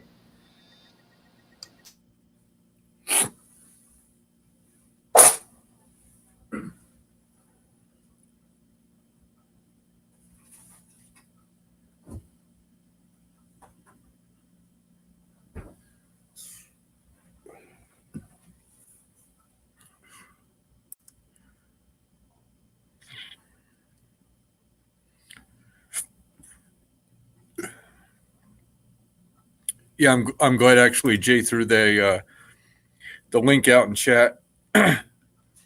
There's several people have the keys and can come in anytime. Some have things going on where they can't join too long. They got some real life things going on, and people are busy doing their thing. The channel itself was just refired up with StreamYard so that everyone had a platform. The other platforms were getting a little ridiculous, in my opinion. That's just me. Others might have their own opinion. That's fine. And just wanted a place where you could settle down and start from scratch and have a conversation. I'll have to go back and watch. Jibby presented a bunch of stuff for the first 2.5 hours before I even got on, which I'm sure will be interesting to go back and look at. Once it's posted up, it'll be posted up after we're finished, or you can go back now, probably as far as you can. I'm going to check the watch page. You can go back right now all the way to the beginning if you would like to. Then there's a bunch of different things on there. Okay, so if you're seeing it now before it gets posted, you can still go back.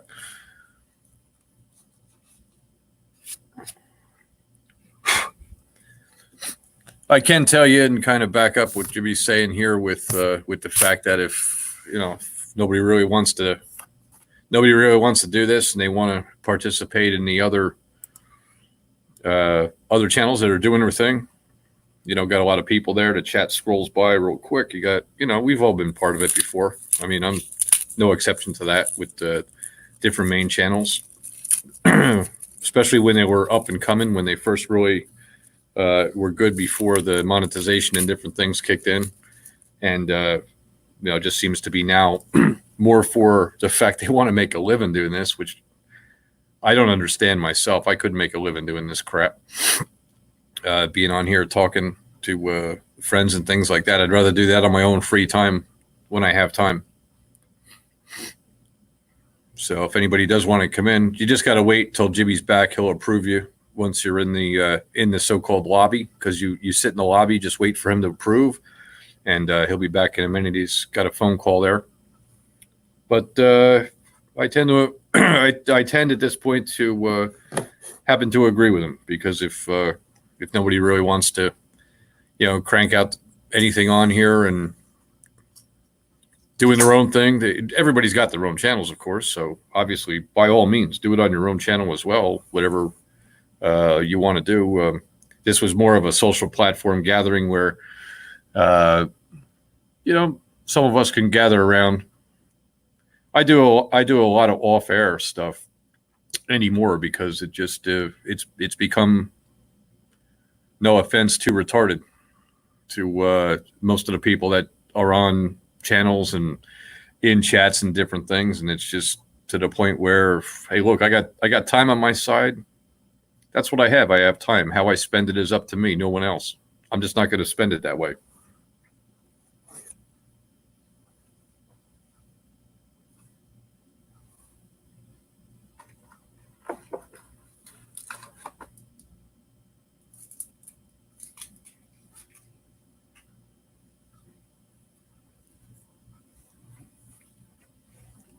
And I think it's best off if you got a certain amount of friends that you keep in touch with. Keep in touch with your friends. Met a lot of nice people on being here on this several year journey online.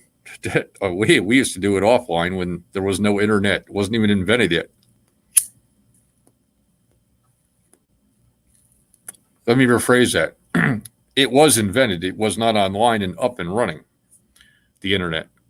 because I grew up in the 70s and 80s and all the way through, and remember when this stuff was all coming out. So I want to know part of it.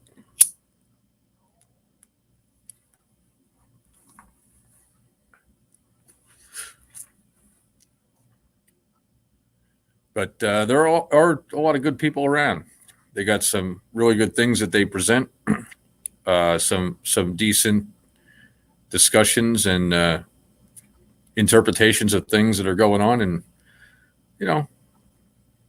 everybody has their own little thing. You can't all do it and all be on the same page, man. It just doesn't work. Everybody on a panel is all on there. They all agree with each other and high five. Man, I'm running, because I've never experienced that. There's always going to be a couple that throw a monkey wrench into it, or something like that. There's no way. So you get around a big group of people and they tend to all agree. Good luck.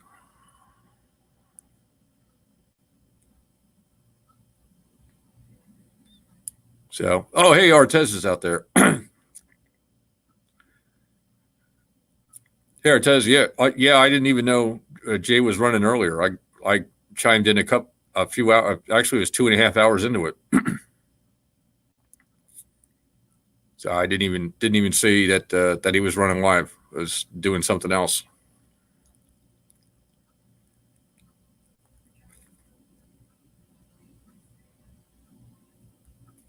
But we'll keep going a little bit. Or Artez, if you want to. Oh, Artez is in. All right. Yeah, Jibby's on the phone at the moment. So when he's done with the phone, I'm sure he'll see you in there and he'll be able to approve you to get you on.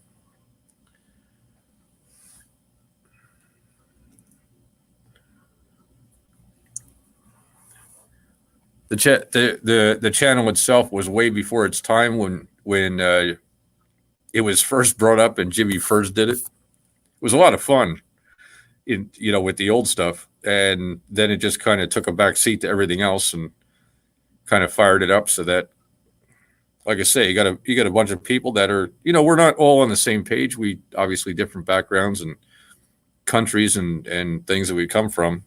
Although we can all agree to come around and have a discussion and keep it from the kindergarten bullshit.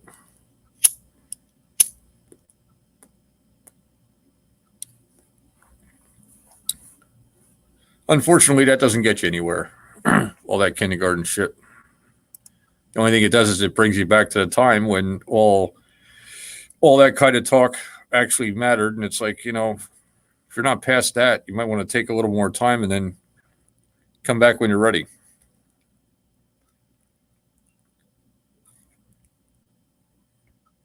Have more of what they call the grown-up conversation, because all the other ones are just turning into retardville.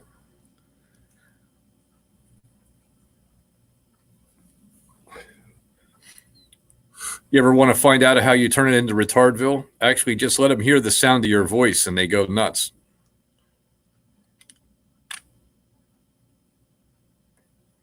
That's the funniest thing to me. It's like, wow, you're triggered over my voice now. Interesting.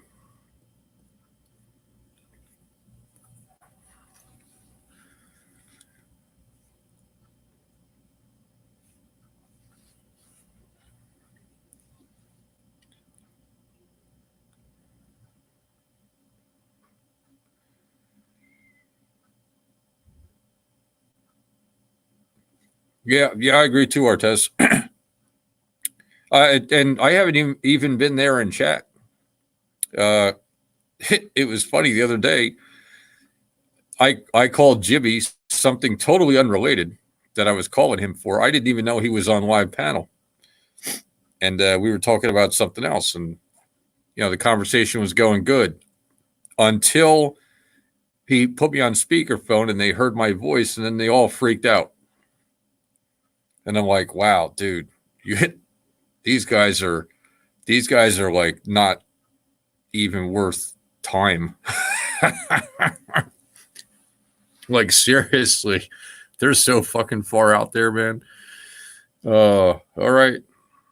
Well, see in a couple of years. A couple of them pulled a hiatus for a couple of years anyway, doing their own thing. Did you? Okay, you heard that? I didn't hear it. I've been unsubbed and don't even follow. Haven't for a couple of months. So I didn't even know they were alive. Had no idea. So it was kind of a surprise, and I was like, yeah, wow, you really get triggered over the sound of my voice. It's like, whoa, dude, you got more issues than anyone can deal with. You get triggered over the sound of somebody's voice for being online. Oh man, where do you start with that one?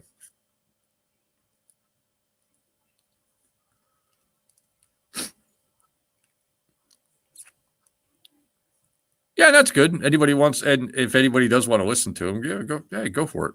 Do your own thing.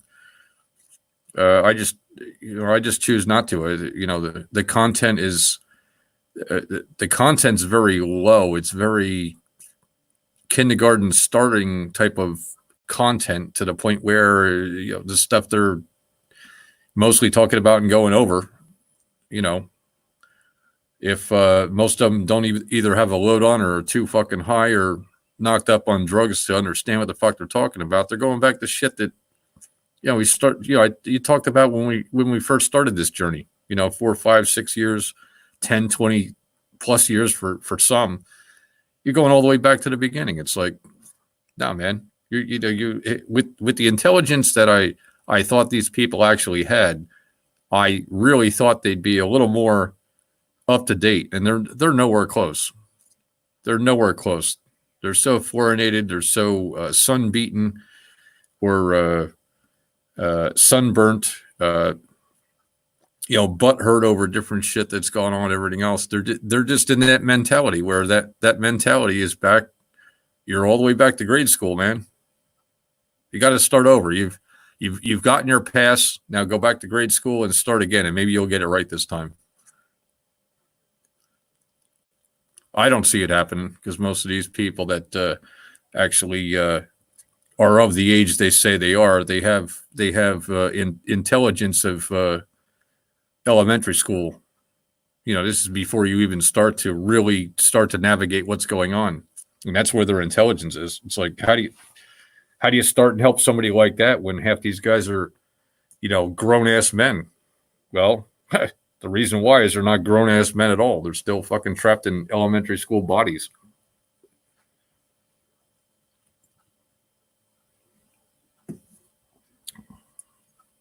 They must have been looking for somebody just to fill the avatars, because they ran out of decent people to fill them.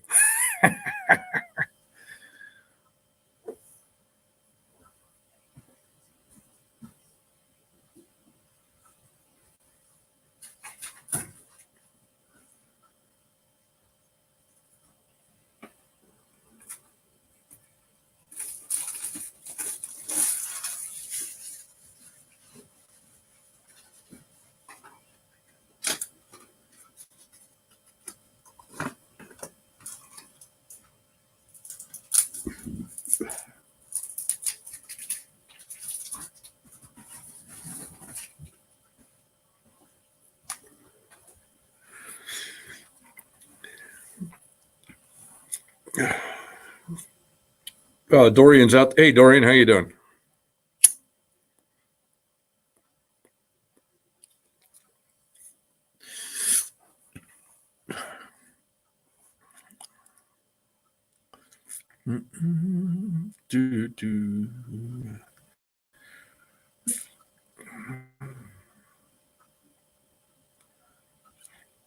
Yeah. Yeah, it's good. Yeah. Like I said, Art, there's a lot of people, including Artez, got, a lot of info. Not, I'm not always on the same page. And even though I post, does not mean that I believe every spoken or written word in the post. It's to throw it out there and see what kind of reactions, so that we can have a discussion, which I was trying to explain earlier. So even though you see a post or something, doesn't mean I buy it hook, line, and sinker. I'm not stupid. I'm putting it out there because I'd like some reaction. And positive reaction would be the greatest, because have a little discussion like, yeah, I'm calling bullshit on this.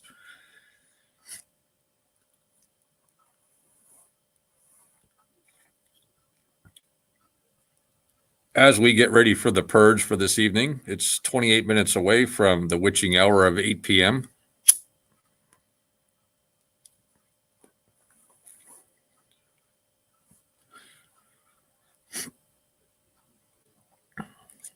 Which is almost ridiculous, because when they came out with some of the curfew stuff, I was like, holy shit! I've been looking into research for 4.5 years now, and so they came out with the time frames. I'm like, I'm home anyway. Like, I've been home for years at the same time.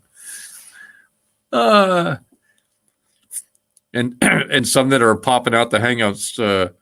It seems like, I know it's not 24 hours a day. They're not always there, always online. It just seems to be, they're popping these things out constantly. So they're not going anywhere as long as they get their meals, or their food, or their beverages, whatever, their smokes, whatever their case may be. That's all they do, is they live online. It's like the gamer community, where they can't get rid of it. Now they're hooked. Now they actually have an addiction.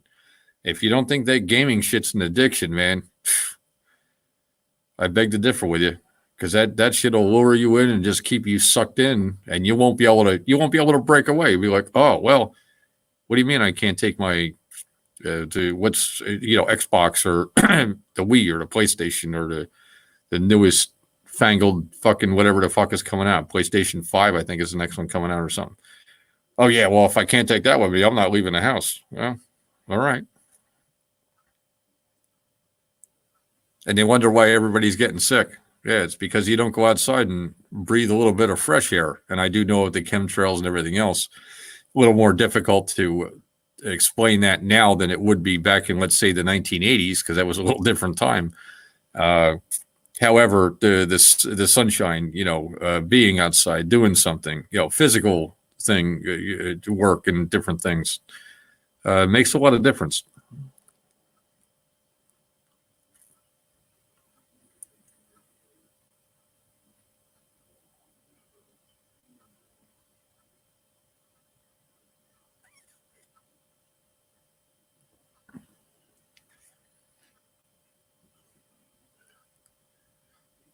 And that's right. Artez is in tomorrow already.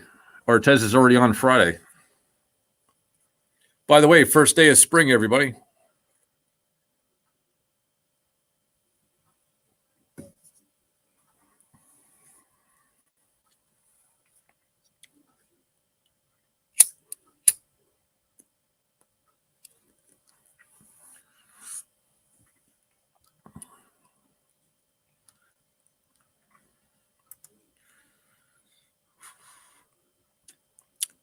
Jay, if you're around your computer, which I'm not sure if you can hear me, Artez is in the lobby.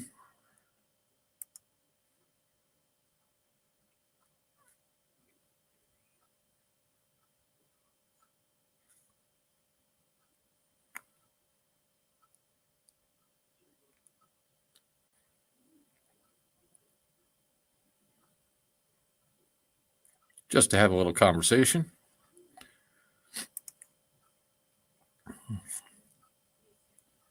Which is okay. If not, I'll give it a few minutes. If not, I got to peace out, and I'm going to give myself something to eat, relax a little bit. I got a few things to do. I got some phone calls to make. Business is still being conducted.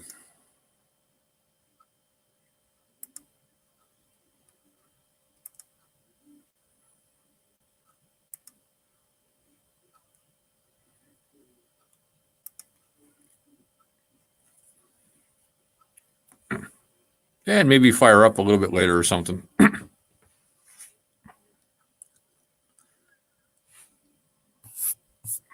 So I don't want to just leave some dead air. So hopefully you can hear me. You can get Artez in, and Artez can have a little chat. Be nice. Haven't talked to Artez in a while.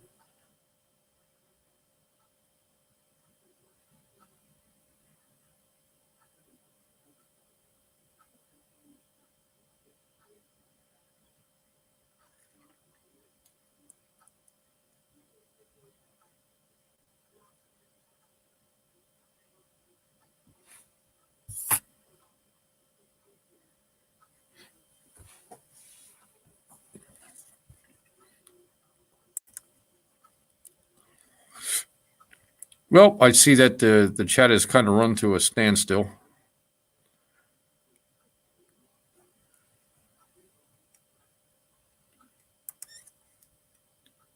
Jimmy's busy on the phone. I'm sure it's an important call, so I don't want to disturb him. I'll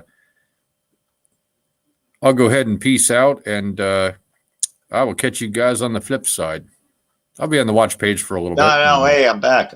What's up? You could keep. No, stay on the phone. I just hung up with him because I asked him. I said, would you mind me, unmuting and putting you on air because you're saying some good shit that we're talking about? And he's like, no. He's like, maybe another time. And I really tried to talk him into it, but I didn't use the force on him. Like, no, you want to talk on air. Like, I didn't do that. I wanted him to free will it. And he just was not at that time ready for it. But, right. Dude, I would love to have this guy on panel. He's a buddy of mine from Rhode Island. I've known him 35 years at least. And, man, he fits here like, a foot in a glove. Like, really, he just totally... He puts his pants on one arm at a time. He's just like us. He has such good shit to say, and we were really getting into it about all this bullshit. And I was like, oh, yeah, you really don't want to, I'm like, I won't say your name. Nobody's going to know who you are. They'll just hear you through my speakerphone. He's like, no, another time. But man, I would really have loved to get him on air because he's like, he makes Brian Staveley look like Mr. Rogers. Okay. As far as pissed off. Gotcha. He's Rhode Island hardcore. He grew up in Central Falls. Central Falls is like 2 miles by 2 miles across and is one of the most dangerous cities in all of Rhode Island. Well, if you want to, maybe end the live and just go, private stream and get him in or something, that'd be fine. He's out. He's driving around. He said, maybe I'll call you back in a couple hours. Okay. Actually, Artez has been in the lobby this whole time. Oh, for fuck's sake. I tried to tell you. I thought you could hear me. All right. You're in. Okay, cool. Red-headed gingers have to wait. Always. Papers, please. Papers. Are you a real ginger? Where is your vaccination papers, sir? Yes. Oh, my God. We can get rid of those freckles. Here is pills. More pills. I didn't see him. I didn't see it until you said it. Because, I don't have... Well, I'm going to shrink this a little bit so maybe I got a better view. Okay. There we go. Yeah. That's better. I have to shrink it. I was only trying to get your attention because a couple of people were out there. Dorian's out there. Trouble About's out there. Hey, Trouble, and some others. Cool. Yeah, shout out to all you guys. Thanks for coming by. Yeah. And I didn't know if anybody was trying to come in. This is why I gave everybody passwords, so it's not all one person. For some reason with Artez. For some reason, I know, and yada yada yada. For some reason. I don't know. I've been doing a little bit of research today and yesterday on medication in general, and especially heart medication. This isn't involved. I'll be listening. No. Heart medication.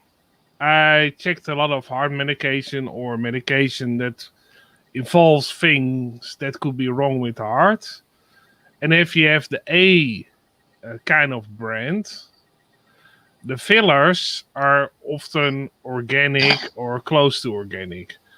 The ones that the pharmacy wants to sell you because they are shareholders of the companies that make the medicine have waste from the cotton industry in it, waste from the wood industry, and waste from the iron industry in them as fillers. If you look at the side effects of those fillers from the industry, that is basically waste from industry, it matches pretty well up with the side effects of the medicine. And that's interesting by itself because I have a friend of mine that was taking blood pressure medicine, and the first one he got is like the E brand. They always start with the E brand most of the time. Then after a while, or sometimes right away, you get the B brand. That is the brand that the pharmacy want to promote and give you because they make the most money of it. They don't care about your health. They make the most money from that medicine. It's often made in foreign countries, whatever. And those have those cheaper fillers in it because, they want to make the fillers as cheap as possible. They also make the capsule of the medicine in such a way that's not an organic capsule, but more like plastic that also your body has to take in. The capsule regulates how many of the medicine you get through the whole day. The ones that are cheaper will give the medicine right away, and then the other right ones away, are XR, and after that, extended release. if you have like medication for, if you have a bladder problem, or you had like what older people also get near your bladder. Very common thing that older men always get. They check your prostate. A lot of medicine for prostate and that sort of thing. Also, they want to sell you the cheaper one with all the side effects, of course. And it's interesting that you see, and if you do a little bit of research, that the B brands that are actually well known as B brands, and often those are the brands that change their name almost every 2 years, because then there will be something. For instance, there was a medicine for heart medicine that was taken back out of the shelves because it actually was proven to cause cancer. Not maybe, it was proven to cause cancer. They took that off the shelves, didn't make a whole big fuss about it, but because of the cheap fillers they use. And that's the problem with the most medication, that the fillers will cause the most of the illnesses you get from medicine. Not the medicine itself, that sometimes... The medicine is treating symptoms, which causes cellular replication disruption, that's already one. Electrical distribution for cellular duplication, and organ process function. This is an electrical activity. It would be like making cuts in your power lines along the way. And then there's a heavy wind, and you have disruptions in power, and then things like that. Now, when you constantly disrupt power flow to, say, your computer power supply, eventually you might cook it and it won't come back on. Or the same with your motherboard or things like that with constant power disruption. Well, what about when this happens to your liver and kidneys and heart? And then you have what's called heart palpitations. What are heart palpitations? They're disruption in electrical flow. You need a constant, pure electrical flow, and preferably here in this realm, You need to be grounded to the earth. Yeah. So they want you to wear rubber soles on your shoes. There you go. You know, it's like every single thing possible. But you know what? There is a thing about, like, yes, because we shouldn't be wearing rubber soles means we should all be barefoot. No, I say no. Here is why. In order to affect all the fish, what you have to do is to affect the ocean. And they're at that level. Oh, they are So already if you want to walk around barefoot, they're affecting the ocean. So you who are connected are going to be affected. Yeah, exactly. And how do you make people more vulnerable to get affected by the thing they put out, the grid, is make people put it in their food and in their medicine. Of course, that's how we're going to get vaccinated. Yeah. They know.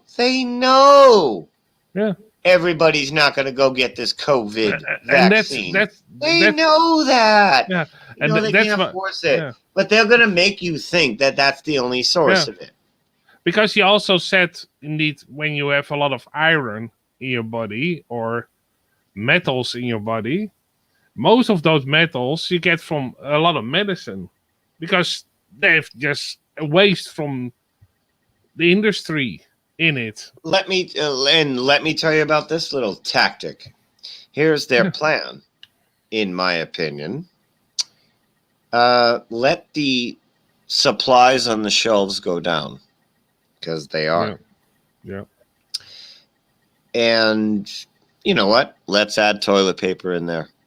Now, put your vaccine out there into the next shipment of food supply that will be desperately needed and wanted and will be taken by everybody who's out of supplies. So what you have done is you've created a shortage. Now you are in charge of the federal supply that's about to come in. That's been dosed with your vaccine. You put the vaccine on toilet paper, that's going right into your fucking bloodstream. No problem. Just saying. But I'm saying that they can control the next supply of, say, bananas, tomatoes, chicken, meat. They can inject all that shit, and they can take care of the next supply that comes in and then back out. Yeah. And they don't have to do anything else. Then it can come back in through your local farms and all that shit.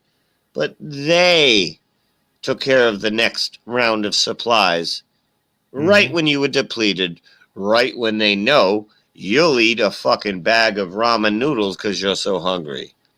You'll eat whatever they put out, whatever the markets have, federally stimulus package funded. Hey, the federal government's going to pay for all the food that's coming into the markets in the next couple of months. And they can easily... You'll get your vaccine that way. Yeah, so and you can be a protester all you want. You're just getting on the list. You can put it easily in ramen noodles, but because that ingredient list is already that long, that you're nobody never gonna find it. No, it's already almost half an A4 ingredient list for noodles most of the time. It's already the vaccine. Probably, I wouldn't be surprised. Along with Pringles chips, that ingredient list. Pringles and that are two vaccines ahead from the next pandemic. Yeah, that's already advanced shit. Yeah, but we've already been taking it. They keep us Windows 10 updated all the time. When they have an update, they put it in the food. Yeah. We eat the update, or we breathe the update. They'll get it to you. They'll get it to you. It don't matter if you're on well water. You're breathing the air. They'll get it to you in the food. Yeah. Shoot your own rabbits. Go ahead. They'll get it to you. You'll get the update. They know what they're doing. They own everything. All they have to do is think it, and it can get done because they make the money and they own everything. Simple.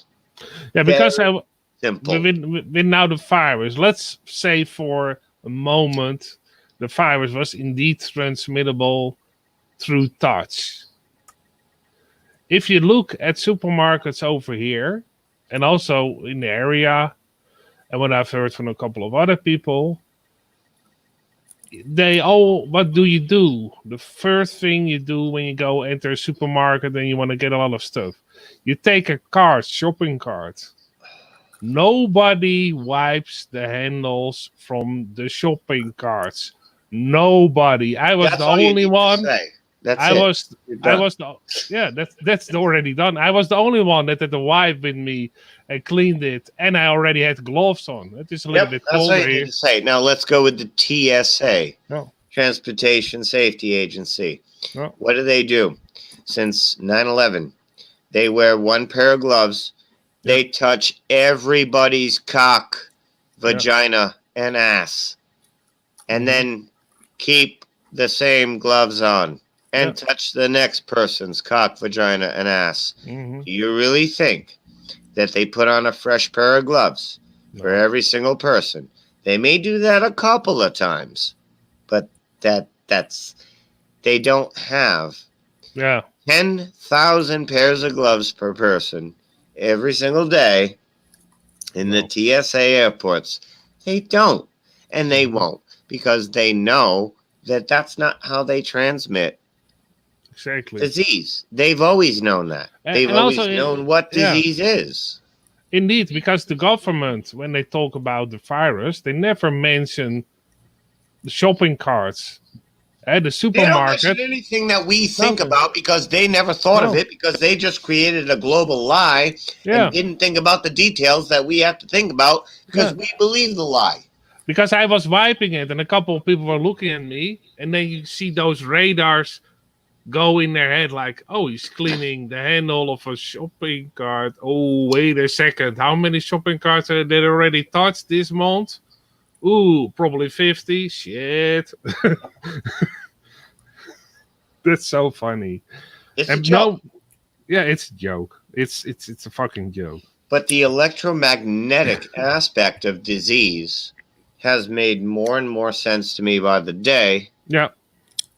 As I've looked into it, and I'm leaning towards it. And whenever I lean towards something, I always end up going with it eventually. Yeah, it's very simple. Do we have in my area? Actually, my doctor is a doctor that does house visits and everything, and he also walks on the street, and you can say hi and have a talk with him. That's in a village, like over here. So I passed him couple of days ago, and I said, "Hey, how are you doing?" And he said to me after a short discussion, "Oh, about the coronavirus, you don't have to worry about it." I said, "Why?" "Well, you're good in health, so if you get the virus, you maybe get sick for 7 or maybe 10 days. Don't worry about it at all. Don't worry about it at all." He amplified again. And I said to me, how many people in this area, because he's a doctor, he has a practice, those other doctors have the coronavirus? He says 0. And we start laughing like, haha, 0, 0. And then I said, don't worry about it. And then he walked past me. That was it. So he already knew. It makes sense that somebody could walk under a 5G tower or antenna. Yeah. How many 5G towers? And already have the fear-based lower shields, low aura fucking bullshit going on, and immediately be electrified and have cellular disruption and then start feeling the symptoms. And now it's going to take several days for those cells that were electrified to dispel the bad DNA and RNA, chromosomes and hormones and shit. Yeah. Because and you have to get that out of the cells. Now that's a lot of material that you have to expel out of your system. That's going to be very uncomfortable. And then you're going to have all the symptoms of sickness. as your body dispels the system, as they feed you with bullshit.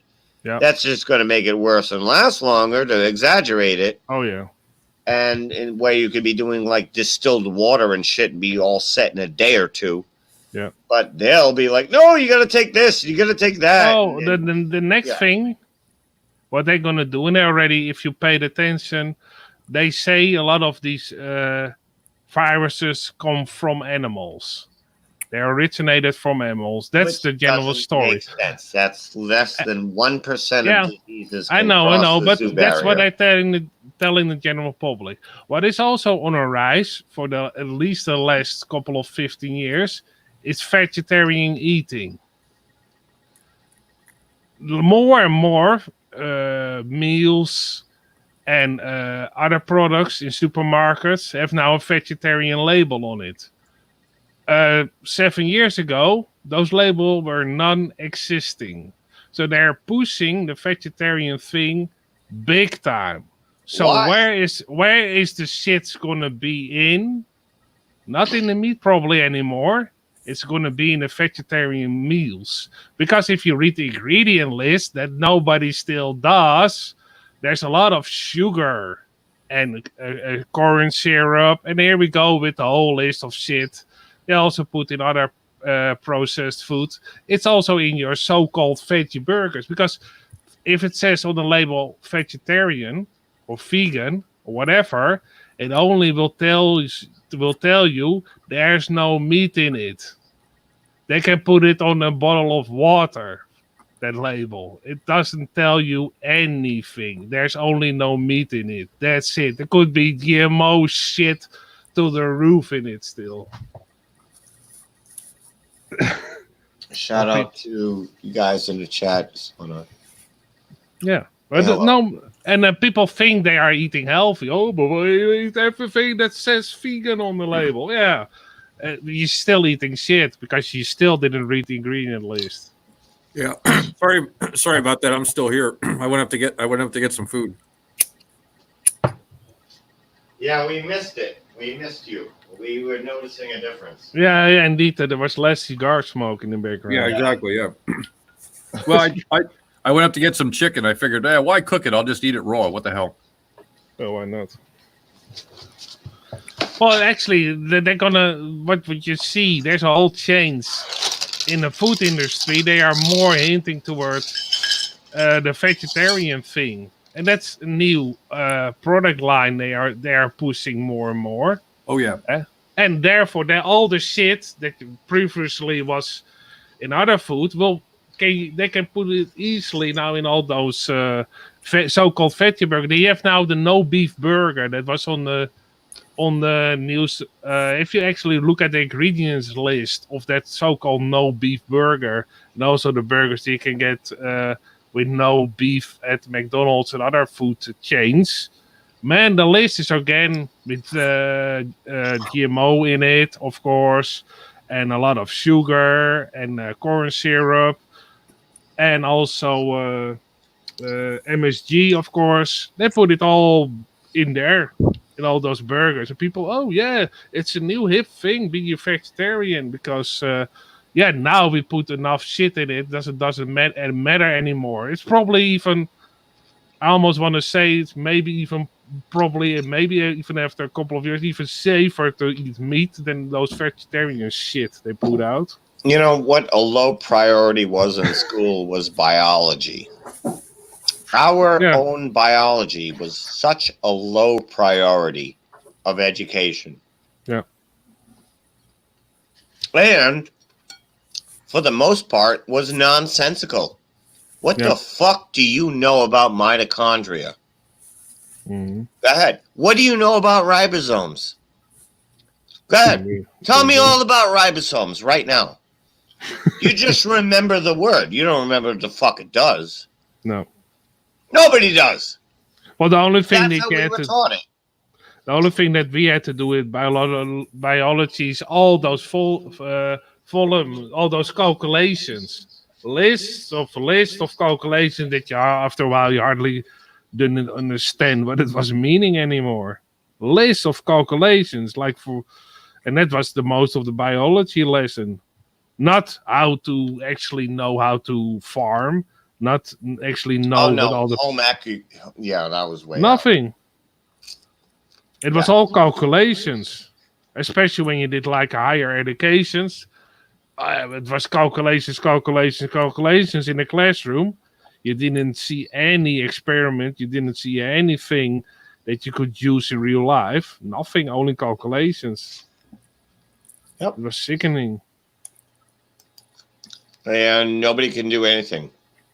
And it was actually one of the things, because of all those calculations, the people that had like a good absorbent and regurgitating system, they get high marks. Because they remembered all those calculations and regurgitate them at the test, and that was it. Oh, you get a good mark. Oh yeah, I'm smart. I think. I hope.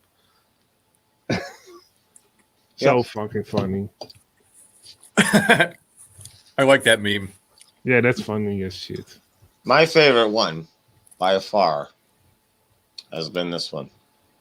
Because I'm actually in it. Yeah. That's me on the right. Look at it. Yeah. Oh, that's Larry on the left. That's I didn't me. know.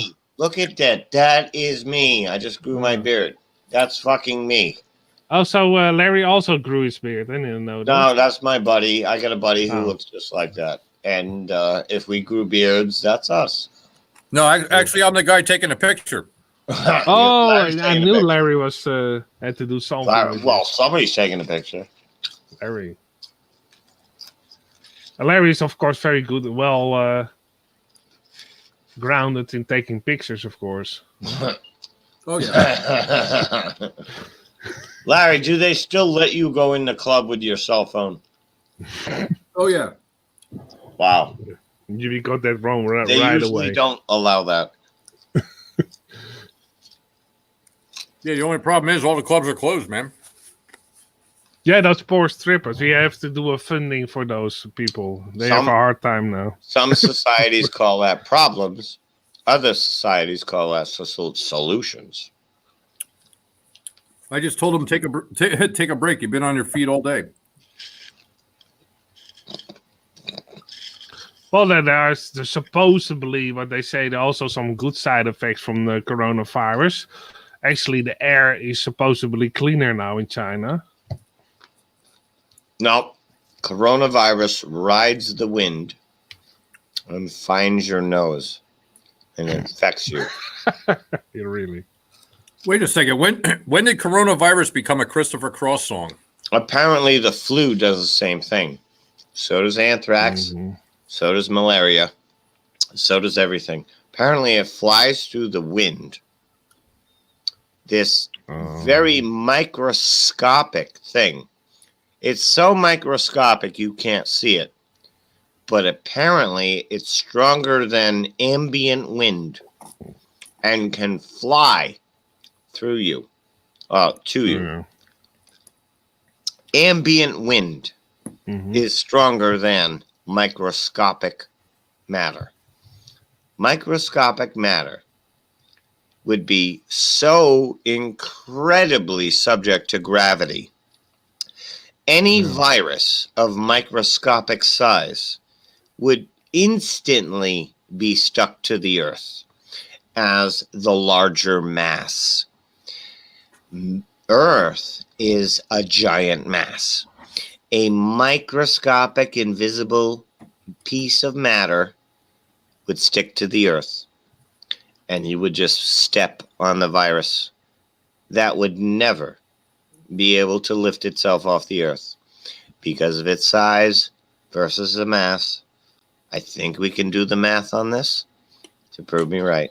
Yeah, but you have to account for the Coriolis effect, and therefore. So it might be able to roll if it just happened to be around the virus. Yeah, there you go. See? But basically, that's it.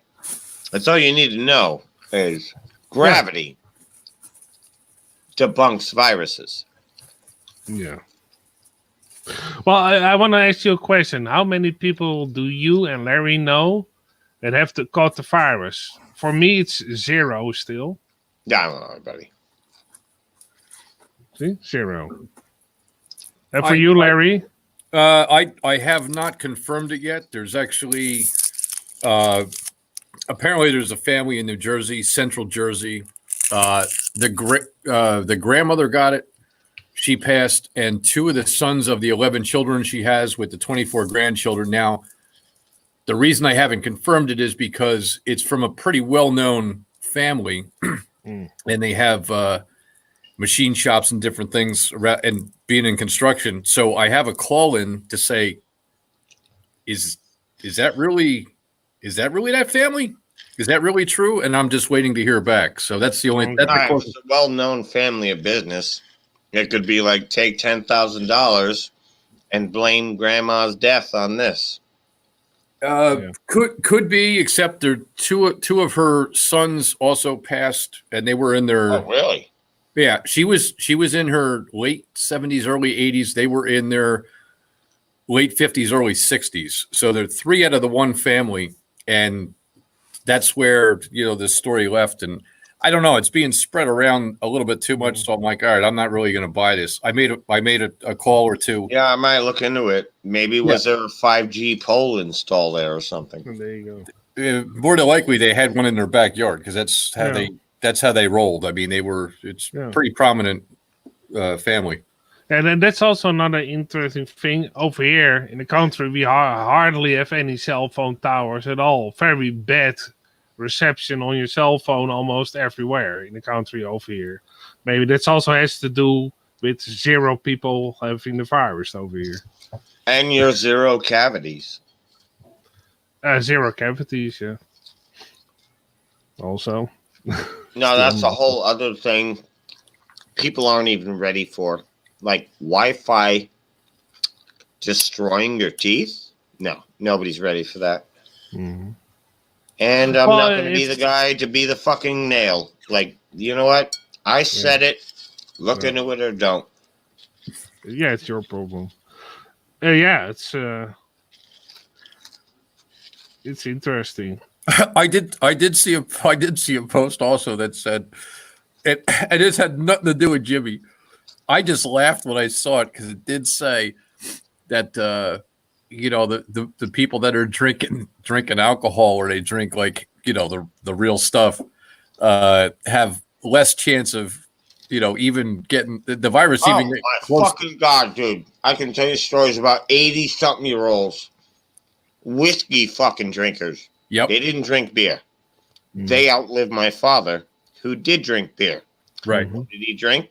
Anheuser-Busch. Anheuser, yeah, you told me this. Yeah, you did tell me that. Yeah. Why switch those? They outlived him. They were visiting him in the hospital and still going out drinking that night. 85 years old. I'm actually continuing. He was 65. I'm continuing on the beer. However, I do have Hennessy as well, so I've actually stepped up the game a little. People don't give a fuck. And that's also what was interesting a couple of years ago when they had like a documentary about smoking, and that the outcome was that people who smoke actually got less susceptible for viruses. Yep. So another I've interesting noticed that fact. a long time. But I thought right away, okay, so the smoke actually helps you get rid of viruses. True story. Yeah. True story. Swear to God, I have not had an earache since I was 14 years old. Mm-hmm. I started smoking at 15. There you go. I have not had an earache in 32 years since smoking. No earaches. No strep throat, meaning the little pus on your tonsils and all this bullshit. Oh, there you go, yeah. Have not had strep throat. Have not had bronchitis. I had bronchitis as a teenager, early teenager. Me too. Since I started smoking, have not had bronchitis, have not had strep throat, have not had ear infections, have not had any of those childhood infections I had since I started smoking. Yeah, there How you the go. fuck do you explain that? I don't know. I started smoking cigars when I was 3, so Yeah, for me, actually, I got my bronchitis went away when I moved to the country, so that helped for me a lot. And before, yeah, I was living pretty. We were living pretty close to an airport, so and now I'm living as far away from an airport as possible. So that's maybe another factor in it.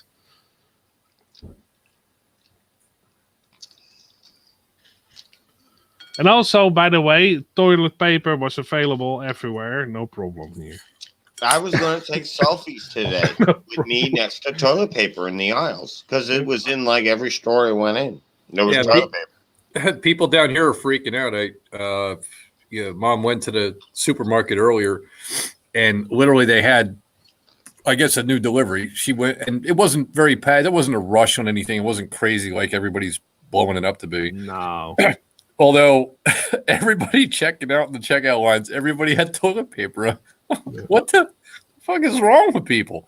Do you know where people saw that prior to this? Honey Boo Boo. Honey Boo Boo. Yeah. The mom, the fat beast lady. Yeah. She used to have super-sized stocks of paper towels and toilet paper. Like fucking hoarding kind of amounts. Right. That's where people were first introduced to this. That's part of predictive programming as far as I'm concerned. Because who would ever think to hoard such a thing? Of course, and it's not necessary. Totally started this. The media started this. Some fucking dumbass crisis actors out of work. Yeah. Probably took some fucking promo shots of grabbing a bunch of toilet paper because JP Morgan or whatever wanted to fucking help the business of fucking Scott Towels or whatever. Like, this is all for these reasons. They're only trying to help their friends in the toilet paper industry. So they'll create a media hype to get everybody to fucking buy it. And that's helping their buddies out. That's it. Of course, because actually, as my mother and my father, that also went when they were pretty young to a crisis after the Second World War, when a lot of things were not available. What they did for most of the time, when they were teenagers, they wiped their butt with newspapers, because for a long time, toilet paper was only for rich people. As far as I'm concerned, that's all newspaper's good for. Yeah. Well, actually, indeed. Wipe your bum with it. And my mom said we had just newspaper, use it as toilet paper. Only later on, it was more available for it cheaper. But in the beginning, toilet paper was pretty expensive. And for people that were rich, that was it. Hell yeah. Yeah. Because Tartaria. And that's a story from my mom and dad. Because they experienced it when they were little. So. Well, how expensive was toilet paper in Tartaria? Yeah. Well, you didn't need it. They didn't have toilets. No, Then how did they poop? Well, they probably had newspapers. I don't know. No, they went out. They went to the local swimming pool and took a dump. What's wrong with you? That's what's in the cookie jar. Is Tartaria. That's the shit that I just got a whiff of. I didn't look in it, but I did open the jar and I got a whiff. And I closed it. And I'm like, I'm not ready for this. And talking about Tartaria, what is this virus actually killing the most of? Supposedly, older people. So that's another way of getting rid of knowledge again, like they do. Well, it's weak immune system. Weak immune system people, which could be younger people. Fuck, that's me, for fuck's sake. Well, stressed out I am. Not really. I am so stressed out every day. Do I not sound like it? Oh, man. I was in New York. I was in fucking Boston, not New York. I know. I was in Boston licking door rails. Like, fuck off. If anybody should be dead, it's me. Actually, you don't sound too bad now. It sounds like you're eating a bagel. I'm eating fucking party mix. Pardon me. Okay. I've almost thought for a moment said he was eating Meow Mix, but That's close. It's just another fucking digit off from Meow Mix yeah, on the VR code. it's very and the Meow Mix is pretty good for your cats because most cats that you fed Meow Mix became pretty old, so there's something to it. 24, 20, 19. I got several ages that are fucking way up there with Meow Mix. Yeah. 9 Lives. And very rarely Purina. Mm-hmm. Purina might have been it was the checkerboard fucking Freemason brand. I was very rarely buying that one. Mm-hmm.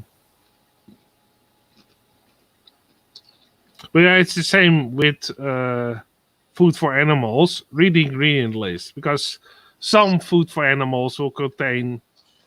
I won't be even surprised if it will contain the animal that you're feeding it to. Well, that's not going to really be any different than what we're doing now. Probably not. It's it's called McDonald's. Yeah. Among other things, yeah.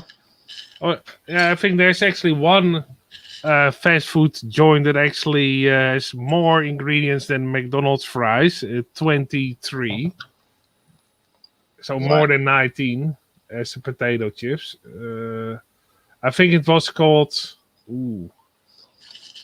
I have to type it in real quickly.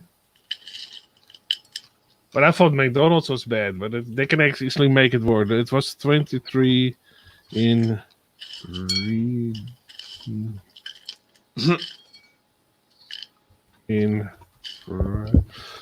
I was telling the dental student at Tufts, I was like, we were talking about a bunch of shit. And we came on to Planters peanuts. And I said, stay away from Planters. And she's like, why? I said, well, look at the ingredients. She's like, what do they say? And I said, 407 years ago, our forefathers came upon this country. And it's just, it's a paragraph. I said, there's this brand called River Queen. It's like a little river boat. It was local in New Hampshire. The ingredients said peanuts, salt. That's it. Yeah. I'm like, what a concept. You're like, no. I don't trust it. There's not enough ingredients in it. What? That's the mentality of America. Yeah. They don't trust something that just says peanuts, salt. They're like, no, that's missing nutrients. I need more nutrients in my peanuts. I'm gonna call it right. I'm gonna call it right now. I think the cure for the coronavirus is moonshine, and I don't mean the medium stuff. I mean like the 180 proof moonshine, the one that you either wake up with taking a leak in the morning and your privates are on fire. That stuff could cure life force. I know. I'm voting moonshine. Who's with me? No, okay. That goes without saying. Moonshine will absolutely be the cure to everything. Yeah. Because it's about bacteria and infections and electromagnetic frequency. So you have bacteria and infections. Well, the moonshine's the cure. Anything else is chain mail is what you need. Nobody's going to talk about that for 10 years. Where did chainmail come from, and how fucking stupid and useless is that against a fucking steel broadsword? Or a fucking axe? Or a fucking ball whip? Boom! Why would they be wearing chainmail? Nobody wants to talk about anything other than what you already know about. Let's talk about fucking chainmail. What's chainmail? What the fuck is the point of chainmail? How do you even make chainmail back then? Show me one fucking smelting plant that has a fucking chainmail what is it? Fucking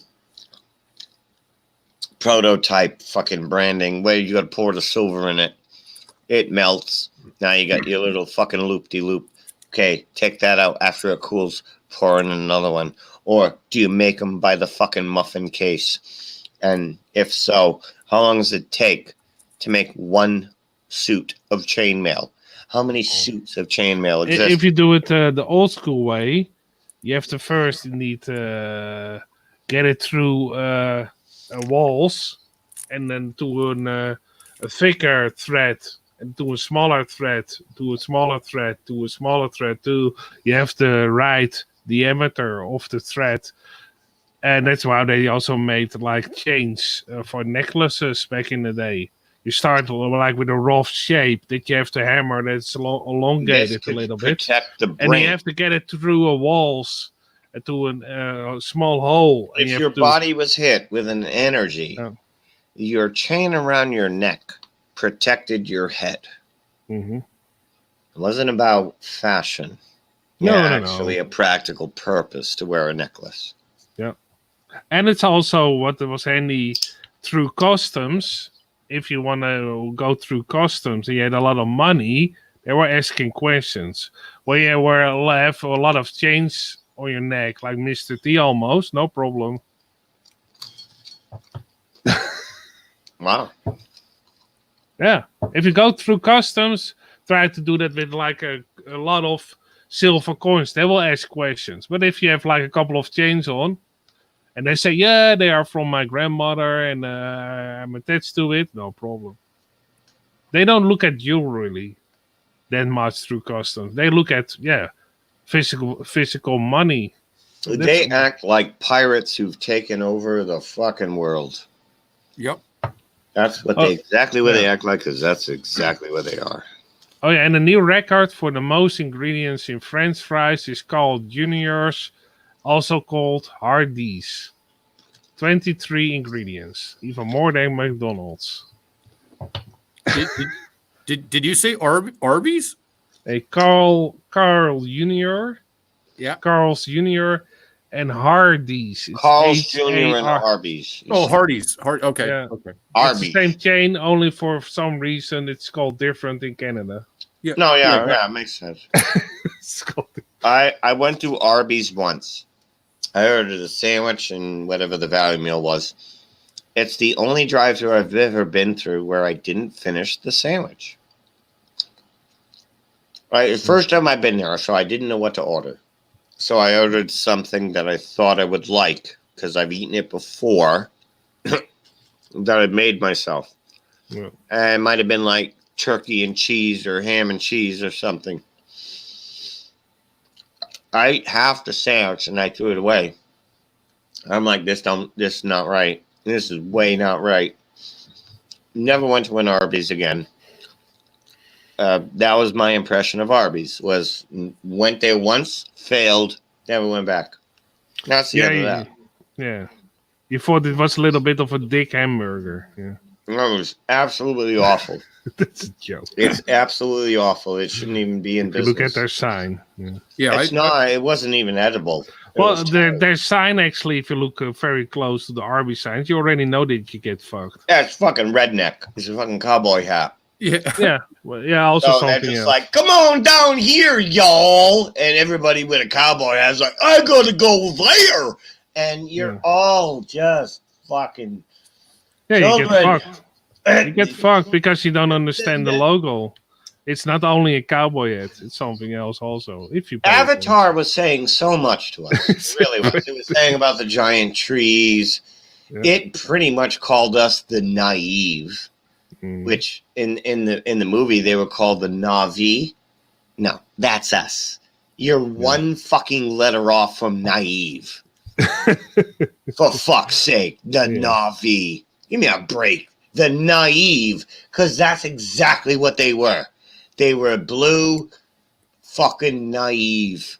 Smurfs. And the sky people fucking raped the fuck out of them and killed their power, kill their communication with the Force, kill their communication with the pre-life, afterlife, kill their communication with their source. What the fuck happened here? Ah, I got news for you. Same thing. Oh, there was a root network system underground, Sigourney Weaver said. It was a complex root network system. Well, God forbid you fucking wipe that out. Then you'll have to put fucking subways and sewer systems in those holes. Yeah. You know, it's fucking lining right up. Yeah, talking And you about... think this cunt don't know what's going on? Of course. The cunt who makes these movies, these Avatar movies, what the fuck's his name? Can't remember it at the moment. But you don't think he fucking sat down at a billionaire meeting? Of course. He's got $1 billion fucking movie, and he don't know billionaires? And billionaires don't know shit? Actually, Fuck's sake. Actually, the next one's due to come out soon, isn't it?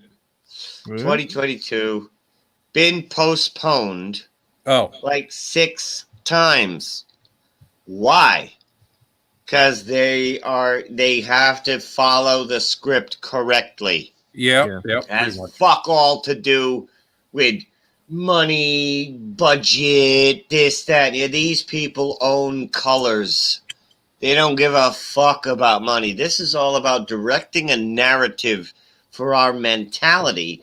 We, the naive, have gone outside of their expectations.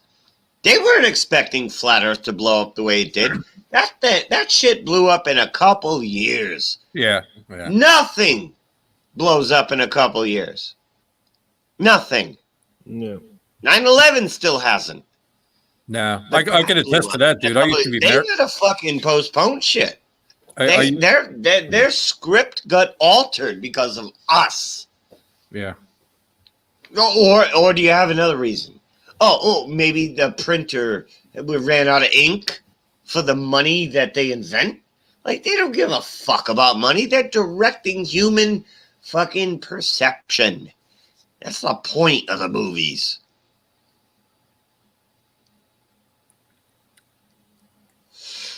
They have a back end of making a profit. The profit is the back end of all of it. Disney, productions, all of it. Money is just how to keep it going without effort. The point is to direct human perception. The whole fucking time. Since television ever existed.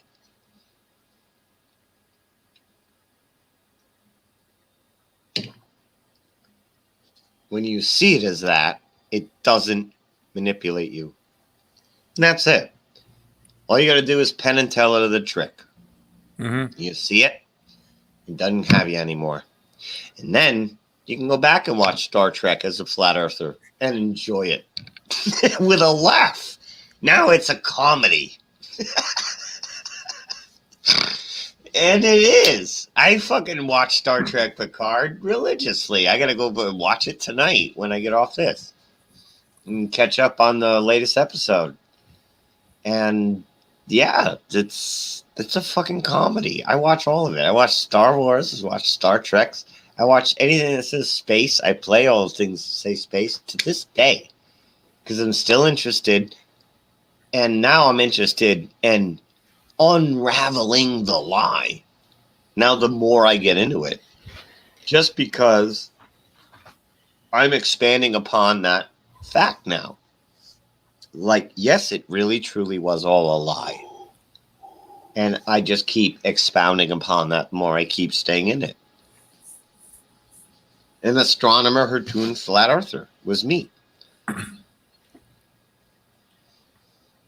And I did it faster than most because I know the bullshit up there. I'm like, oh my God, Flat Earth. Oh my God. It all fucking click. It all made sense. Because you're an amateur astronomer and you're just fucking Swiss cheesed. So full of holes with everything. And you have this expectation of math making sense of it. That math that you don't know and can never know is making sense of all of your questions in astronomy. And that's what you're told. And then when this flat earth thing comes out, fucking Swiss cheese fills right in. And it all makes sense. and everything you ever saw up there now makes sense. Well, for the most part, I'm seeing smudges and I'm seeing blown glass and I'm seeing all kinds of shit. I'm seeing like there is gas expansion up there. I don't know what it is, but it could be new glass. You know, like blown glass in progress. Like volcanic levels of melting that forms what looks like nebula expansions. Can be a form of watching blown glass in slow motion or something. It fits. A cover up there totally fits. Actually, if you got some blown glass experiments, Lady G should come on.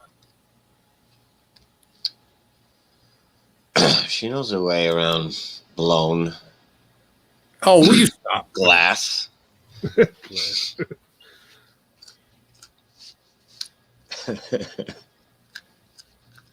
Dun. No, terrible. Yeah, where's the crickets? So, in honor of our magnificent view count, we can go off air. Magnificent view count. How is it? 4 now? I'm Oh, ready 3. to go. You people deserve what you get.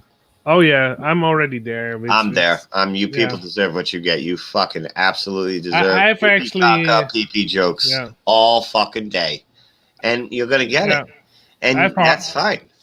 I have a hard time actually. Sometimes I want to make a video, and then I think, do I really need to? Probably nobody's gonna watch it anyway. Fuck them. I'm not you know. And the people that are awake already know this information. Yep. Yeah. And we're just educating ourselves. We talk about it off air, which is the point of why we did it on air, was to fucking meet each other.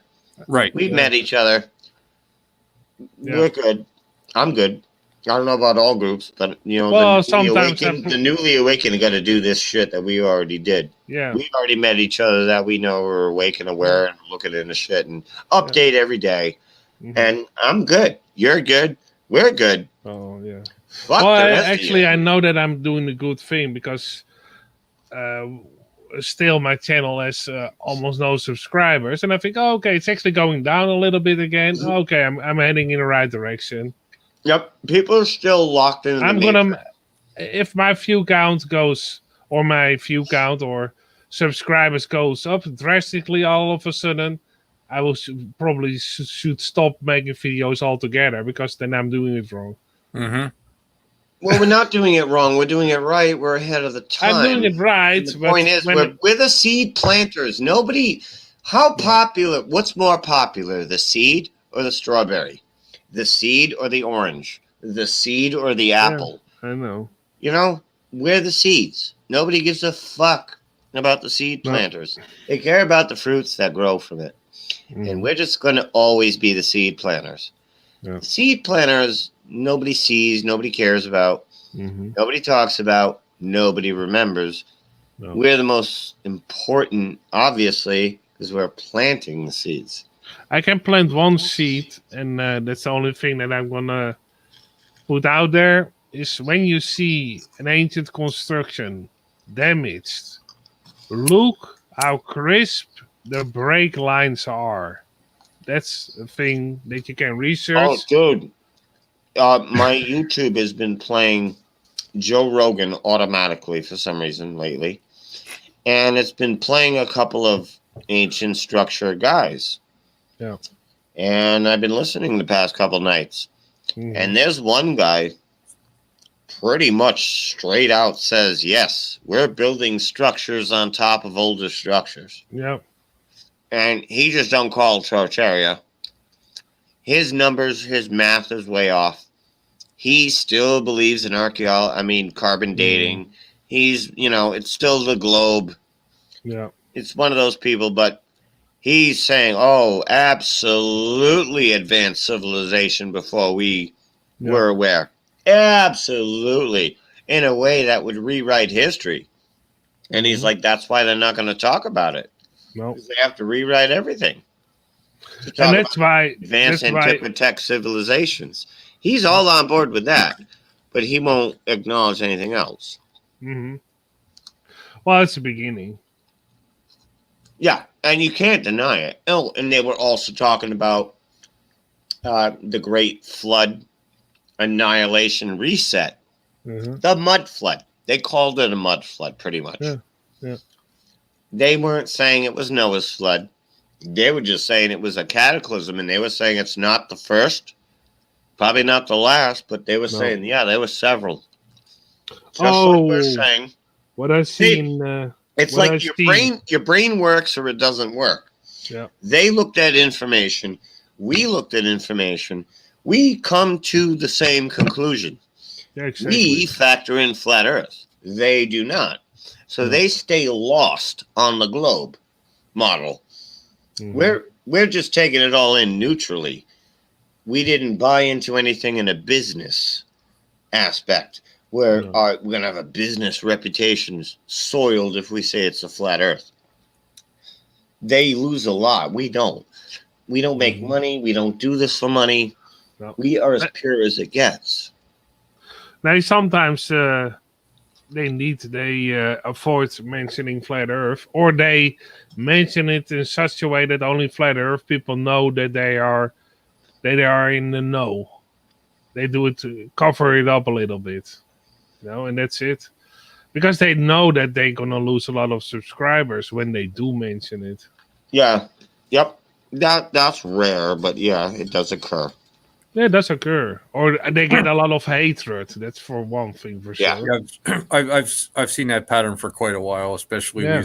we used to do the hangouts, and they were online all the time, and then all of a sudden, the shows that or the podcasts that kind of were in the front line, they would be talking about the same thing that we talked about just the other day. It was ironic, and I'm like, wow, they're actually coming here for the content, and that's that's what they were doing. They're just gathering content and keep going, and yeah, dude, I'm no sellout. I'll be fine no matter what happens. Larry, I tagged this hangout out in a way. This week, we should have 120 viewers. In fact, we don't. Oh. Either means YouTube is purposely suppressing us, or people deserve what they get. Well, maybe it's both. Maybe it's We both. have like 200 subs or more.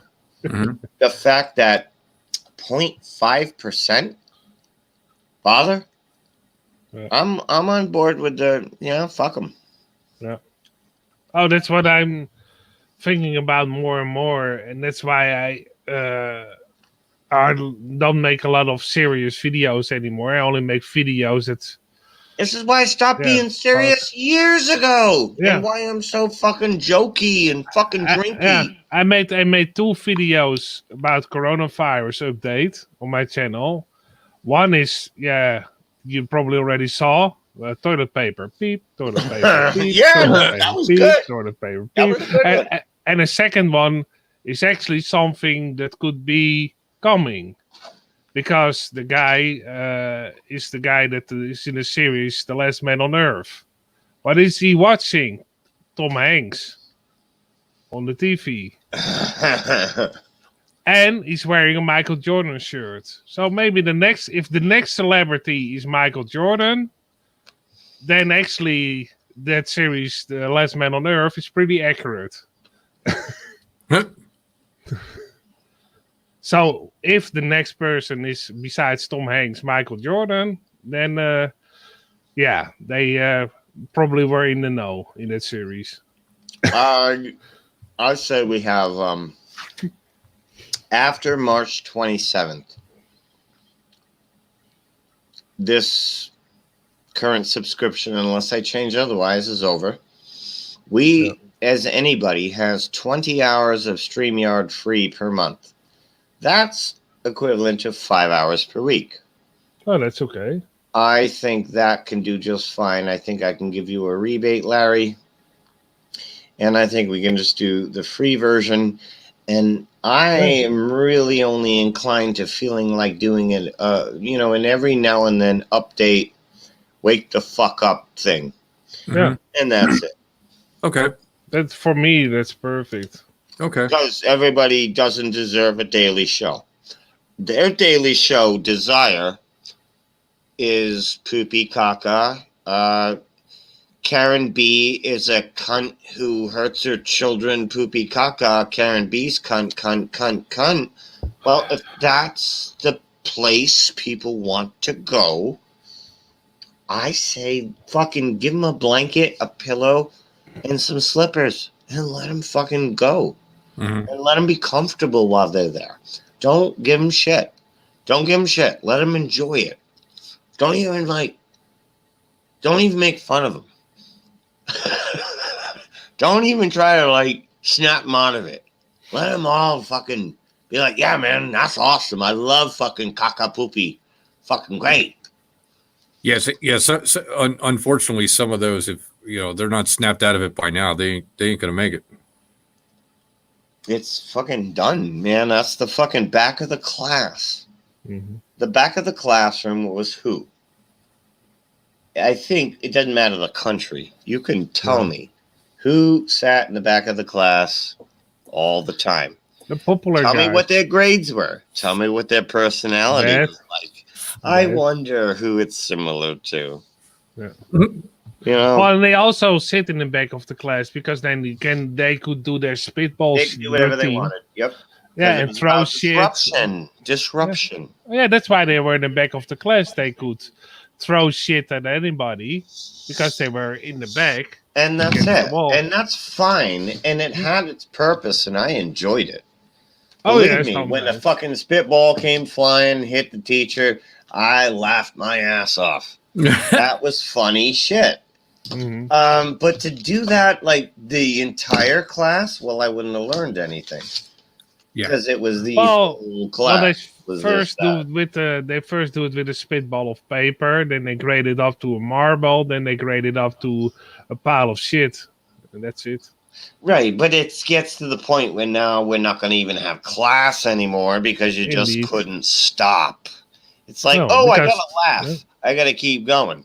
Oh, I got another laugh. I got to keep going. It's like, well, no, okay, move on. Yeah, at now least the laughs are dying down, and it's now getting to enough. At least get a new set of jokes or some new material. Yeah, get a Jewish writer. Get something. Whatever, yeah. You had a Jewish writer and you fired him. Yeah. Well, a joke that I actually came up with for the coronavirus, it's a little bit of a lame joke, is in the next town, somebody told me they had 2 cases of corona. I said, only 2 cases of beer? Shit. Yeah, you told me that joke. I didn't want to LOL at 4 o'clock in the morning here. I didn't know if you were asleep. Then I thought, okay, yeah. Jay, if you want to take it off live, man, go for it. It's almost been that 5-hour mark, and okay, yeah, no problem. No, I don't really give a fuck because what happens when we go off air? Oh, we should be on air right now. So you know what? Let it fucking run. No, I've changed my mind personally on that one. Some of the things we've done off air were, some of them should have been. It was at the time, at the moment, and it's over. Past doesn't matter. It's not going to change anything. We have the best conversations off air, I thought. Most of the time. Well, pretty much.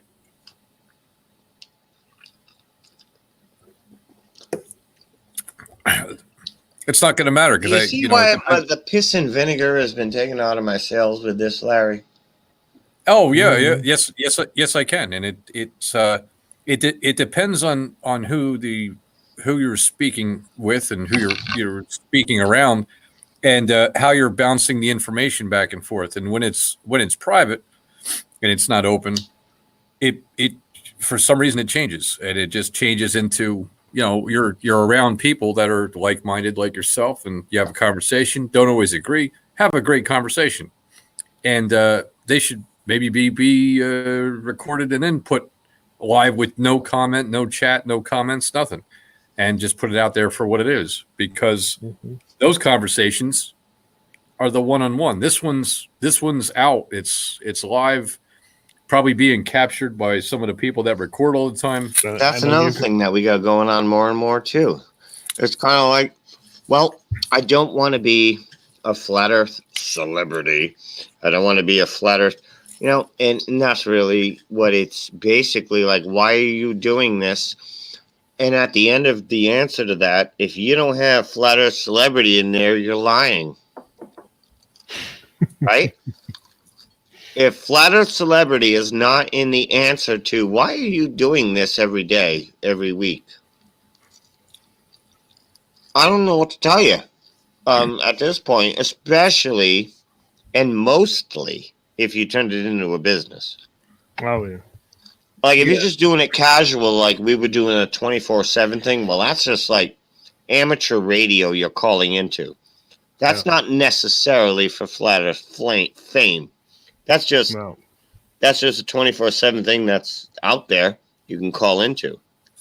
When it's been taken over by adolescents, well, that's done. Mm-hmm. The adolescents run it now. So unless you want to call into kindergarten, there is no more 24/7 unless you go to Flat Earth Discord. And if you go to the 24/7 Discord, that's overrun by Bibles. Mm-hmm. So where are you going to go? Yeah, it's a hard choice between horse manure and Bible thumpers. Horse manure or Bible? Which one is it? Yeah. We had the alternative, and people are like, yeah, okay. I figured now you got black and white. Now you got no more color. I figured next time I put the camera on, I'm gonna have a couple flags hanging behind me and a couple of plastic toy guns and put them on the wall so it looks like it's really stocked up and stuff, and just go on there like a toughie. When you like a YouTube channel, you know what you do? When you get the notification that they signed on, you go over there and you support them. And we do have good support. We have a small group of good people. And it's just not enough for me to bother. And these people are already well beyond me, them needing me in any way whatsoever. Yeah. In fact, I might need them in some ways. Like, these people could be far better off not wasting their time. Well, they're not wasting their time, but you know what I'm saying? Like, I think that people are better off here than listening to other mouth garbage in some regards.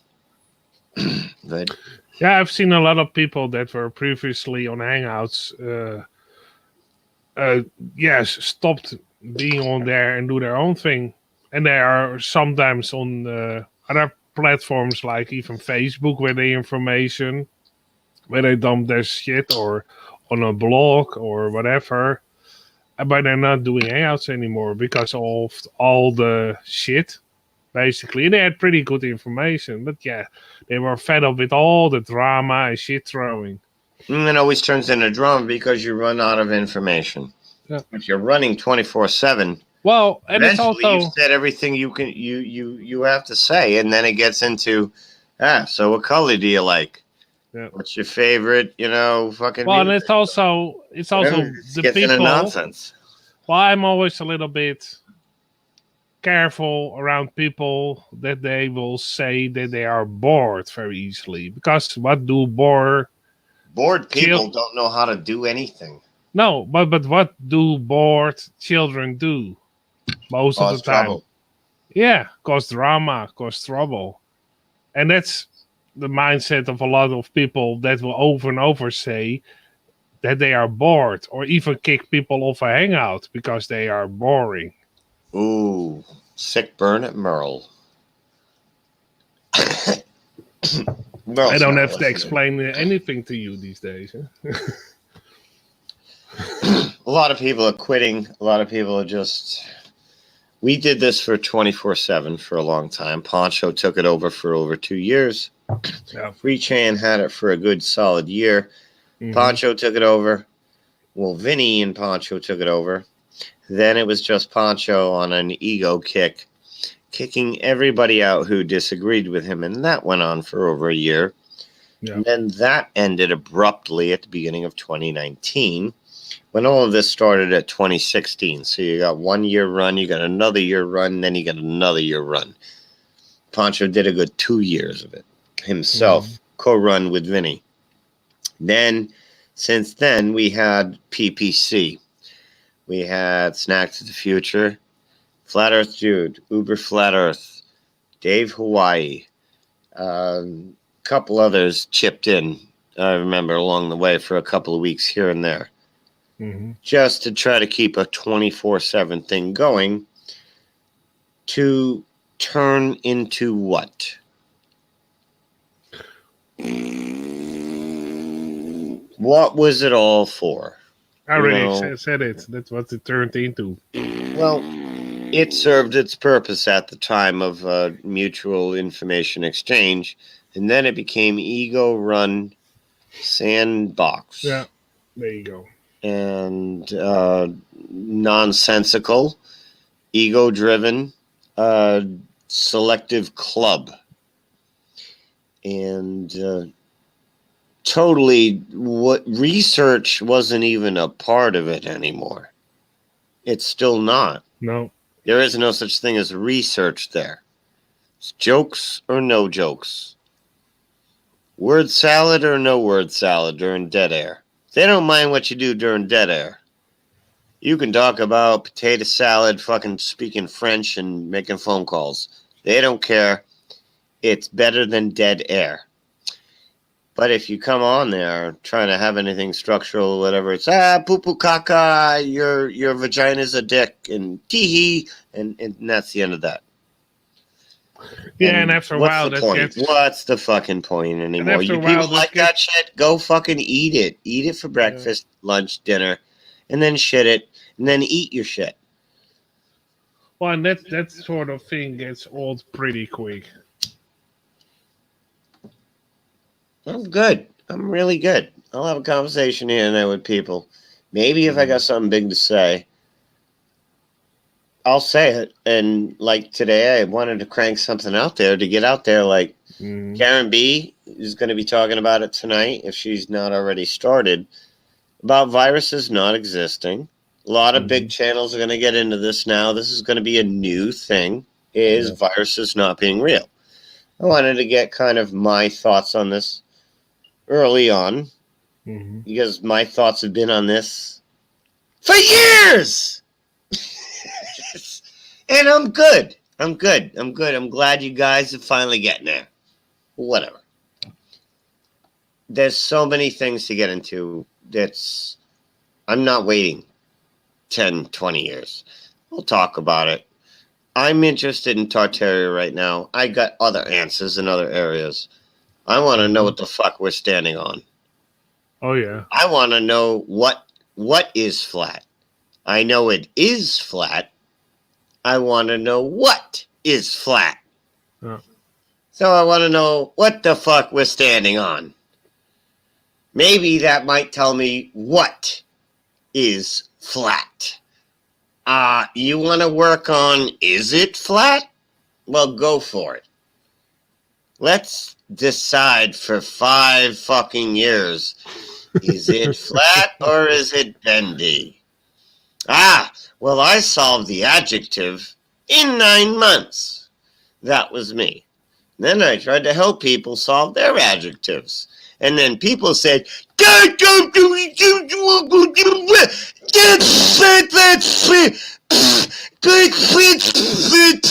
for 4 years.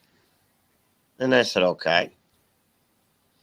And I said, well, here's what we're standing on. And apparently, this is what we're standing on. And they said, and this is really like the end of it. You know, it's kind of like, do you want to talk about fish people? How about fake people? How about, no, we're not even going to get into anything. Viruses? No, go get your shot. Please get your shot. Please get your shot. Yeah. Oh, for fuck's sake. I think they will do like a deal. If you get your shot, you get a Dr. Pepper and a Pringles chips for free. Oh, yeah. It's a fucking bag of chips. Bag of chips and a soda. Yeah, that will probably will Oh, reel that most and a people bag in. of chips. You know, probably the next thing besides toilet paper will be another. Probably the first foods that will be less available will be the foods that they will promote to get a flu shot. If you get a flu shot, you get 5 rolls of toilet paper for free. Oh shit! I'm getting mine. Yeah. There's no toilet paper available anymore. Well, you know what? You know what? What's a good insult about wiping your ass? Yeah, Oh, I know. Here's how I'll end it. he gives you shit here. Yeah. I don't give a shit, and I can wipe my ass with all of you. Good night.